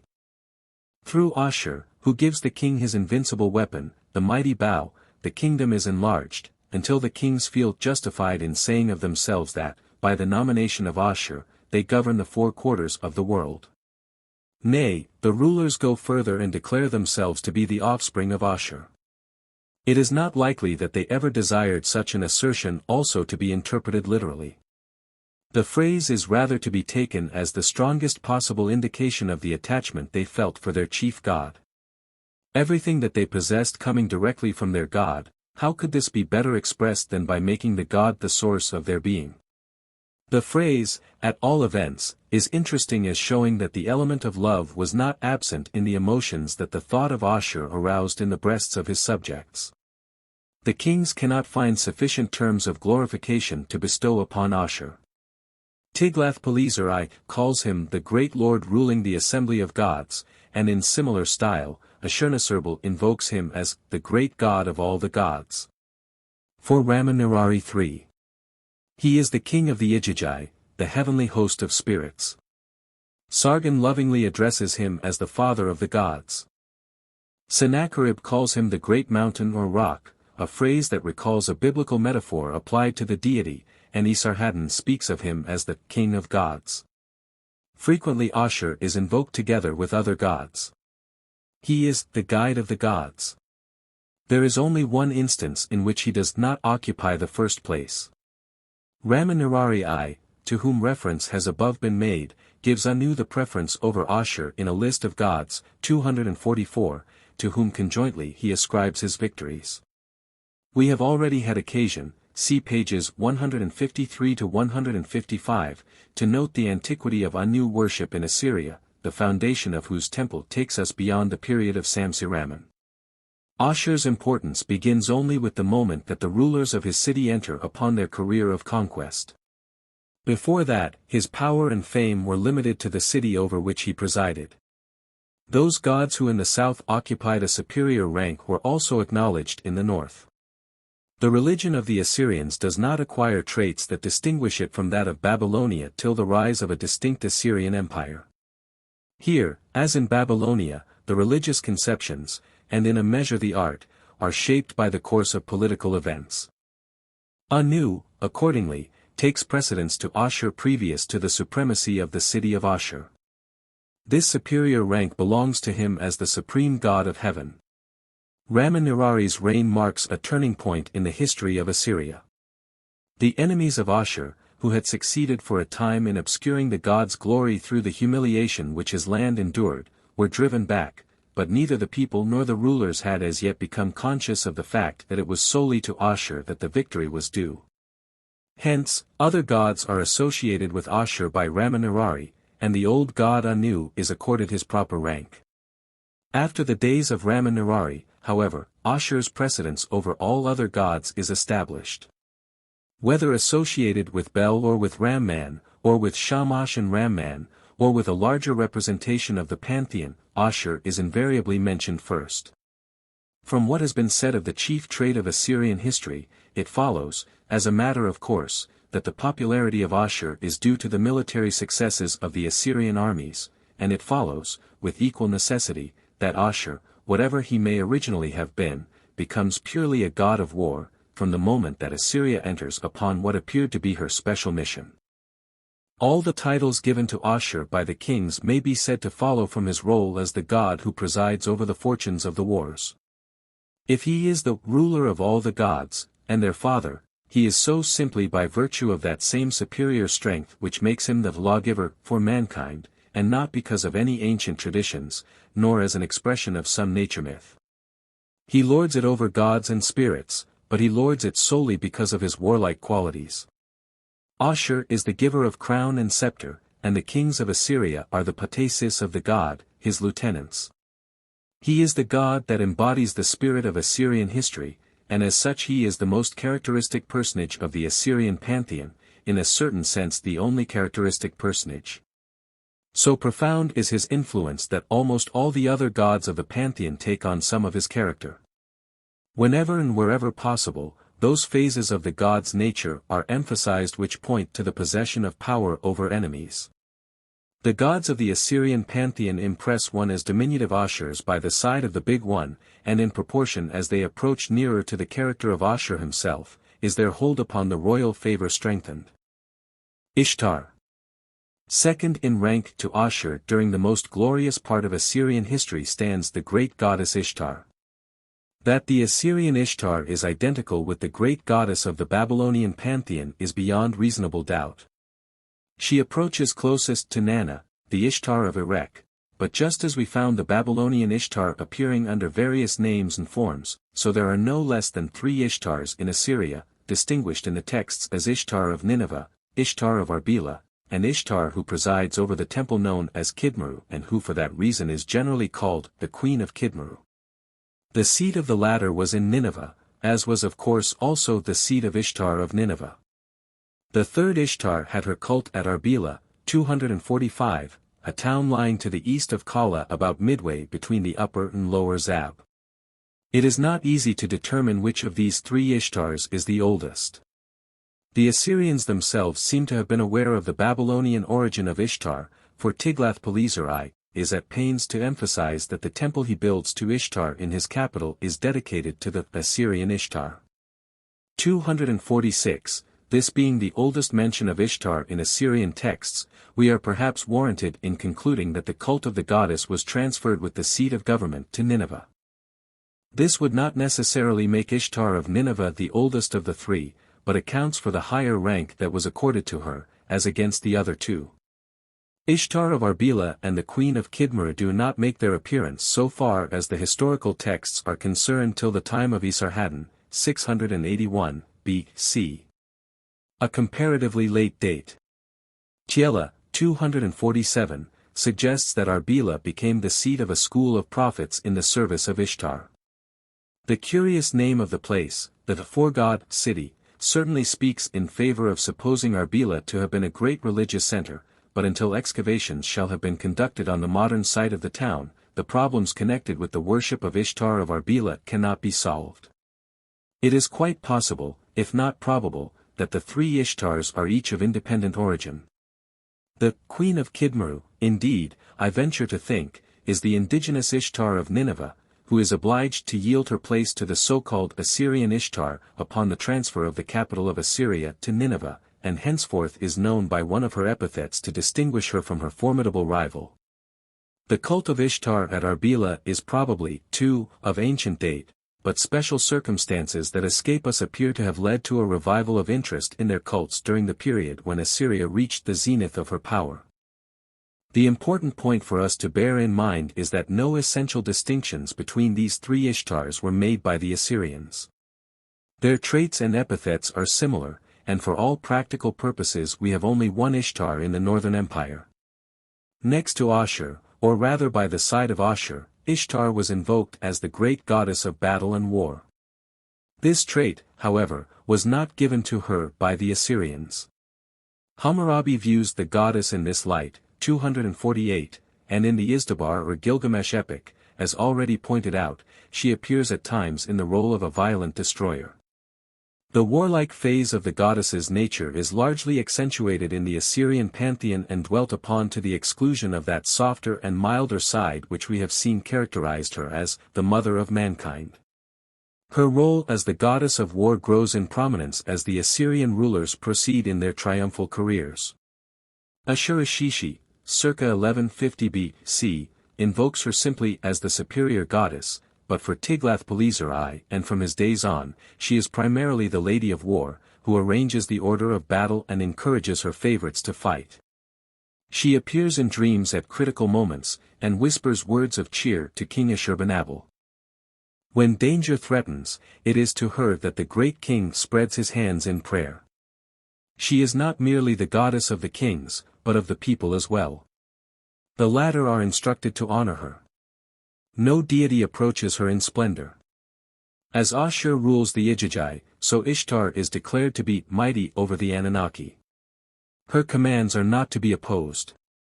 Her appearance is that of a being clothed with fiery flames, and streams of fire are sent down by her upon the enemies of Ashurbanipal, a description that expresses admirably the conception formed by the Assyrians of a genuine goddess of war. Like Ashur, she is given a supreme rank among the gods. Shalmaneser II calls her the firstborn of heaven and earth, and for Tiglath-Pileser I, she is the first among the gods. Her milder attributes as the gracious mother of creation, the giver of plenty, and the hearer of the supplications of the sinner, so prominent in the religious literature, 249, are not dwelt upon in the historical texts. Still, an element of love also enters into the relationship with her subjects. Ashurnasirban, 885–860 B.C., speaks of her as the lady who loves him and his priesthood. Sennacherib similarly associates Ishtar with Ashur as the lover of his priesthood. As a goddess of war she is of course perfect in courage, as Shalmaneser II declares. Temples are erected to her in the city of Ashur, in Nineveh and Arbela. Ashurbanipal distinguishes carefully between the two Ishtars, the one of Nineveh and the one of Arbela, and, strange enough, while terming Nineveh the favorite city of Ishtar, he seems to give the preference to Ishtar of Arbela. It is to the latter, 250, that when hard-pressed by the Elamites he addresses his prayer, calling her the Lady of Arbela, and it is this Ishtar who appears to the royal troops in a dream. The month of Ub, the 5th month of the Babylonian calendar, is sacred to Ishtar. Ashurbanipal proceeds to Arbela for the purpose of worshipping her during this sacred period. Something must have occurred during his reign, to bring the goddess of Arbela into such remarkable prominence, but even Ashurbanipal does not go so far as to place Ishtar of Arbela before Ishtar of Nineveh, when enumerating the gods of the pantheon. One point still remains to be mentioned before passing on. Ashurbanipal calls Ishtar, he is speaking of Ishtar of Nineveh, the wife of Bel. 251, now Ishtar never appears in this capacity in the Babylonian inscriptions. If there is one goddess with whom she has nothing in common, it is Belit of Nippur.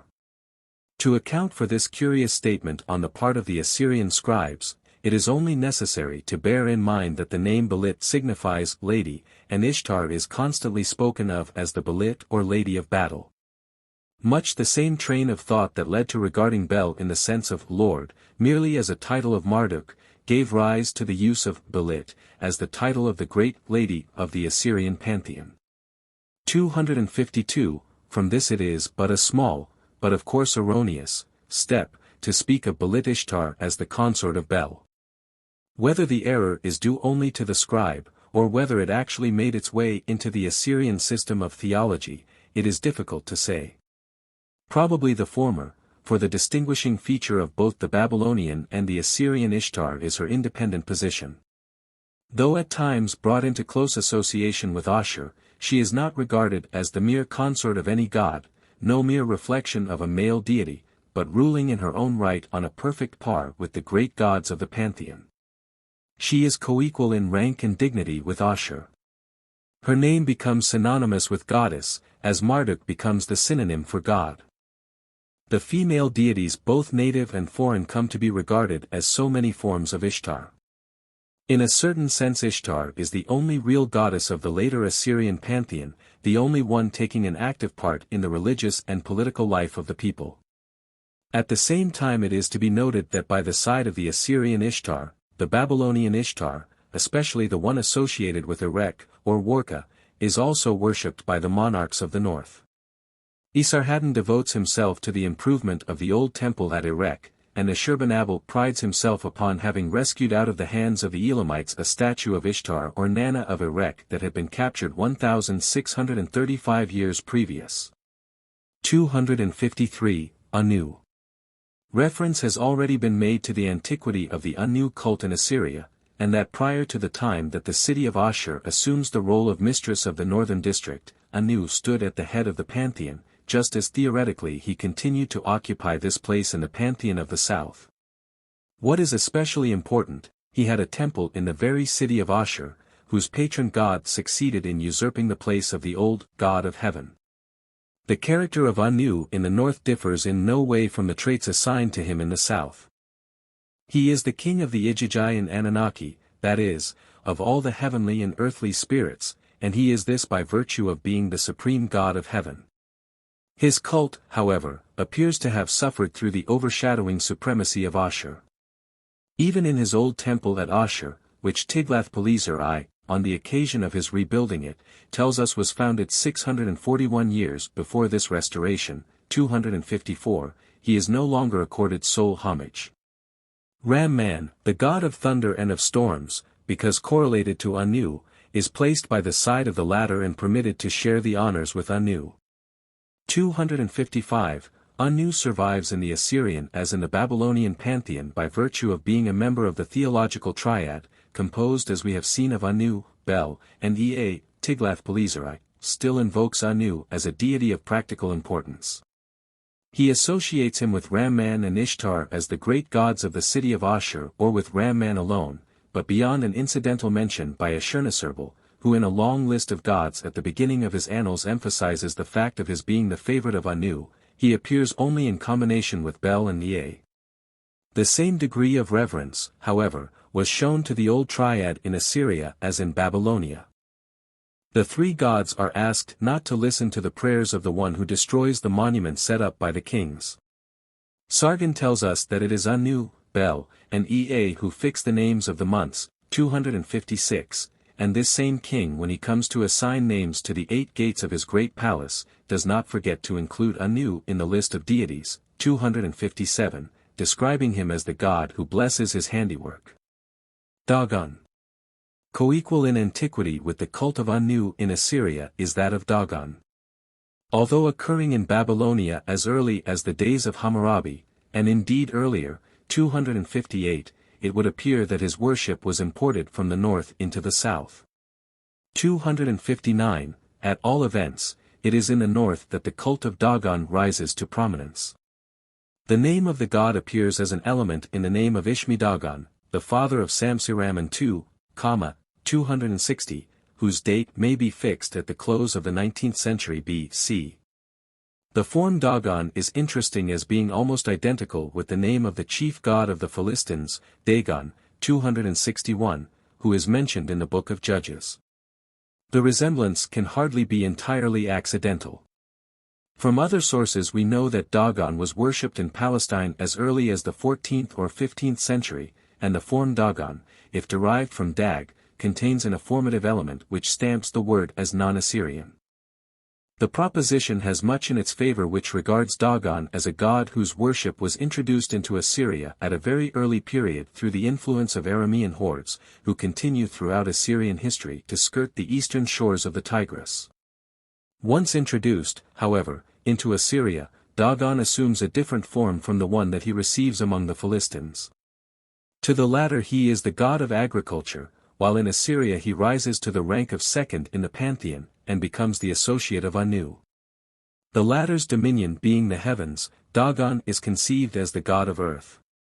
Hence, there results the fusion with the Babylonian Bel, which has already been noted, 262, and it is due to this fusion that Dagon disappears almost entirely from the Assyrian pantheon. Ashurnasirban invokes Dagon with Anu. 2 centuries later, Sargon, whose scribes, as Jensen has noticed, manifest an archaeological fondness for the earlier deities, repeats the phrase of Ashurnasirban, and also calls his subjects troops of Anu and Dagon, but it is important to observe that he does not include Dagon among the deities in whose honor he assigns names to the gates of his palace.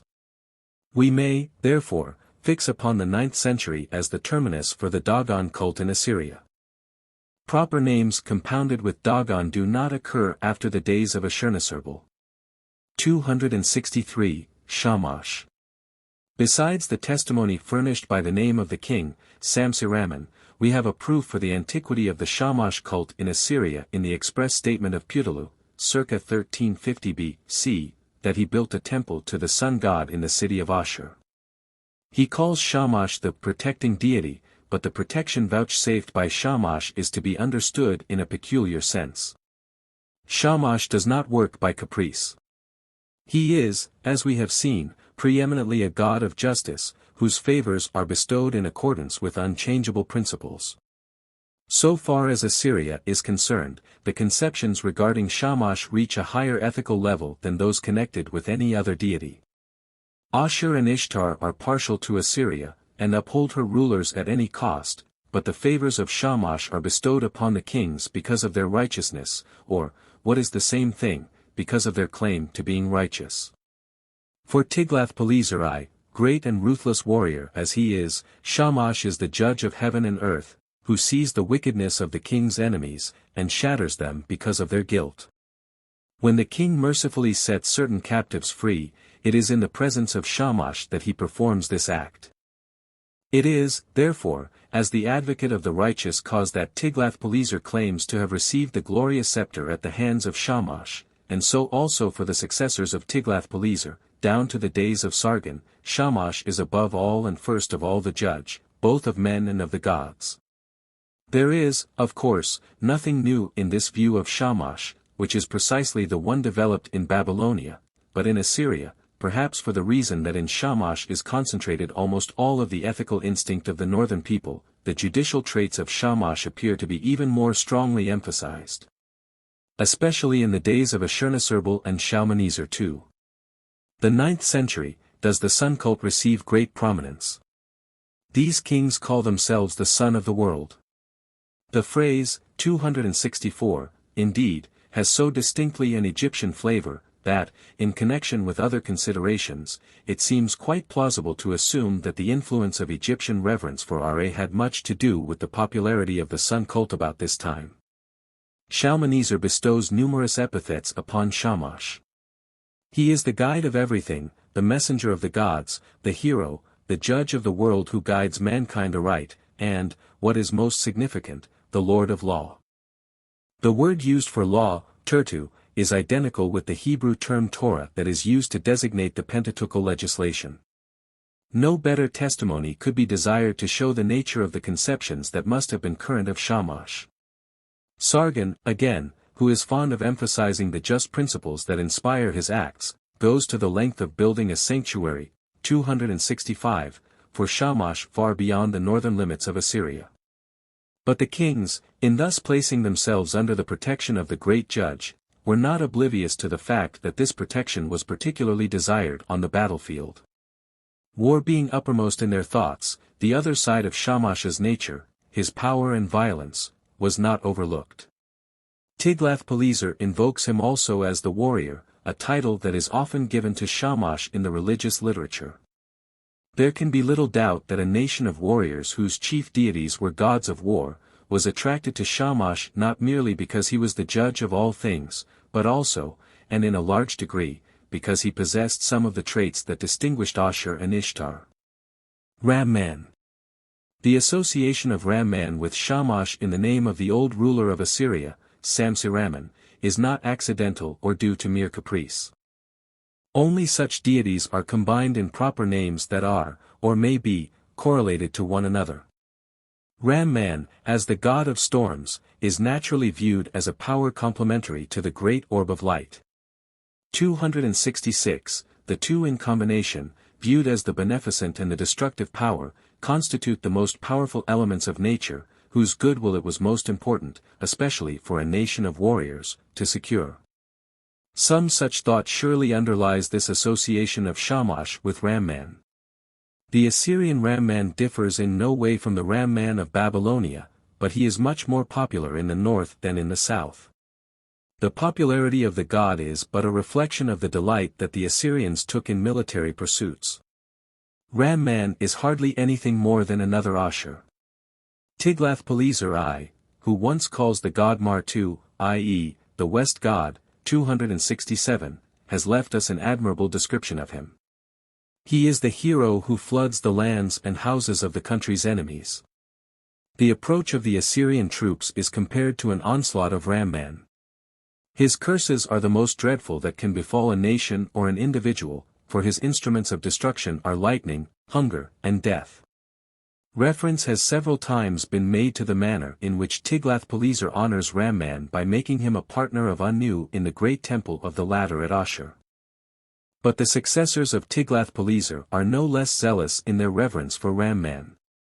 It is to Ram-Man that the kings offer sacrifices during the campaign, and when they wish to depict in the strongest terms the destruction that follows in the wake of an onslaught of the Assyrian troops, they declare that they swept over everything like Ram-Man. It is natural, in view of this, that Ram-Man should have been to the Assyrians also the mightiest of the gods. 268, through the Assyrian inscriptions we learn something of the consort of Ram-Man. Shala. Sennacherib tells us that in the course of his campaign against Babylonia he removes out of the city of Babylon, and replaces in Akalate, 269, the statues of Ram-Man and Shala.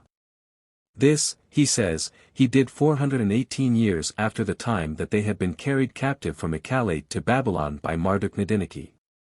270, we know nothing more of this Akalate except that it lay in Assyria, probably in the southern half, and that Ram-Man and Shala are called the gods of the city. The name Shala appears to signify woman. It reminds us, therefore, of Lady, Nini, Nana, etc., which we have found to be the designation for several distinct goddesses. It is possible that Shala, likewise, being a name of so indefinite a character, was applied to other goddesses. A Shala of the mountains, who is stated to be the wife of Marduk, is mentioned in a list of gods. 271, the wife of Bel, too, is once called Shala, though in this case the confusion between Marduk and Bel may have led to transferring the name from the consort of one to the consort of the other. Too much importance must not be attached to the data furnished by these lists of gods. They represent in many cases purely arbitrary attempts to systematize the Babylonian and Assyrian pantheon, and in other cases are valuable only as reflecting the views of the theologians, or rather of certain schools of theological thought, in Babylonia. In the religious hymns, too, the consort of Ram-Man finds mention, and by a play upon her name is described as the Merciful One. The attribute given to her there is the Lady of the Field, which puts her in contrast to Ram-Man, rather than in partnership with him. Since we hear little of her worship in Assyria, beyond the notices of Sennacherib, we may conclude that, like so many goddesses, Shala dwindled to the insignificant proportions of a mere pale reflection of the male deity. Ninibi. Another god, who by virtue of his violent traits enjoys the favor of the Assyrian rulers, is the old Babylonian deity whose name is provisionally read Ninibi. In the very first mention of him, in the inscription of Ashur-Shishi, circa 1150 B.C., he is called the Mighty One of the Gods. Through the protection of Ninibi, Ashur-Shishi secures victory over his enemies on all sides. Similarly, other of the Assyrian rulers emphasize the strength of Ninibi. Tiglath-Pileser I calls him the Courageous One, whose special function is the destruction of the king's enemies. In doing so he becomes the god, who fulfills the heart's desire. The unmistakable character of the god as a god of war is also shown by his association with Ashur. 272, if Ashur is the king of Ijiji and Anunnaki, Ninibi is the hero of the heavenly and earthly spirits. To him the rulers fly for help. Of all the kings, Ashurnasirpal seems to have been especially devoted to the service of Ninibi.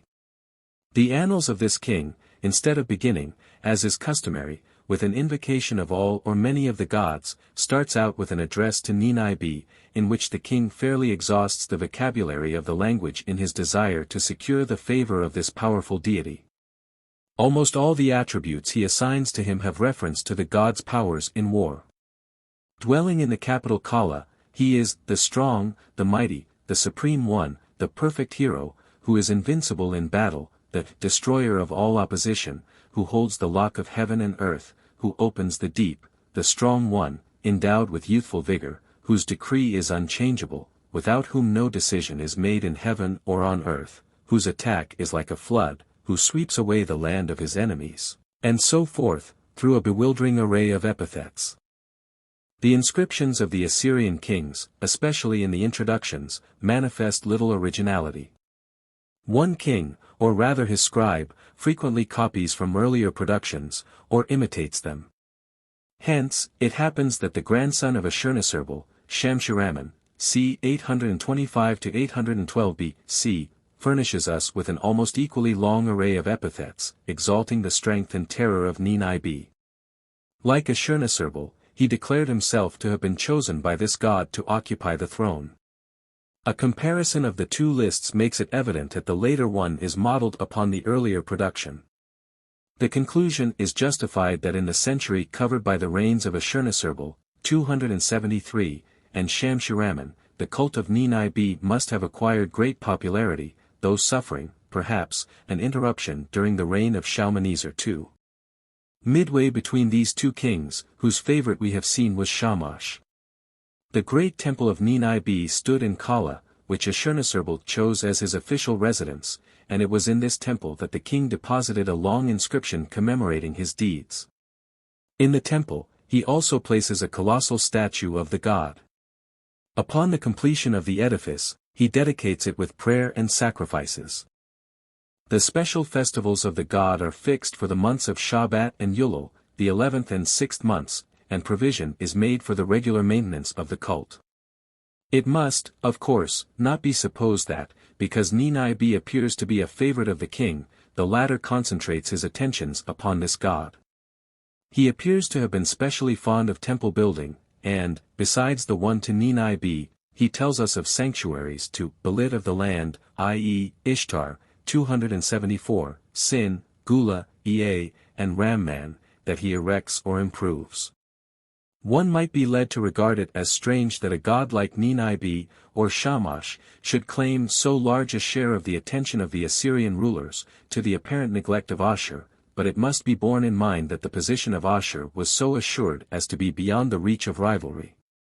The fact also that Ashur's popular symbol was the movable standard was no doubt a reason why so few temples were erected to him. He did not stand in need of temples.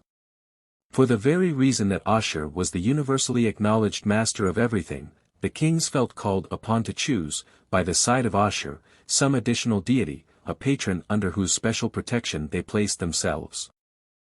The natural desire for novelty, together with other circumstances that escape us, led one to choose Ramman, another Ninib, a third Shamash, and a fourth, as we shall see, Nabu. In doing so they were not conscious of any lack of respect towards Ashur, of whose good will they always felt certain. Besides the service rendered by Ninib in war, his aid was also invoked by the kings in their recreations, which partook of the same violent character as their vocation. Their favorite sport was hunting, especially of lions, wild horses, elephants, stags, boars, and bulls. They either proceeded to districts where these animals were to be found, or they had large parks laid out near their residences, which were then stocked with material for the chase. Ashurnasirban does not shun a long journey to distant mountainous regions to seek for sport, and it is Ninib whom he invokes, together with Nergal. These two, he declares, who, like Ashur and Ishtar, love his priesthood, are the ones that convey into his hands the hunting spoils. Tiglath-Pileser I was especially fond of lion and elephant hunting. He declares that on one occasion he killed 10 elephants and 920 lions in various parts of northwestern Mesopotamia, and he ascribes his success to Ninib, who loves him, and who, again, in association with Nergal and Ashur, has placed in the king's hands the mighty weapons and the glorious bow. After the days of Shamshiraman we hear of Ninib chiefly in the formal lists of gods which the later kings of Assyria, from Sargon, 275, on, are fond of placing at the beginning and end of their inscriptions. These lists, again, copied the one from the other, are of value only as indicating the chief gods of the pantheon, but warrant no conclusions as to the activity reigning in the cults of the gods there mentioned. Before leaving Ninibe, a few words need be said as to his relations to the other gods. In the chapter on the pantheon before Hammurabi, 276, the identity of Ninibe with the chief god of Gudia's district, Nin-Girsu, has been pointed out. The solar character of the latter being clear, it follows that Ninibe, too, is originally a personification of the sun, like Nin-Gishzida and Nin-Shak, whose roles are absorbed by Ninibe, 277. This has long been recognized, but it is the merit of Jensen, 278, to have demonstrated that it is the east sun and the morning sun which is more especially represented by Ninibe. On this supposition, some of the titles given to him in the inscriptions of Ashurnasirban and Shamshiraman become perfectly clear. Like Marduk, who, it will be remembered, is also originally a phase of the solar deity, Ninibe is called the firstborn of Ea, and as the rising sun he is appropriately called the offspring of Eker, i.e., the earth, in allusion to his apparent ascent from a place below the earth. Eker and Ashara being employed as synonyms, Shamshiraman replaces Eker by Ashara, and since Bel is the lord of Eker Ashara, Ninibe also becomes the firstborn son of Bel. Other epithets, such as the light of heaven and earth, the one who pursues his path over the wide world, 279, are all in keeping with the solar character of the deity, and date, therefore, from a period when the more purely nature phases of the god were dwelt upon. But just as in the case of Shamash and Nergal, also, as we have seen, a solar deity, so in that of Ninibe, the violent, fiery, and destructive character that the sun has in a climate like that of Babylonia brought it about that Ninibe was viewed as a destructive force, whose assistance was of great value in military strife. He becomes the god of the cloud storm, before whom, as he passes along, heaven and earth tremble. By his strong weapon he humiliates the disobedient, destroys the enemies of the kings, and grants all manner of protection to his favorites. Only in the religious literature are other qualities dwelt upon, such as his holiness. 280, for Hammurabi, it will be recalled, Ninibe is already the god of war, and it is natural that in a country like Assyria this side of the god's nature should become accentuated to the point of obscuring all others, until nothing more is left of his solar character than is indicated by stray bits of mythological phrases, perhaps only half understood, and introduced to add to the imposing array of epithets that belong to the terrible god of war. As the consort of Ninibe, the Assyrians recognized Gula. She is only occasionally invoked by the Assyrian rulers. A sanctuary to Gula, as the consort of Ninibe, is erected by Ashurnasirban, and a festival in honor of the goddess is referred to by Ashurbanipal. Nergal. Nergal not only shares with Ninibe, as already mentioned, the honor of being the god under whose auspices the royal chase is carried on, but he is also, like Ninibe, invoked in that other sport of which the Assyrian rulers were so fond, war. He is scarcely differentiated from Ninibe. Like the latter he is the perfect king of battle, who marches before the monarch together with Ashur, and he is pictured as carrying the mighty weapons which Ashur has presented to the king. In an inscription of Shalmaneser II. 281, there is an interesting reference to the city sacred to Nergal, Kutha. The king, who in the course of his campaign against Babylonia reaches Kutha, brings sacrifices to Nergal, whom he speaks of as the hero of the gods, the supreme raging sun. A later king, Sargon, also honors the god by giving a fortress in the distant land of Neri, to the northeast of Assyria, the name of Kar, 282, Nergal. It would seem as though, through the influence of Sargon, a revival of the Nergal cult took place. His successor, Sennacherib, erects a temple in honor of the god at Tarbisu, a suburb to the north of Nineveh proper, and Ashurbanipal, who dwells at Tarbisu for a while, is engaged in adding to the beauty of the edifice, an indication of the honor in which the god continued to be held. Nergal's consort is Laz, but she is not referred to by the Assyrian rulers. Sin. The old Babylonian moon god plays a comparatively insignificant role in Assyria. Ashurnasirban speaks of a temple that he founded in Kala, perhaps only a chapel, in honor of Sin. It could not have been of much importance, for we learn nothing further about it. Sargon, too, who manifests a great fondness for reviving ancient cults, erects sanctuaries to Sin along with a quantity of other gods in his official residence at Khorsabad and beyond the northeastern confines of Assyria at Maganubba. But when invoked by the kings, Sin shows traces of the influence which the conceptions current about Ashur exerted upon his fellow deities. He takes on, as other of the gods, the attributes of the war god.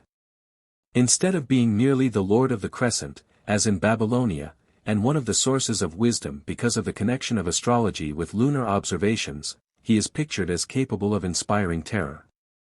At the same time he is also the Lord of Plenty, and in his capacity as the wise god he is regarded as the Lord of Decisions.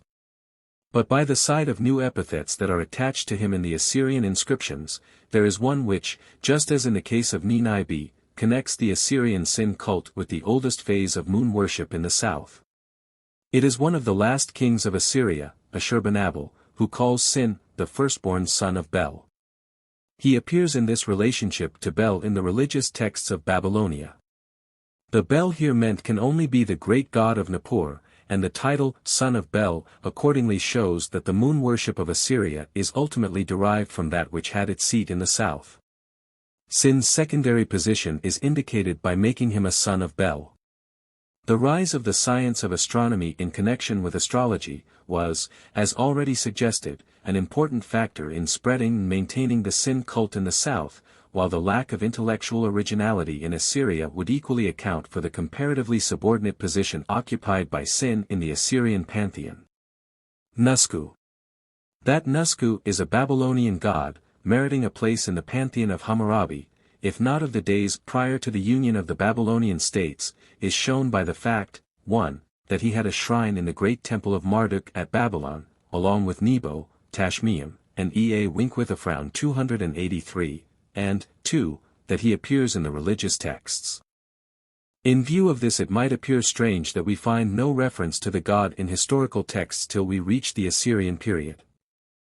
The reason, or at least one reason, is that Nusku is on the one hand amalgamated with Jibal, the fire god, and on the other identified with Nabu. The compound ideogram with which his name is written includes the same sign, the stylus or scepter, that is used to designate Nabu, the second part of the ideogram adding the idea of force and strength. Whether this graphical assimilation is to be regarded as a factor in bringing about the identification of Nusku and Nabu, or is due to an original similarity in the traits of the two gods, it is difficult to say. Hardly the latter, for Nusku is a solar deity, whereas, as we have tried to show, Nabu is originally a water deity. 284, but however we may choose to account for it, the prominence of Nusku is obscured by Nabu. As a solar deity, it is easy to see how he should have been regarded as a phase of the fire god, and if the various other solar deities were not so regarded, it is because in the course of their development they were clothed with other attributes that, while obscuring their origin, saved them from the loss of their identity. Apart from the formal lists of gods drawn up by Sargon and his successors, Shalmaneser II and Ashurbanabal are the only kings who make special mention of Nusku. The former calls him the bearer of the brilliant scepter, just as Nabu is so called, and again, just as Nabu, he is termed the wise god. The two phases of the ideogram used in his name, the scepter and the stylus, are thus united in the personage of Nusku precisely as in Nabu. On the other hand, the manner in which Ashurbanabal speaks of him reflects the mythological aspect of Nusku. In the religious literature Nusku is the messenger of Bel Marduk, who conveys the message of the latter to Ea. From being the messenger of Bel, he comes to be viewed as the messenger of the gods in general, and accordingly Ashurbanabal addresses him as the highly honored messenger of the gods, but, combining with the mythological the more realistic aspect of Nusku, refers to him also as the one who glorifies sovereignty and who, at the command of Ashur and Belit, stands at the king's side to aid in bringing the enemies to fall. As for the fire god Jibal, with whom Nusku is identified, we have merely a reference to a month of the year sacred to the servant of Jibal in a passage of the inscriptions of Sargon. 285, Bel Marduk. From the time that the Assyrian rulers claimed a greater or small measure of control over the affairs of Babylonia, that is, therefore, from about the 12th century, they were anxious to make good their claim by including in their pantheon the chief god of Babylonia. The Assyrian inscriptions prove that, as early as the 12th century, the theoretical absorption on the part of Marduk, of the role taken by the old god Bel of Nippur, which was enlarged upon in a preceding chapter, 286, had already taken place. Marduk is not only frequently known as Bel, but what is more, Babylonia is the country of Bel, or simply Bel, and the Babylonians are referred to as the subjects of Bel, or the humanity of Bel. There can be no doubt that in all these cases Bel-Marduk is meant and not the older Bel. In the days of Ashur-Shishi we already come across the title Governor of Bel, that to the latest days remains the official designation for political control over the southern empire. So general is this use of Bel for Marduk that the latter name does not occur until we reach Shalmaneser II, i.e., the 9th century. There seems to be no reason to question, therefore, that even when Tiglath-Pileser I applies to Bel titles that certainly belong to the older Bel, such as Father of the Gods, King of all the Anunnaki, who fixes the decrees of heaven and earth, he means Marduk, a proof for which may be seen in the epithet Baal Matadi, Lord of Lands, which follows upon these designations and which, as we saw, is a factor in the evolution of Marduk into Bel-Marduk. 287. The importance that Tiglath-Pileser I, and therefore also his successors, attached to their control over the old southern district, is shown by his according to Bel the second place in the pantheon, invoking him at the beginning of his inscriptions immediately after Ashur. The control over Babylonia was an achievement that stirred the pride of the Assyrian rulers to the highest degree. Its age and its past inspired respect. Besides being the source of the culture that Assyria possessed, Babylonia had sacred associations for the Assyrians, as the original dwelling places of most of the gods worshipped by them. The old sacred centers like Ur, Nippur, Uruk, Sippar, with their great temples, their elaborate cults, their great storehouses of religious literature, and their great body of influential priests and theologians and astrologers were as dear to the people of the north as to those of the south, and in proportion as these old cities lost their political importance, their rank as sacred centers to which pilgrimages were made on the occasion of the festivals of the gods was correspondingly raised. Hence the value that the Assyrian rulers attached to the possession of Babylonia. They do not like to be reminded that they rule the south by force of arms. They prefer, as Tiglath-Pileser I declares, to consider themselves nominated by the gods to rule over the land of Bel. They want to be regarded as the favorites of Bel, and they ascribe to him the greatness of their rule. It is he who fulfills the wishes of the kings, and when the kings enter upon a campaign against Babylonia, as they frequently did to quell the uprisings that were constantly occurring in the one or the other of the southern districts, they emphasize, as Shalmaneser II does, that he enters upon this course at the command of Marduk. They set themselves up as Marduk's defenders, and it must be said for the Assyrian rulers that they were mild and sparing in their treatment of their southern subjects. They do not practice those cruelties, burning of cities, pillage, and promiscuous slaughter, that form the main feature in their campaigns against the nations to the northeast and northwest, and against Elam. They accord to the Babylonians as much of the old independence as was consistent with an imperial policy.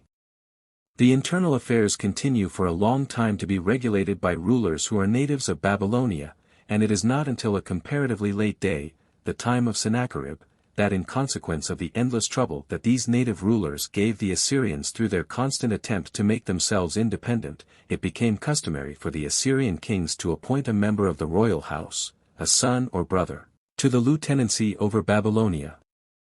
As for the cult, the Assyrian kings were at great pains to leave it undisturbed, or where it had been interrupted to restore it, and thus secure the favor of the southern gods. So Shalmaneser II, upon the completion of his campaign, enters Marduk's great temple at Babylon, Esagila, and offers prayers and sacrifices to Bel and Belit, i.e., Marduk and Sarpanatam. From Esagila he crosses over to Borsippa, and pays homage to Nabu and to Nabu's consort, whom he calls Nana. 288. the kings are fond, especially when speaking of the Babylonian campaigns, of slipping in the name of Marduk after that of Ashur. With the help of Ashur and Marduk their troops are victorious. Marduk shares Ashur's terrible majesty.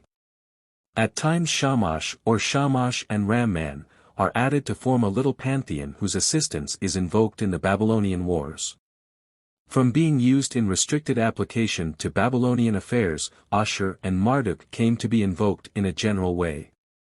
Esarhaddon expressly sets up the claim of being the savior of Marduk's honor, as a kind of apology for proceeding against Babylonia with his armies. Sargon, to emphasize his legitimate control over Babylonia as well as Assyria, says that he has been called to the throne by Ashur and Marduk, but Ashurbanabal goes further even than his predecessors.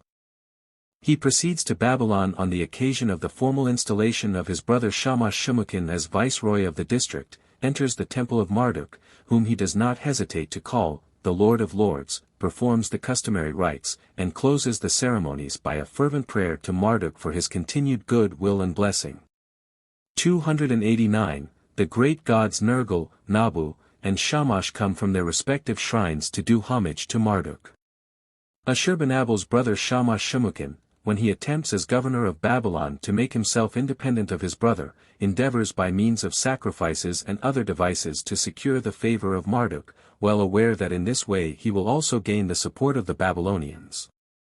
On another occasion, incidental to a northern campaign, Ashurbanabal mentions that the day on which he broke up camp at Damascus was the festival of Marduk, an indication that the Babylonian god was in his thoughts, even when he himself was far away from Babylonia. Esarhaddon and Ashurbanabal, when approaching the sun god to obtain an oracle, make mention of Marduk by the side of Shamash. There are, however, a number of passages in the Assyrian inscriptions in which when Bel is spoken of, not Marduk but the old god Bel is meant. Bel. Tiglath-Pileser I tells us that he rebuilt a temple to Bel in the city of Ashur, and he qualifies the name of the god by adding the word old to it. In this way he evidently distinguished the god of Nippur from Bel-Marduk, similarly as Hammurabi in one place adds Dagon to Bel, 290, to make it perfectly clear what god he meant. Again, it is Sargon who in consistent accord with his fondness for displaying his archaeological tastes, introduces Bel, the great mountain, the lord of countries, who dwells in Ikarsag-Kurkara, i.e., the sacred mountain on which the gods are born, as participating in the festival that takes place upon the dedication of the king's palace in Khorsabad. The titles used by the king are applicable only to the old Bel, but whether he or his scribes were fully conscious of a differentiation between Bel and Bel-Marduk, it is difficult to say. Bel is introduced in the inscription in question, 291, immediately after Ashur, and one is therefore inclined to suspect that Sargon's archaeological knowledge fails him at this point in speaking of the old Bel, whereas he really meant to invoke the protection of Bel-Marduk as the chief god of his most important possession next to Assyria. 292, besides this, the old Bel is of course meant, when associated with Anu, as the powers that, together with Belit, grant victory, 293, or as a member of the old triad, Anu, Bel, and Ea, whose mention we have seen is as characteristic of the Assyrian inscriptions as of the Babylonian. Lastly, Sargon calls one of the gates of his palace after Bel, whom he designates as the one who lays the foundation of all things. In this case, too, the old Bel is meant. Belit. In the case of Belit, a curious species of confusion confronts us in the Assyrian inscriptions.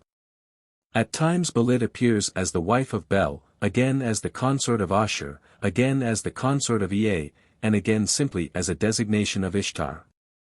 294, to account for this we must bear in mind, as has already been pointed out, that just as Bel in the sense of Lord came to be applied merely as a title of the chief god of Babylonia, so Belit as Lady was used in Assyria to designate the chief goddess. This was, as the case may be, either Ishtar or the pale reflection associated with Ashur as his consort. Now this Belit, as the wife of Ashur, absorbs the qualities that distinguish Belit, the wife of Bel-Marduk. The temple in the city of Ashur, which Tiglath-Pileser I. 295, enriches with presents consisting of the images of the deities vanquished by the king, may in reality have been sacred to the Belit of Babylonia, but Tiglath-Pileser, for whom Bel becomes merely a designation of Marduk, does not feel called upon to pay his devotions to the Babylonian Sarpanitum, and so converts the old Belit into the lofty wife, beloved of Ashur. Sargon, on the other hand, who calls one of the gates of his palace Belit Ilani, mistress of the gods, seems to mean by this, the consort of Ea, 296. Similarly, Ashurbanabal regards Belit as the wife of Ashur, and himself as the offspring of Ashur and Belit. At the same time he gives to this Belit the title of Mother of Great Gods, which of right belongs to the consort of the Babylonian Bel. In the full pantheon as enumerated by him, Belit occupies a place immediately behind her consort Ashur. Ashurbanabal, however, goes still further, and, influenced by the title of Belit as applied to Ishtar, makes the latter the consort of Ashur. This at least is the case in an inscription from the Temple of Belit at Nineveh, 297, known as E-Mashmash, and in which Ashurbanabal alternately addresses the goddess as Belit and as Ishtar, while elsewhere, 298, this same Belit, whose seat is in E-Mashmash, is termed the consort of Ashur. How Ashurbanabal or his scribes came to this confusing identification we need not stop to inquire. In part, no doubt, it was due to the general sense of goddess, which Ishtar began to acquire in his days. 299, at all events, Ashurbanabal's conception marks a contrast to the procedure of Shalmaneser II, who correctly identifies the mother of the great gods with the wife of Bel. 300, on the other hand, the confusion that took place in Ashurbanabal's days is foreshadowed by the title of Belit Madi, i.e., mistress of the land, by which Ashurbanabal appears to designate some other than Ishtar. 301, lastly, it is interesting to note that Ashurbanabal recognizes by the side of Belit Ishtar, the wife of Ashur, the older Belit, the wife of the Bel of Nippur, to whom, in association with Anu and Bel, he attributes his victory over the Arabs. 302, Sarpanitum. The consort of Marduk is only incidentally referred to, once by Sargon, 303, who groups Bel with Sarpanitum and Nabu and Tashmitum, at the head of the gods of Babylonia, and similarly by Tiglath-Pileser III. On the occasion of his enumerating the chief gods of the Babylonian pantheon. Nabu. The intimate association of Nabu with Marduk in the city of Babylon leads as a natural consequence to a similar association in Assyria, when once the Marduk cult had for political reasons become established in the north. The kings invoke the favor of Bel, meaning Marduk, and Nabu, especially when dealing with the affairs of Babylonia, 304, as they invoke Ashur and Ishtar. Just as we have certain kings devoted to Ninib and Shamash by the side of Ashur, so there are others whose special favorite is Nabu. In the days of Ramanirari III, 812 to 783 B.C., the Nabu cult reached its highest point of popularity in Assyria. From the manner in which the king speaks of the god, one might draw the conclusion that he attempted to concentrate the whole Assyrian cult upon that god alone. He erects a temple to the god at Kala, and overwhelms the deity with a great array of titles. The dedicatory inscription which the king places on a statue of Nebo closes with the significant words, O posterity! Trust in Nabu. Trust in no other god. 305, still we must not press such phrases too hard. Ramanirari III had no intention of suppressing Ashur worship, for he mentions the god elsewhere, and assigns to him the same rank as the other kings do, but so much we are justified in concluding, that next to Ashur and Ishtar he feels most strongly attached to Nabu. That the Babylonian Nabu is meant, is clear from such designations as, the offspring of Esagila, the favorite of Bel, he who dwells at Ezida, which appear among the epithets bestowed upon the god, and the temple in Kala, which one of the last kings of Assyria, Ashur-Talalani, 306, is engaged in improving, bears the same name Ezida, as Nabu's great temple at Borsippa. We have already set forth the reasons, 307, for the popularity of the Nabu cult in Assyria.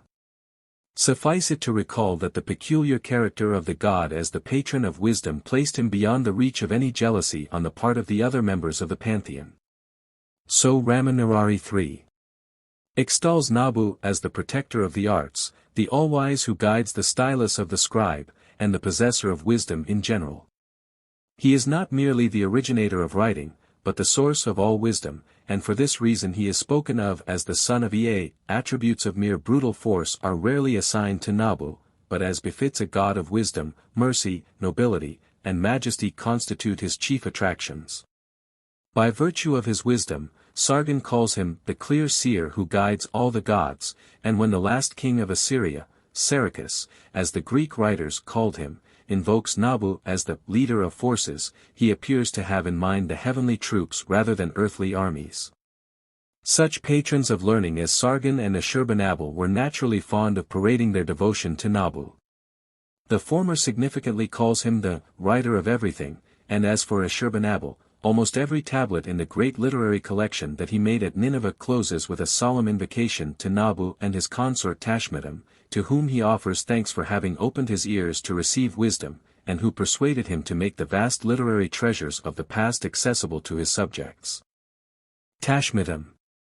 The consort of Nabu was permitted to share the honors in the temple of Nabu at Kala, but beyond this and Ashurbanabal's constant association of Tashmitum with Nabu in the subscript to his tablets, she appears only when the kings of Assyria coming to Babylonia as they were wont to do, 308, in order to perform sacrifices, enumerate the chief gods of the Babylonian pantheon.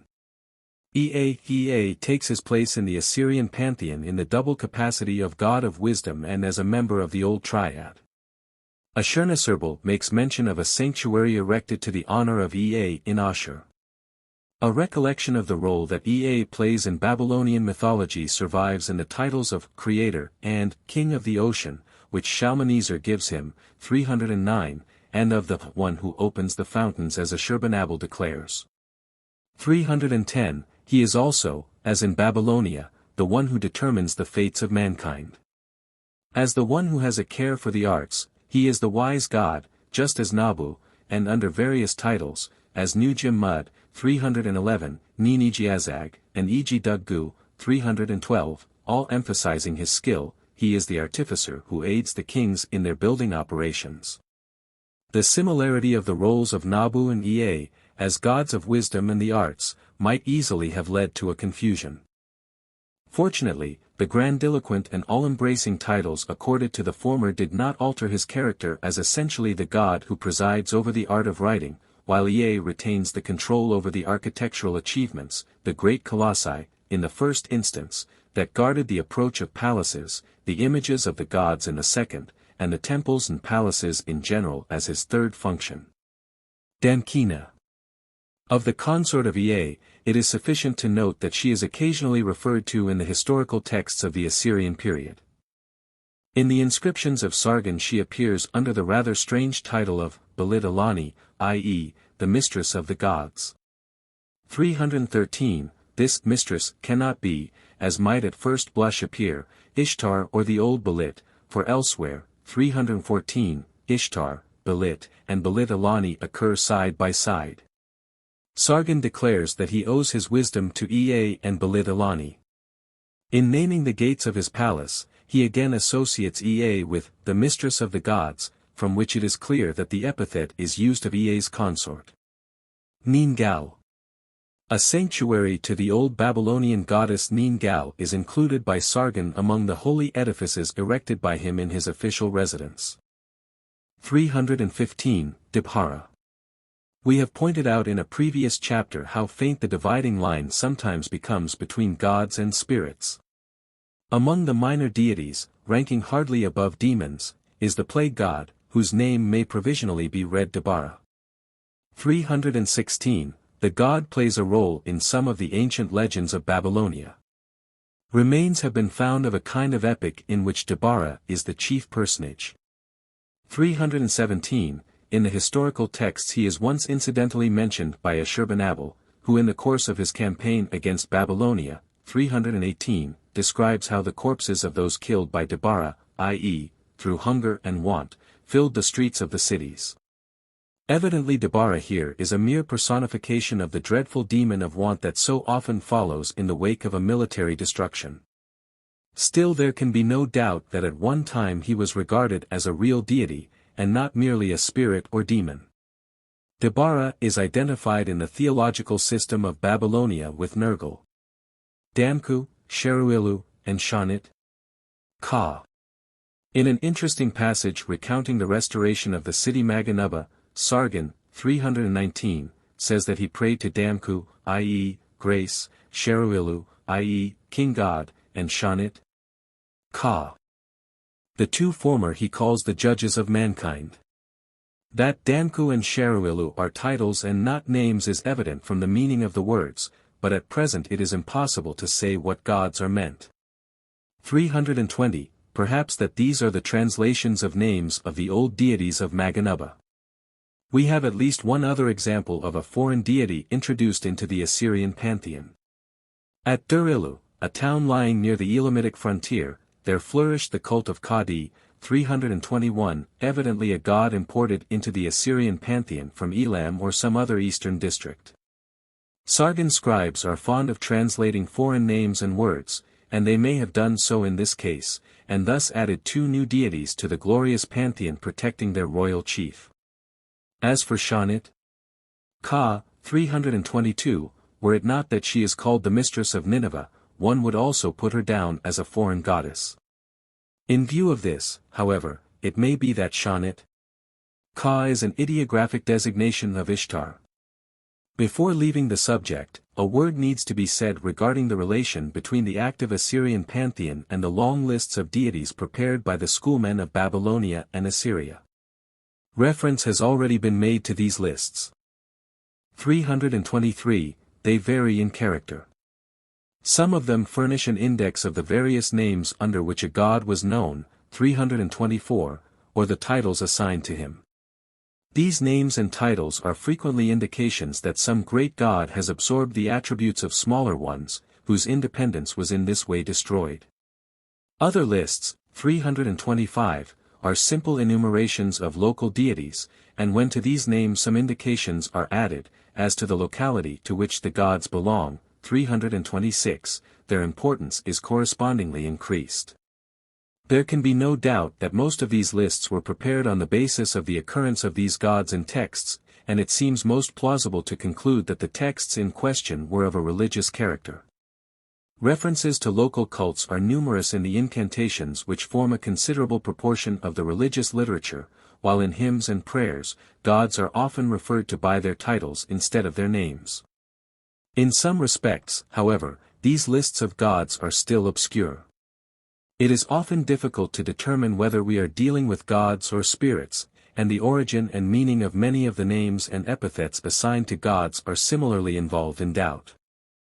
Use has been made of these lists in determining the character of the gods included in this survey of the Babylonian and Assyrian pantheon, but it would be manifestly precarious to make additions to this pantheon on the basis of the lists alone. Despite the tendency toward centralization of divine power in a limited number of gods, local cults, no doubt, continued to enjoy some importance in Assyria as well as Babylonia, but, in the present stage of our knowledge, we have no means of determining either the number or the character of these local cults.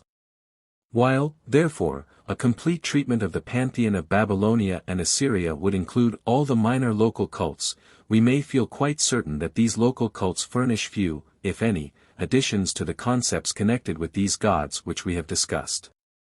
I have therefore contented myself with some illustrations, in each of the three divisions under which the pantheon has been surveyed, of some of the minor deities chosen, such as actually occur in historical, commercial, or religious texts.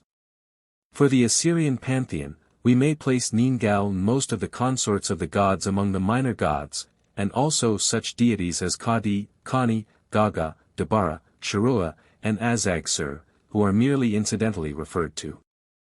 327, these illustrations suffice for placing clearly before us the distinction to be made in the pantheon between gods whose worship was actively carried on, and those who occupy more of a theoretical position in the system perfected by the schoolmen, standing under the political and social influences of their days.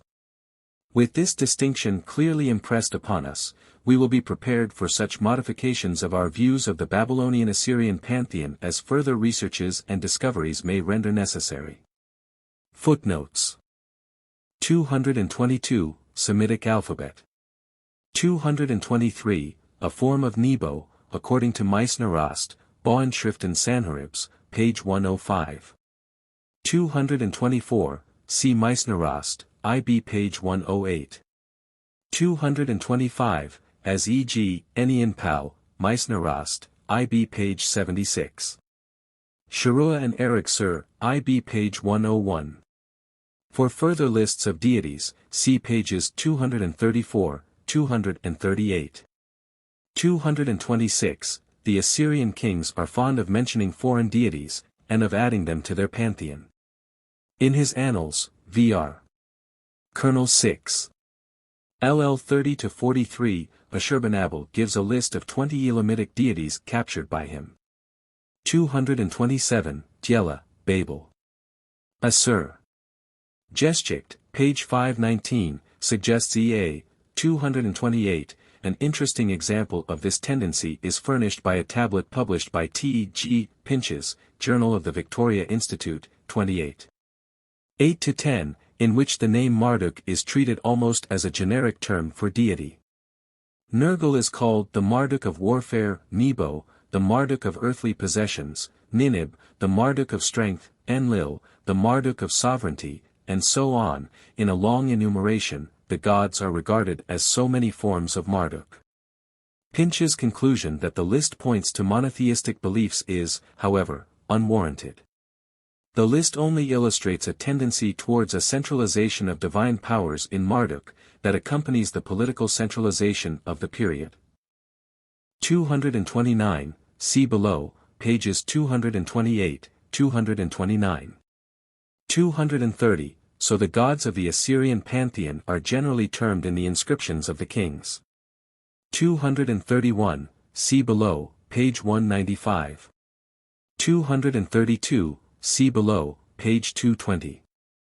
233, a description of this symbol occurs in a text of Sennacherib, Meissner-Rast, Bauernschriften Sanheribs, page 94. The symbol itself is found on sculptured slabs and on seal cylinders. 234, so Sennacherib still speaks of images of Ashur, and of the great gods erected by him, Meissner-Rast, Bauernschriften Sanheribs, page 94.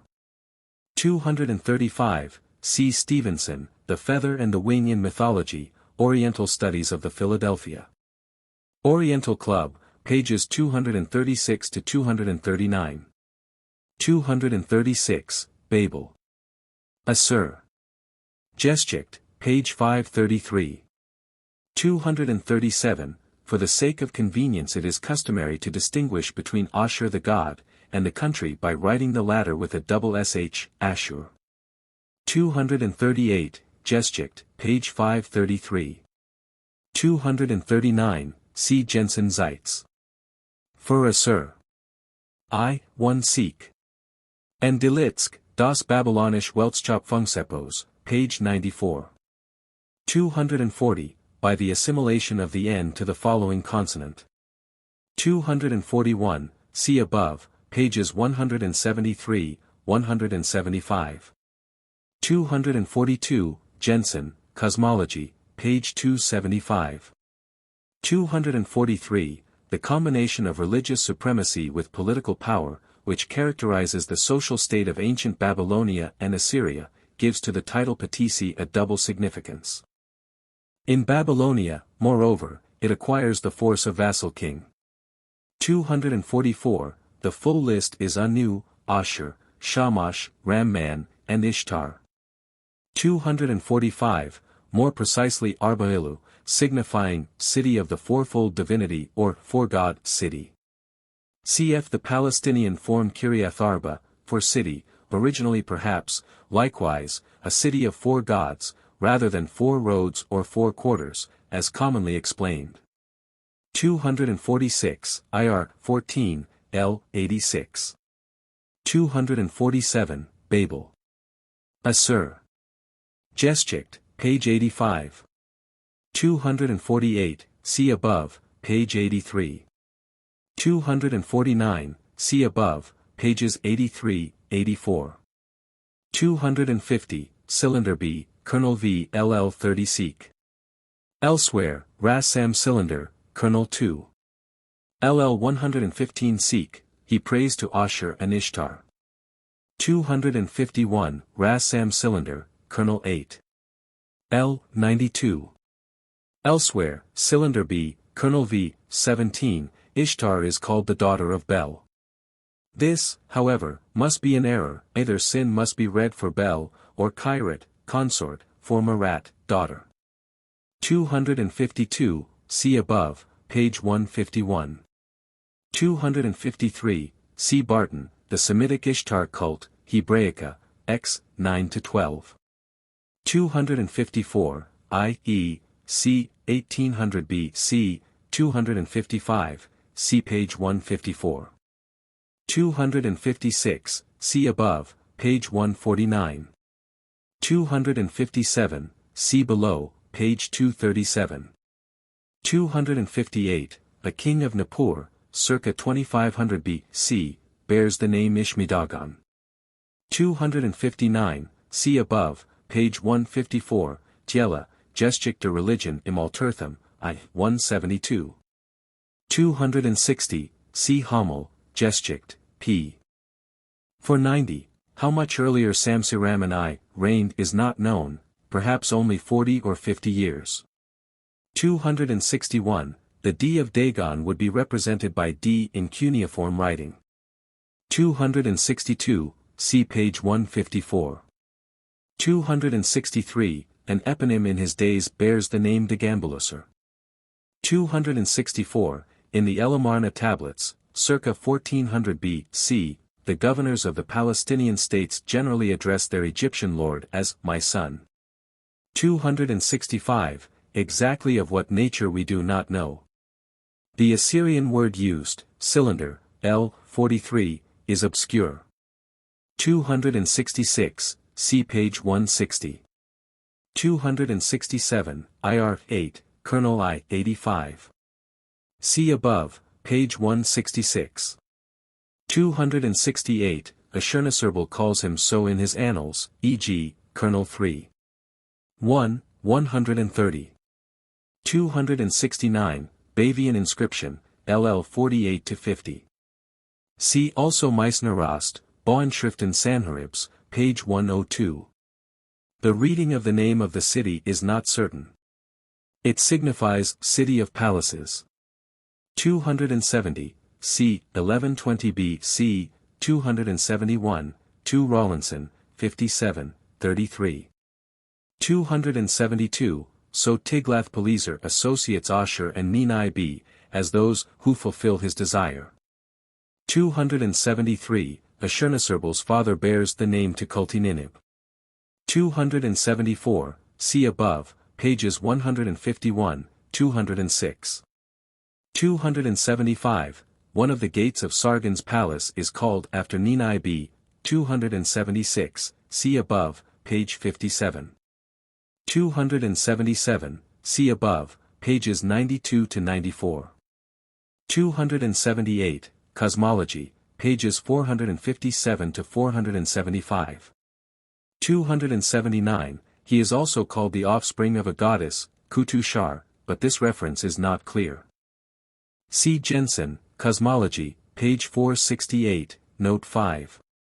280, in a religious text he is addressed as Holy, Holy, Holy. 281, Balawat, Colonel V LL 4, 5.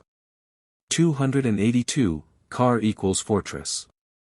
283, C. Sayce, Hibbert Lectures, page 438, and Jensen's important note, Cosmology, pages 492-494. 284, see pages 124, 125. 285, Cylinder, L. 61. 286, see pages 117 seek.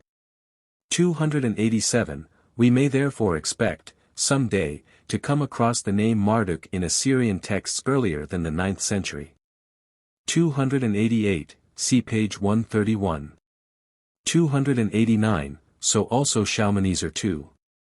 Obelisk, L. 179, unless Marduk here is an error for Ramman, CFL 175. 290, see above, page 146. 291, the so-called Prunkenschrift, LL 174 seek. 292, note the frequent use of Ashur and Bel for Assyria and Babylonia. 293, Ashurbanabal, Ras Sam Cylinder, Call 9. LL 76, 77. 294, see above, page 205. 295, IR 2. Kernel 4. LL 34, 35. 296, see below, pages 231, 237. 297, Rawlinson, 2.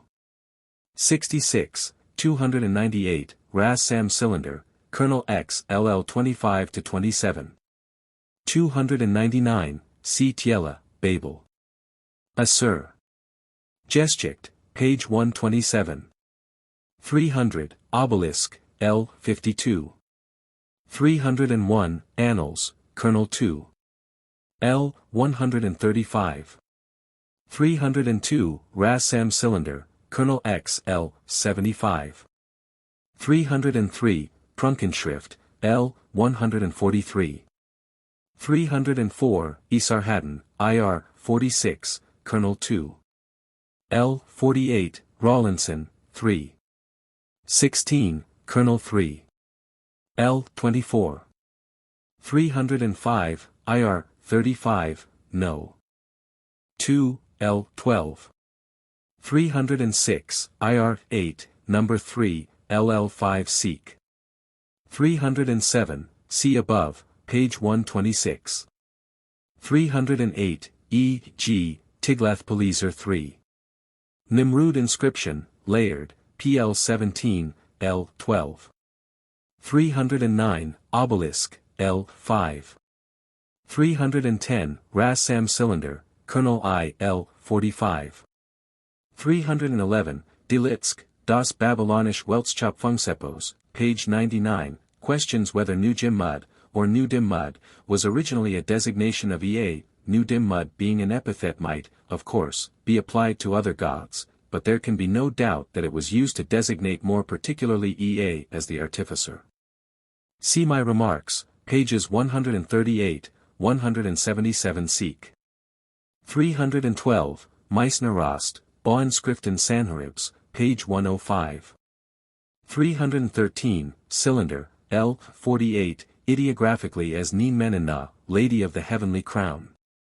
In the parallel passage, however, as lion, Sargentext, page 71, points out, Belit Ilani is used. 314, Cylinder, L. 70. 315, Cylinder, L. 68. 316, Jensen, Cosmology, page 445, reads the name Jira. See pages 527-28. 317, see the author's work on a fragment of the Debarra epic. Ginn and Company, Boston, 1891. 318, Ras Sam Cylinder, Kernel LV/LL 79 seek. 319, Cylinder, LL 44-53. 320, Delitska's supposition, C. Lion, Sargentext, page 71, that Sheruilu is Isdabar is untenable. 321, Babel. Chronicle, Kernel 3. L. 44. 322, may also be read Shashka. 323, see above, pages 13, 170. 324, E. G. IIR. 58, number 5, Titles of Ea, IR.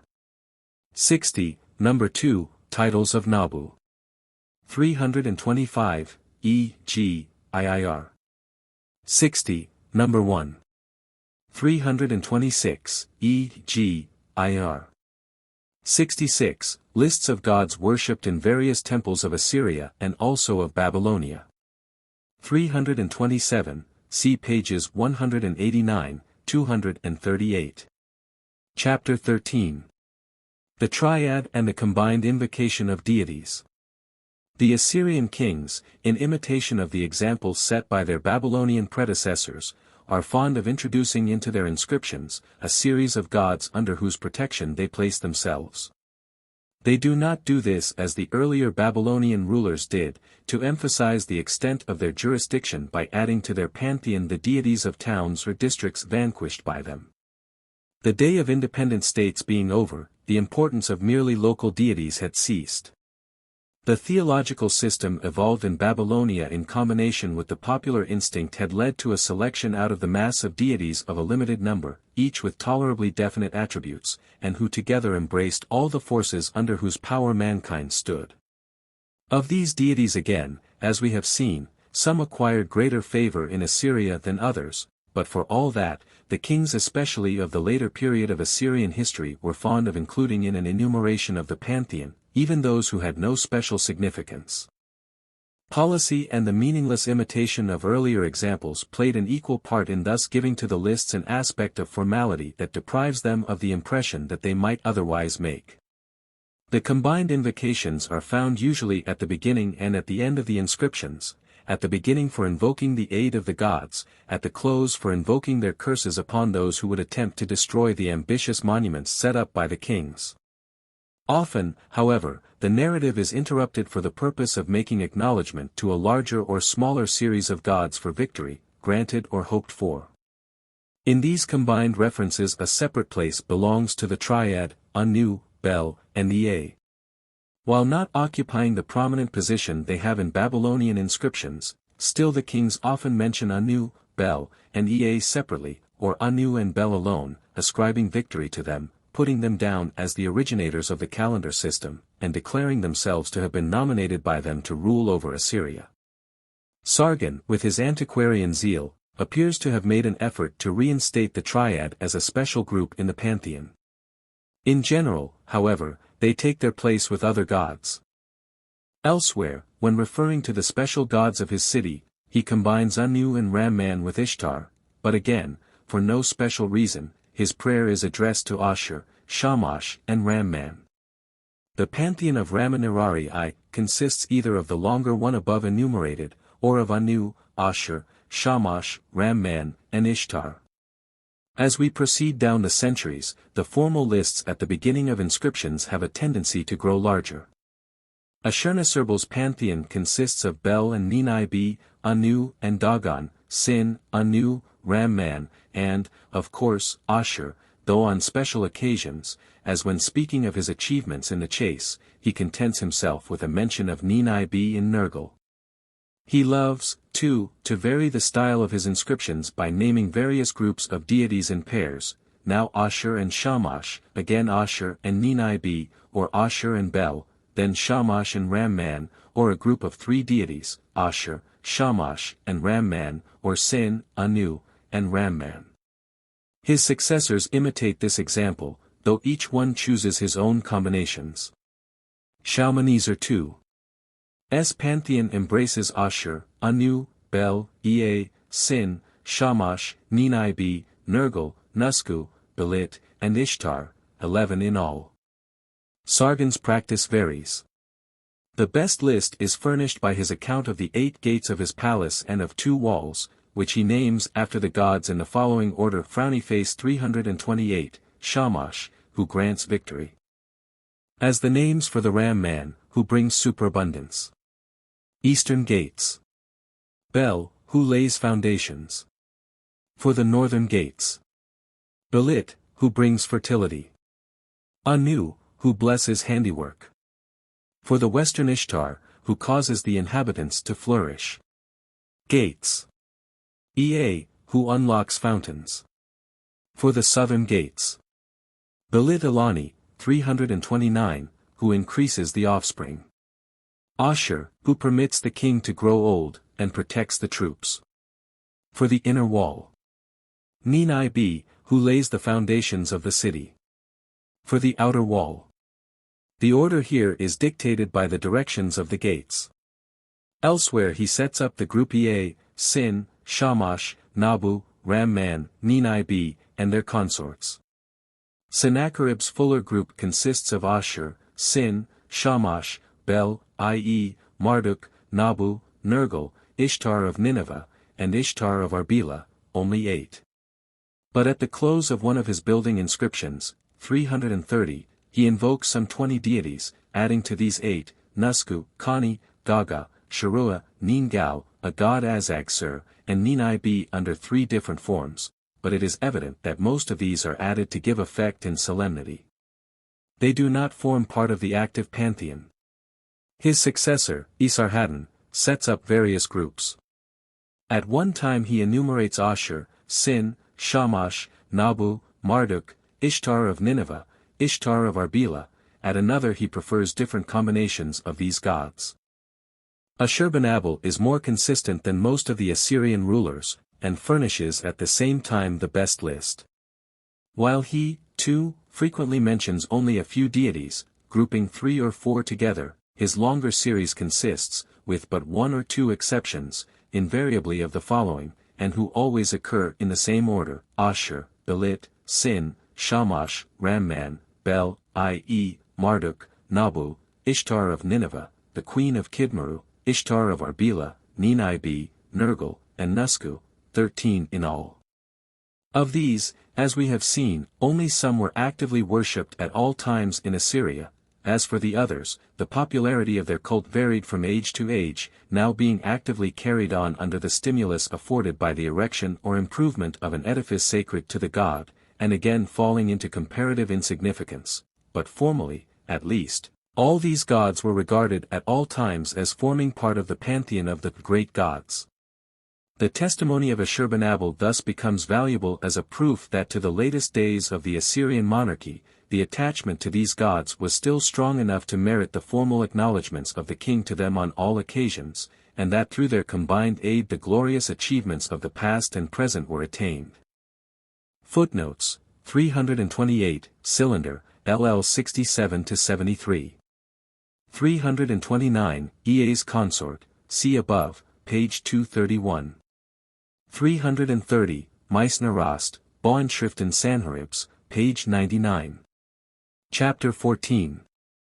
The Neo-Babylonian Period. When upon the fall of the Assyrian Empire, in 606 BC, Babylonia regained her full measure of independence, Marduk once more obtained undisputed sway at the head of the pantheon. True, so far as Babylonia was concerned, Marduk was always the acknowledged head, but during the period that Assyria held Babylonia in a more or less rigid form of subjection it was inevitable that Ashur should lower the prestige of Marduk.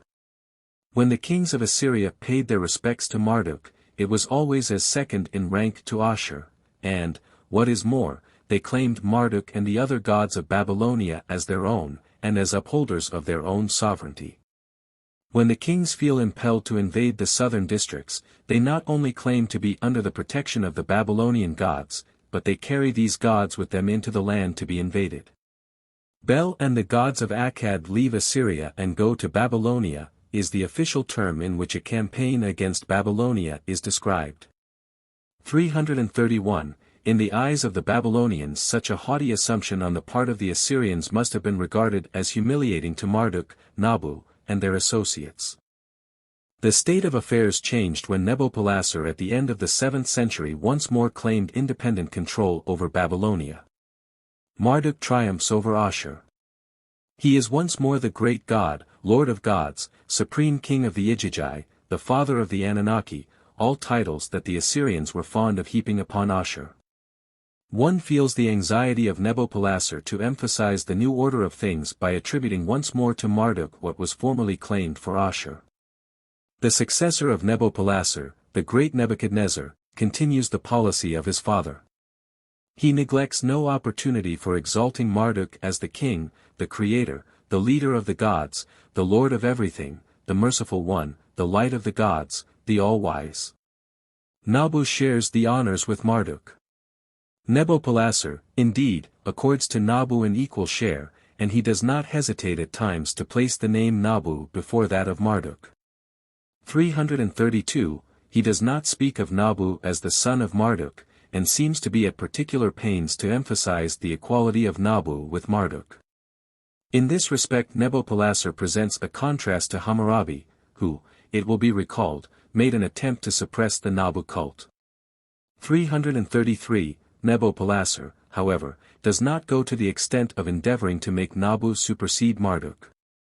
He contents himself with manifesting his partiality for the former, and it is probably no accident that both his official name and that of his son contain the god Nabu as one of their elements, and not Marduk. One is inclined to suspect that this popularity of the Nabu cult is a trace of Assyrian influence. But whatever may have been Nabopolassar's intention in exalting Nabu at the cost of Marduk, Nebuchadnezzar restores the old relationship between the two. For him Nabu is again merely the son of Marduk, and he honors Nabu in this capacity. Like the Assyrian Nabu, the god places the scepter in the king's hands, but he is, after all, only the supreme messenger of Marduk. In the closing days of the Babylonian monarchy a more serious attempt, it would appear, was made to displace Marduk. Nabonidus formed the design of replacing both Marduk and Nabu by the cult of Shamash. He incurs the ill will of the priests by paying much more attention to the restoration of the various Shamash temples in Babylonia than would appear to be consistent with devotion to Marduk. Cyrus, therefore, in his conquest of Babylonia, sets up the claim of being the savior of Marduk's honor. 334, the Neo-Babylonian period may properly be designated as a religious age. The rulers, anxious to manifest their gratitude to the gods, and prompted in part, no doubt, by the desire to emulate the glorious architectural achievements of the Assyrian monarchs, devote themselves assiduously to the improvement of the great temples of the city of Babylon, and to the restoration or enlargement of those scattered throughout the country. Nabopolassar sets the example in this respect, which is considerably improved upon by Nebuchadnezzar. Over 40 temples and shrines are mentioned in the latter's inscriptions as having been improved, enlarged, or restored by him, and the last king of Babylonia, Nabonidus, endeavors to continue this royal policy of temple building. In this respect the Neo-Babylonian rulers present a contrast to the Assyrian rulers, who were much more concerned in rearing grand edifices for themselves. While the gods were not neglected in Assyria, one hears much more of the magnificent palaces erected by the kings than of temples and shrines. In fact, as compared with Babylonia, Assyria was poor in the number of her temples. The chief sanctuaries to which the Neo-Babylonian kings devoted themselves were, in the first instance, Esagila of Babylon and Ezida of Borsippa.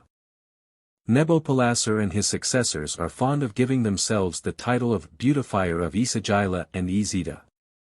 In these great temples sacred to Marduk and Nebo, there were shrines to Sarpanidam, Tashmitam, Nusku, Ea and others, which also engaged the energies of the rulers.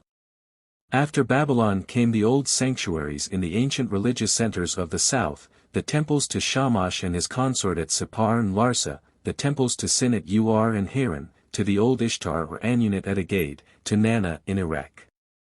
Thirdly, the cities of Babylon and Borsippa, to which the kings, especially Nebuchadnezzar, are deeply attached, were enriched with many sanctuaries more or less imposing, sacred to a variety of deities.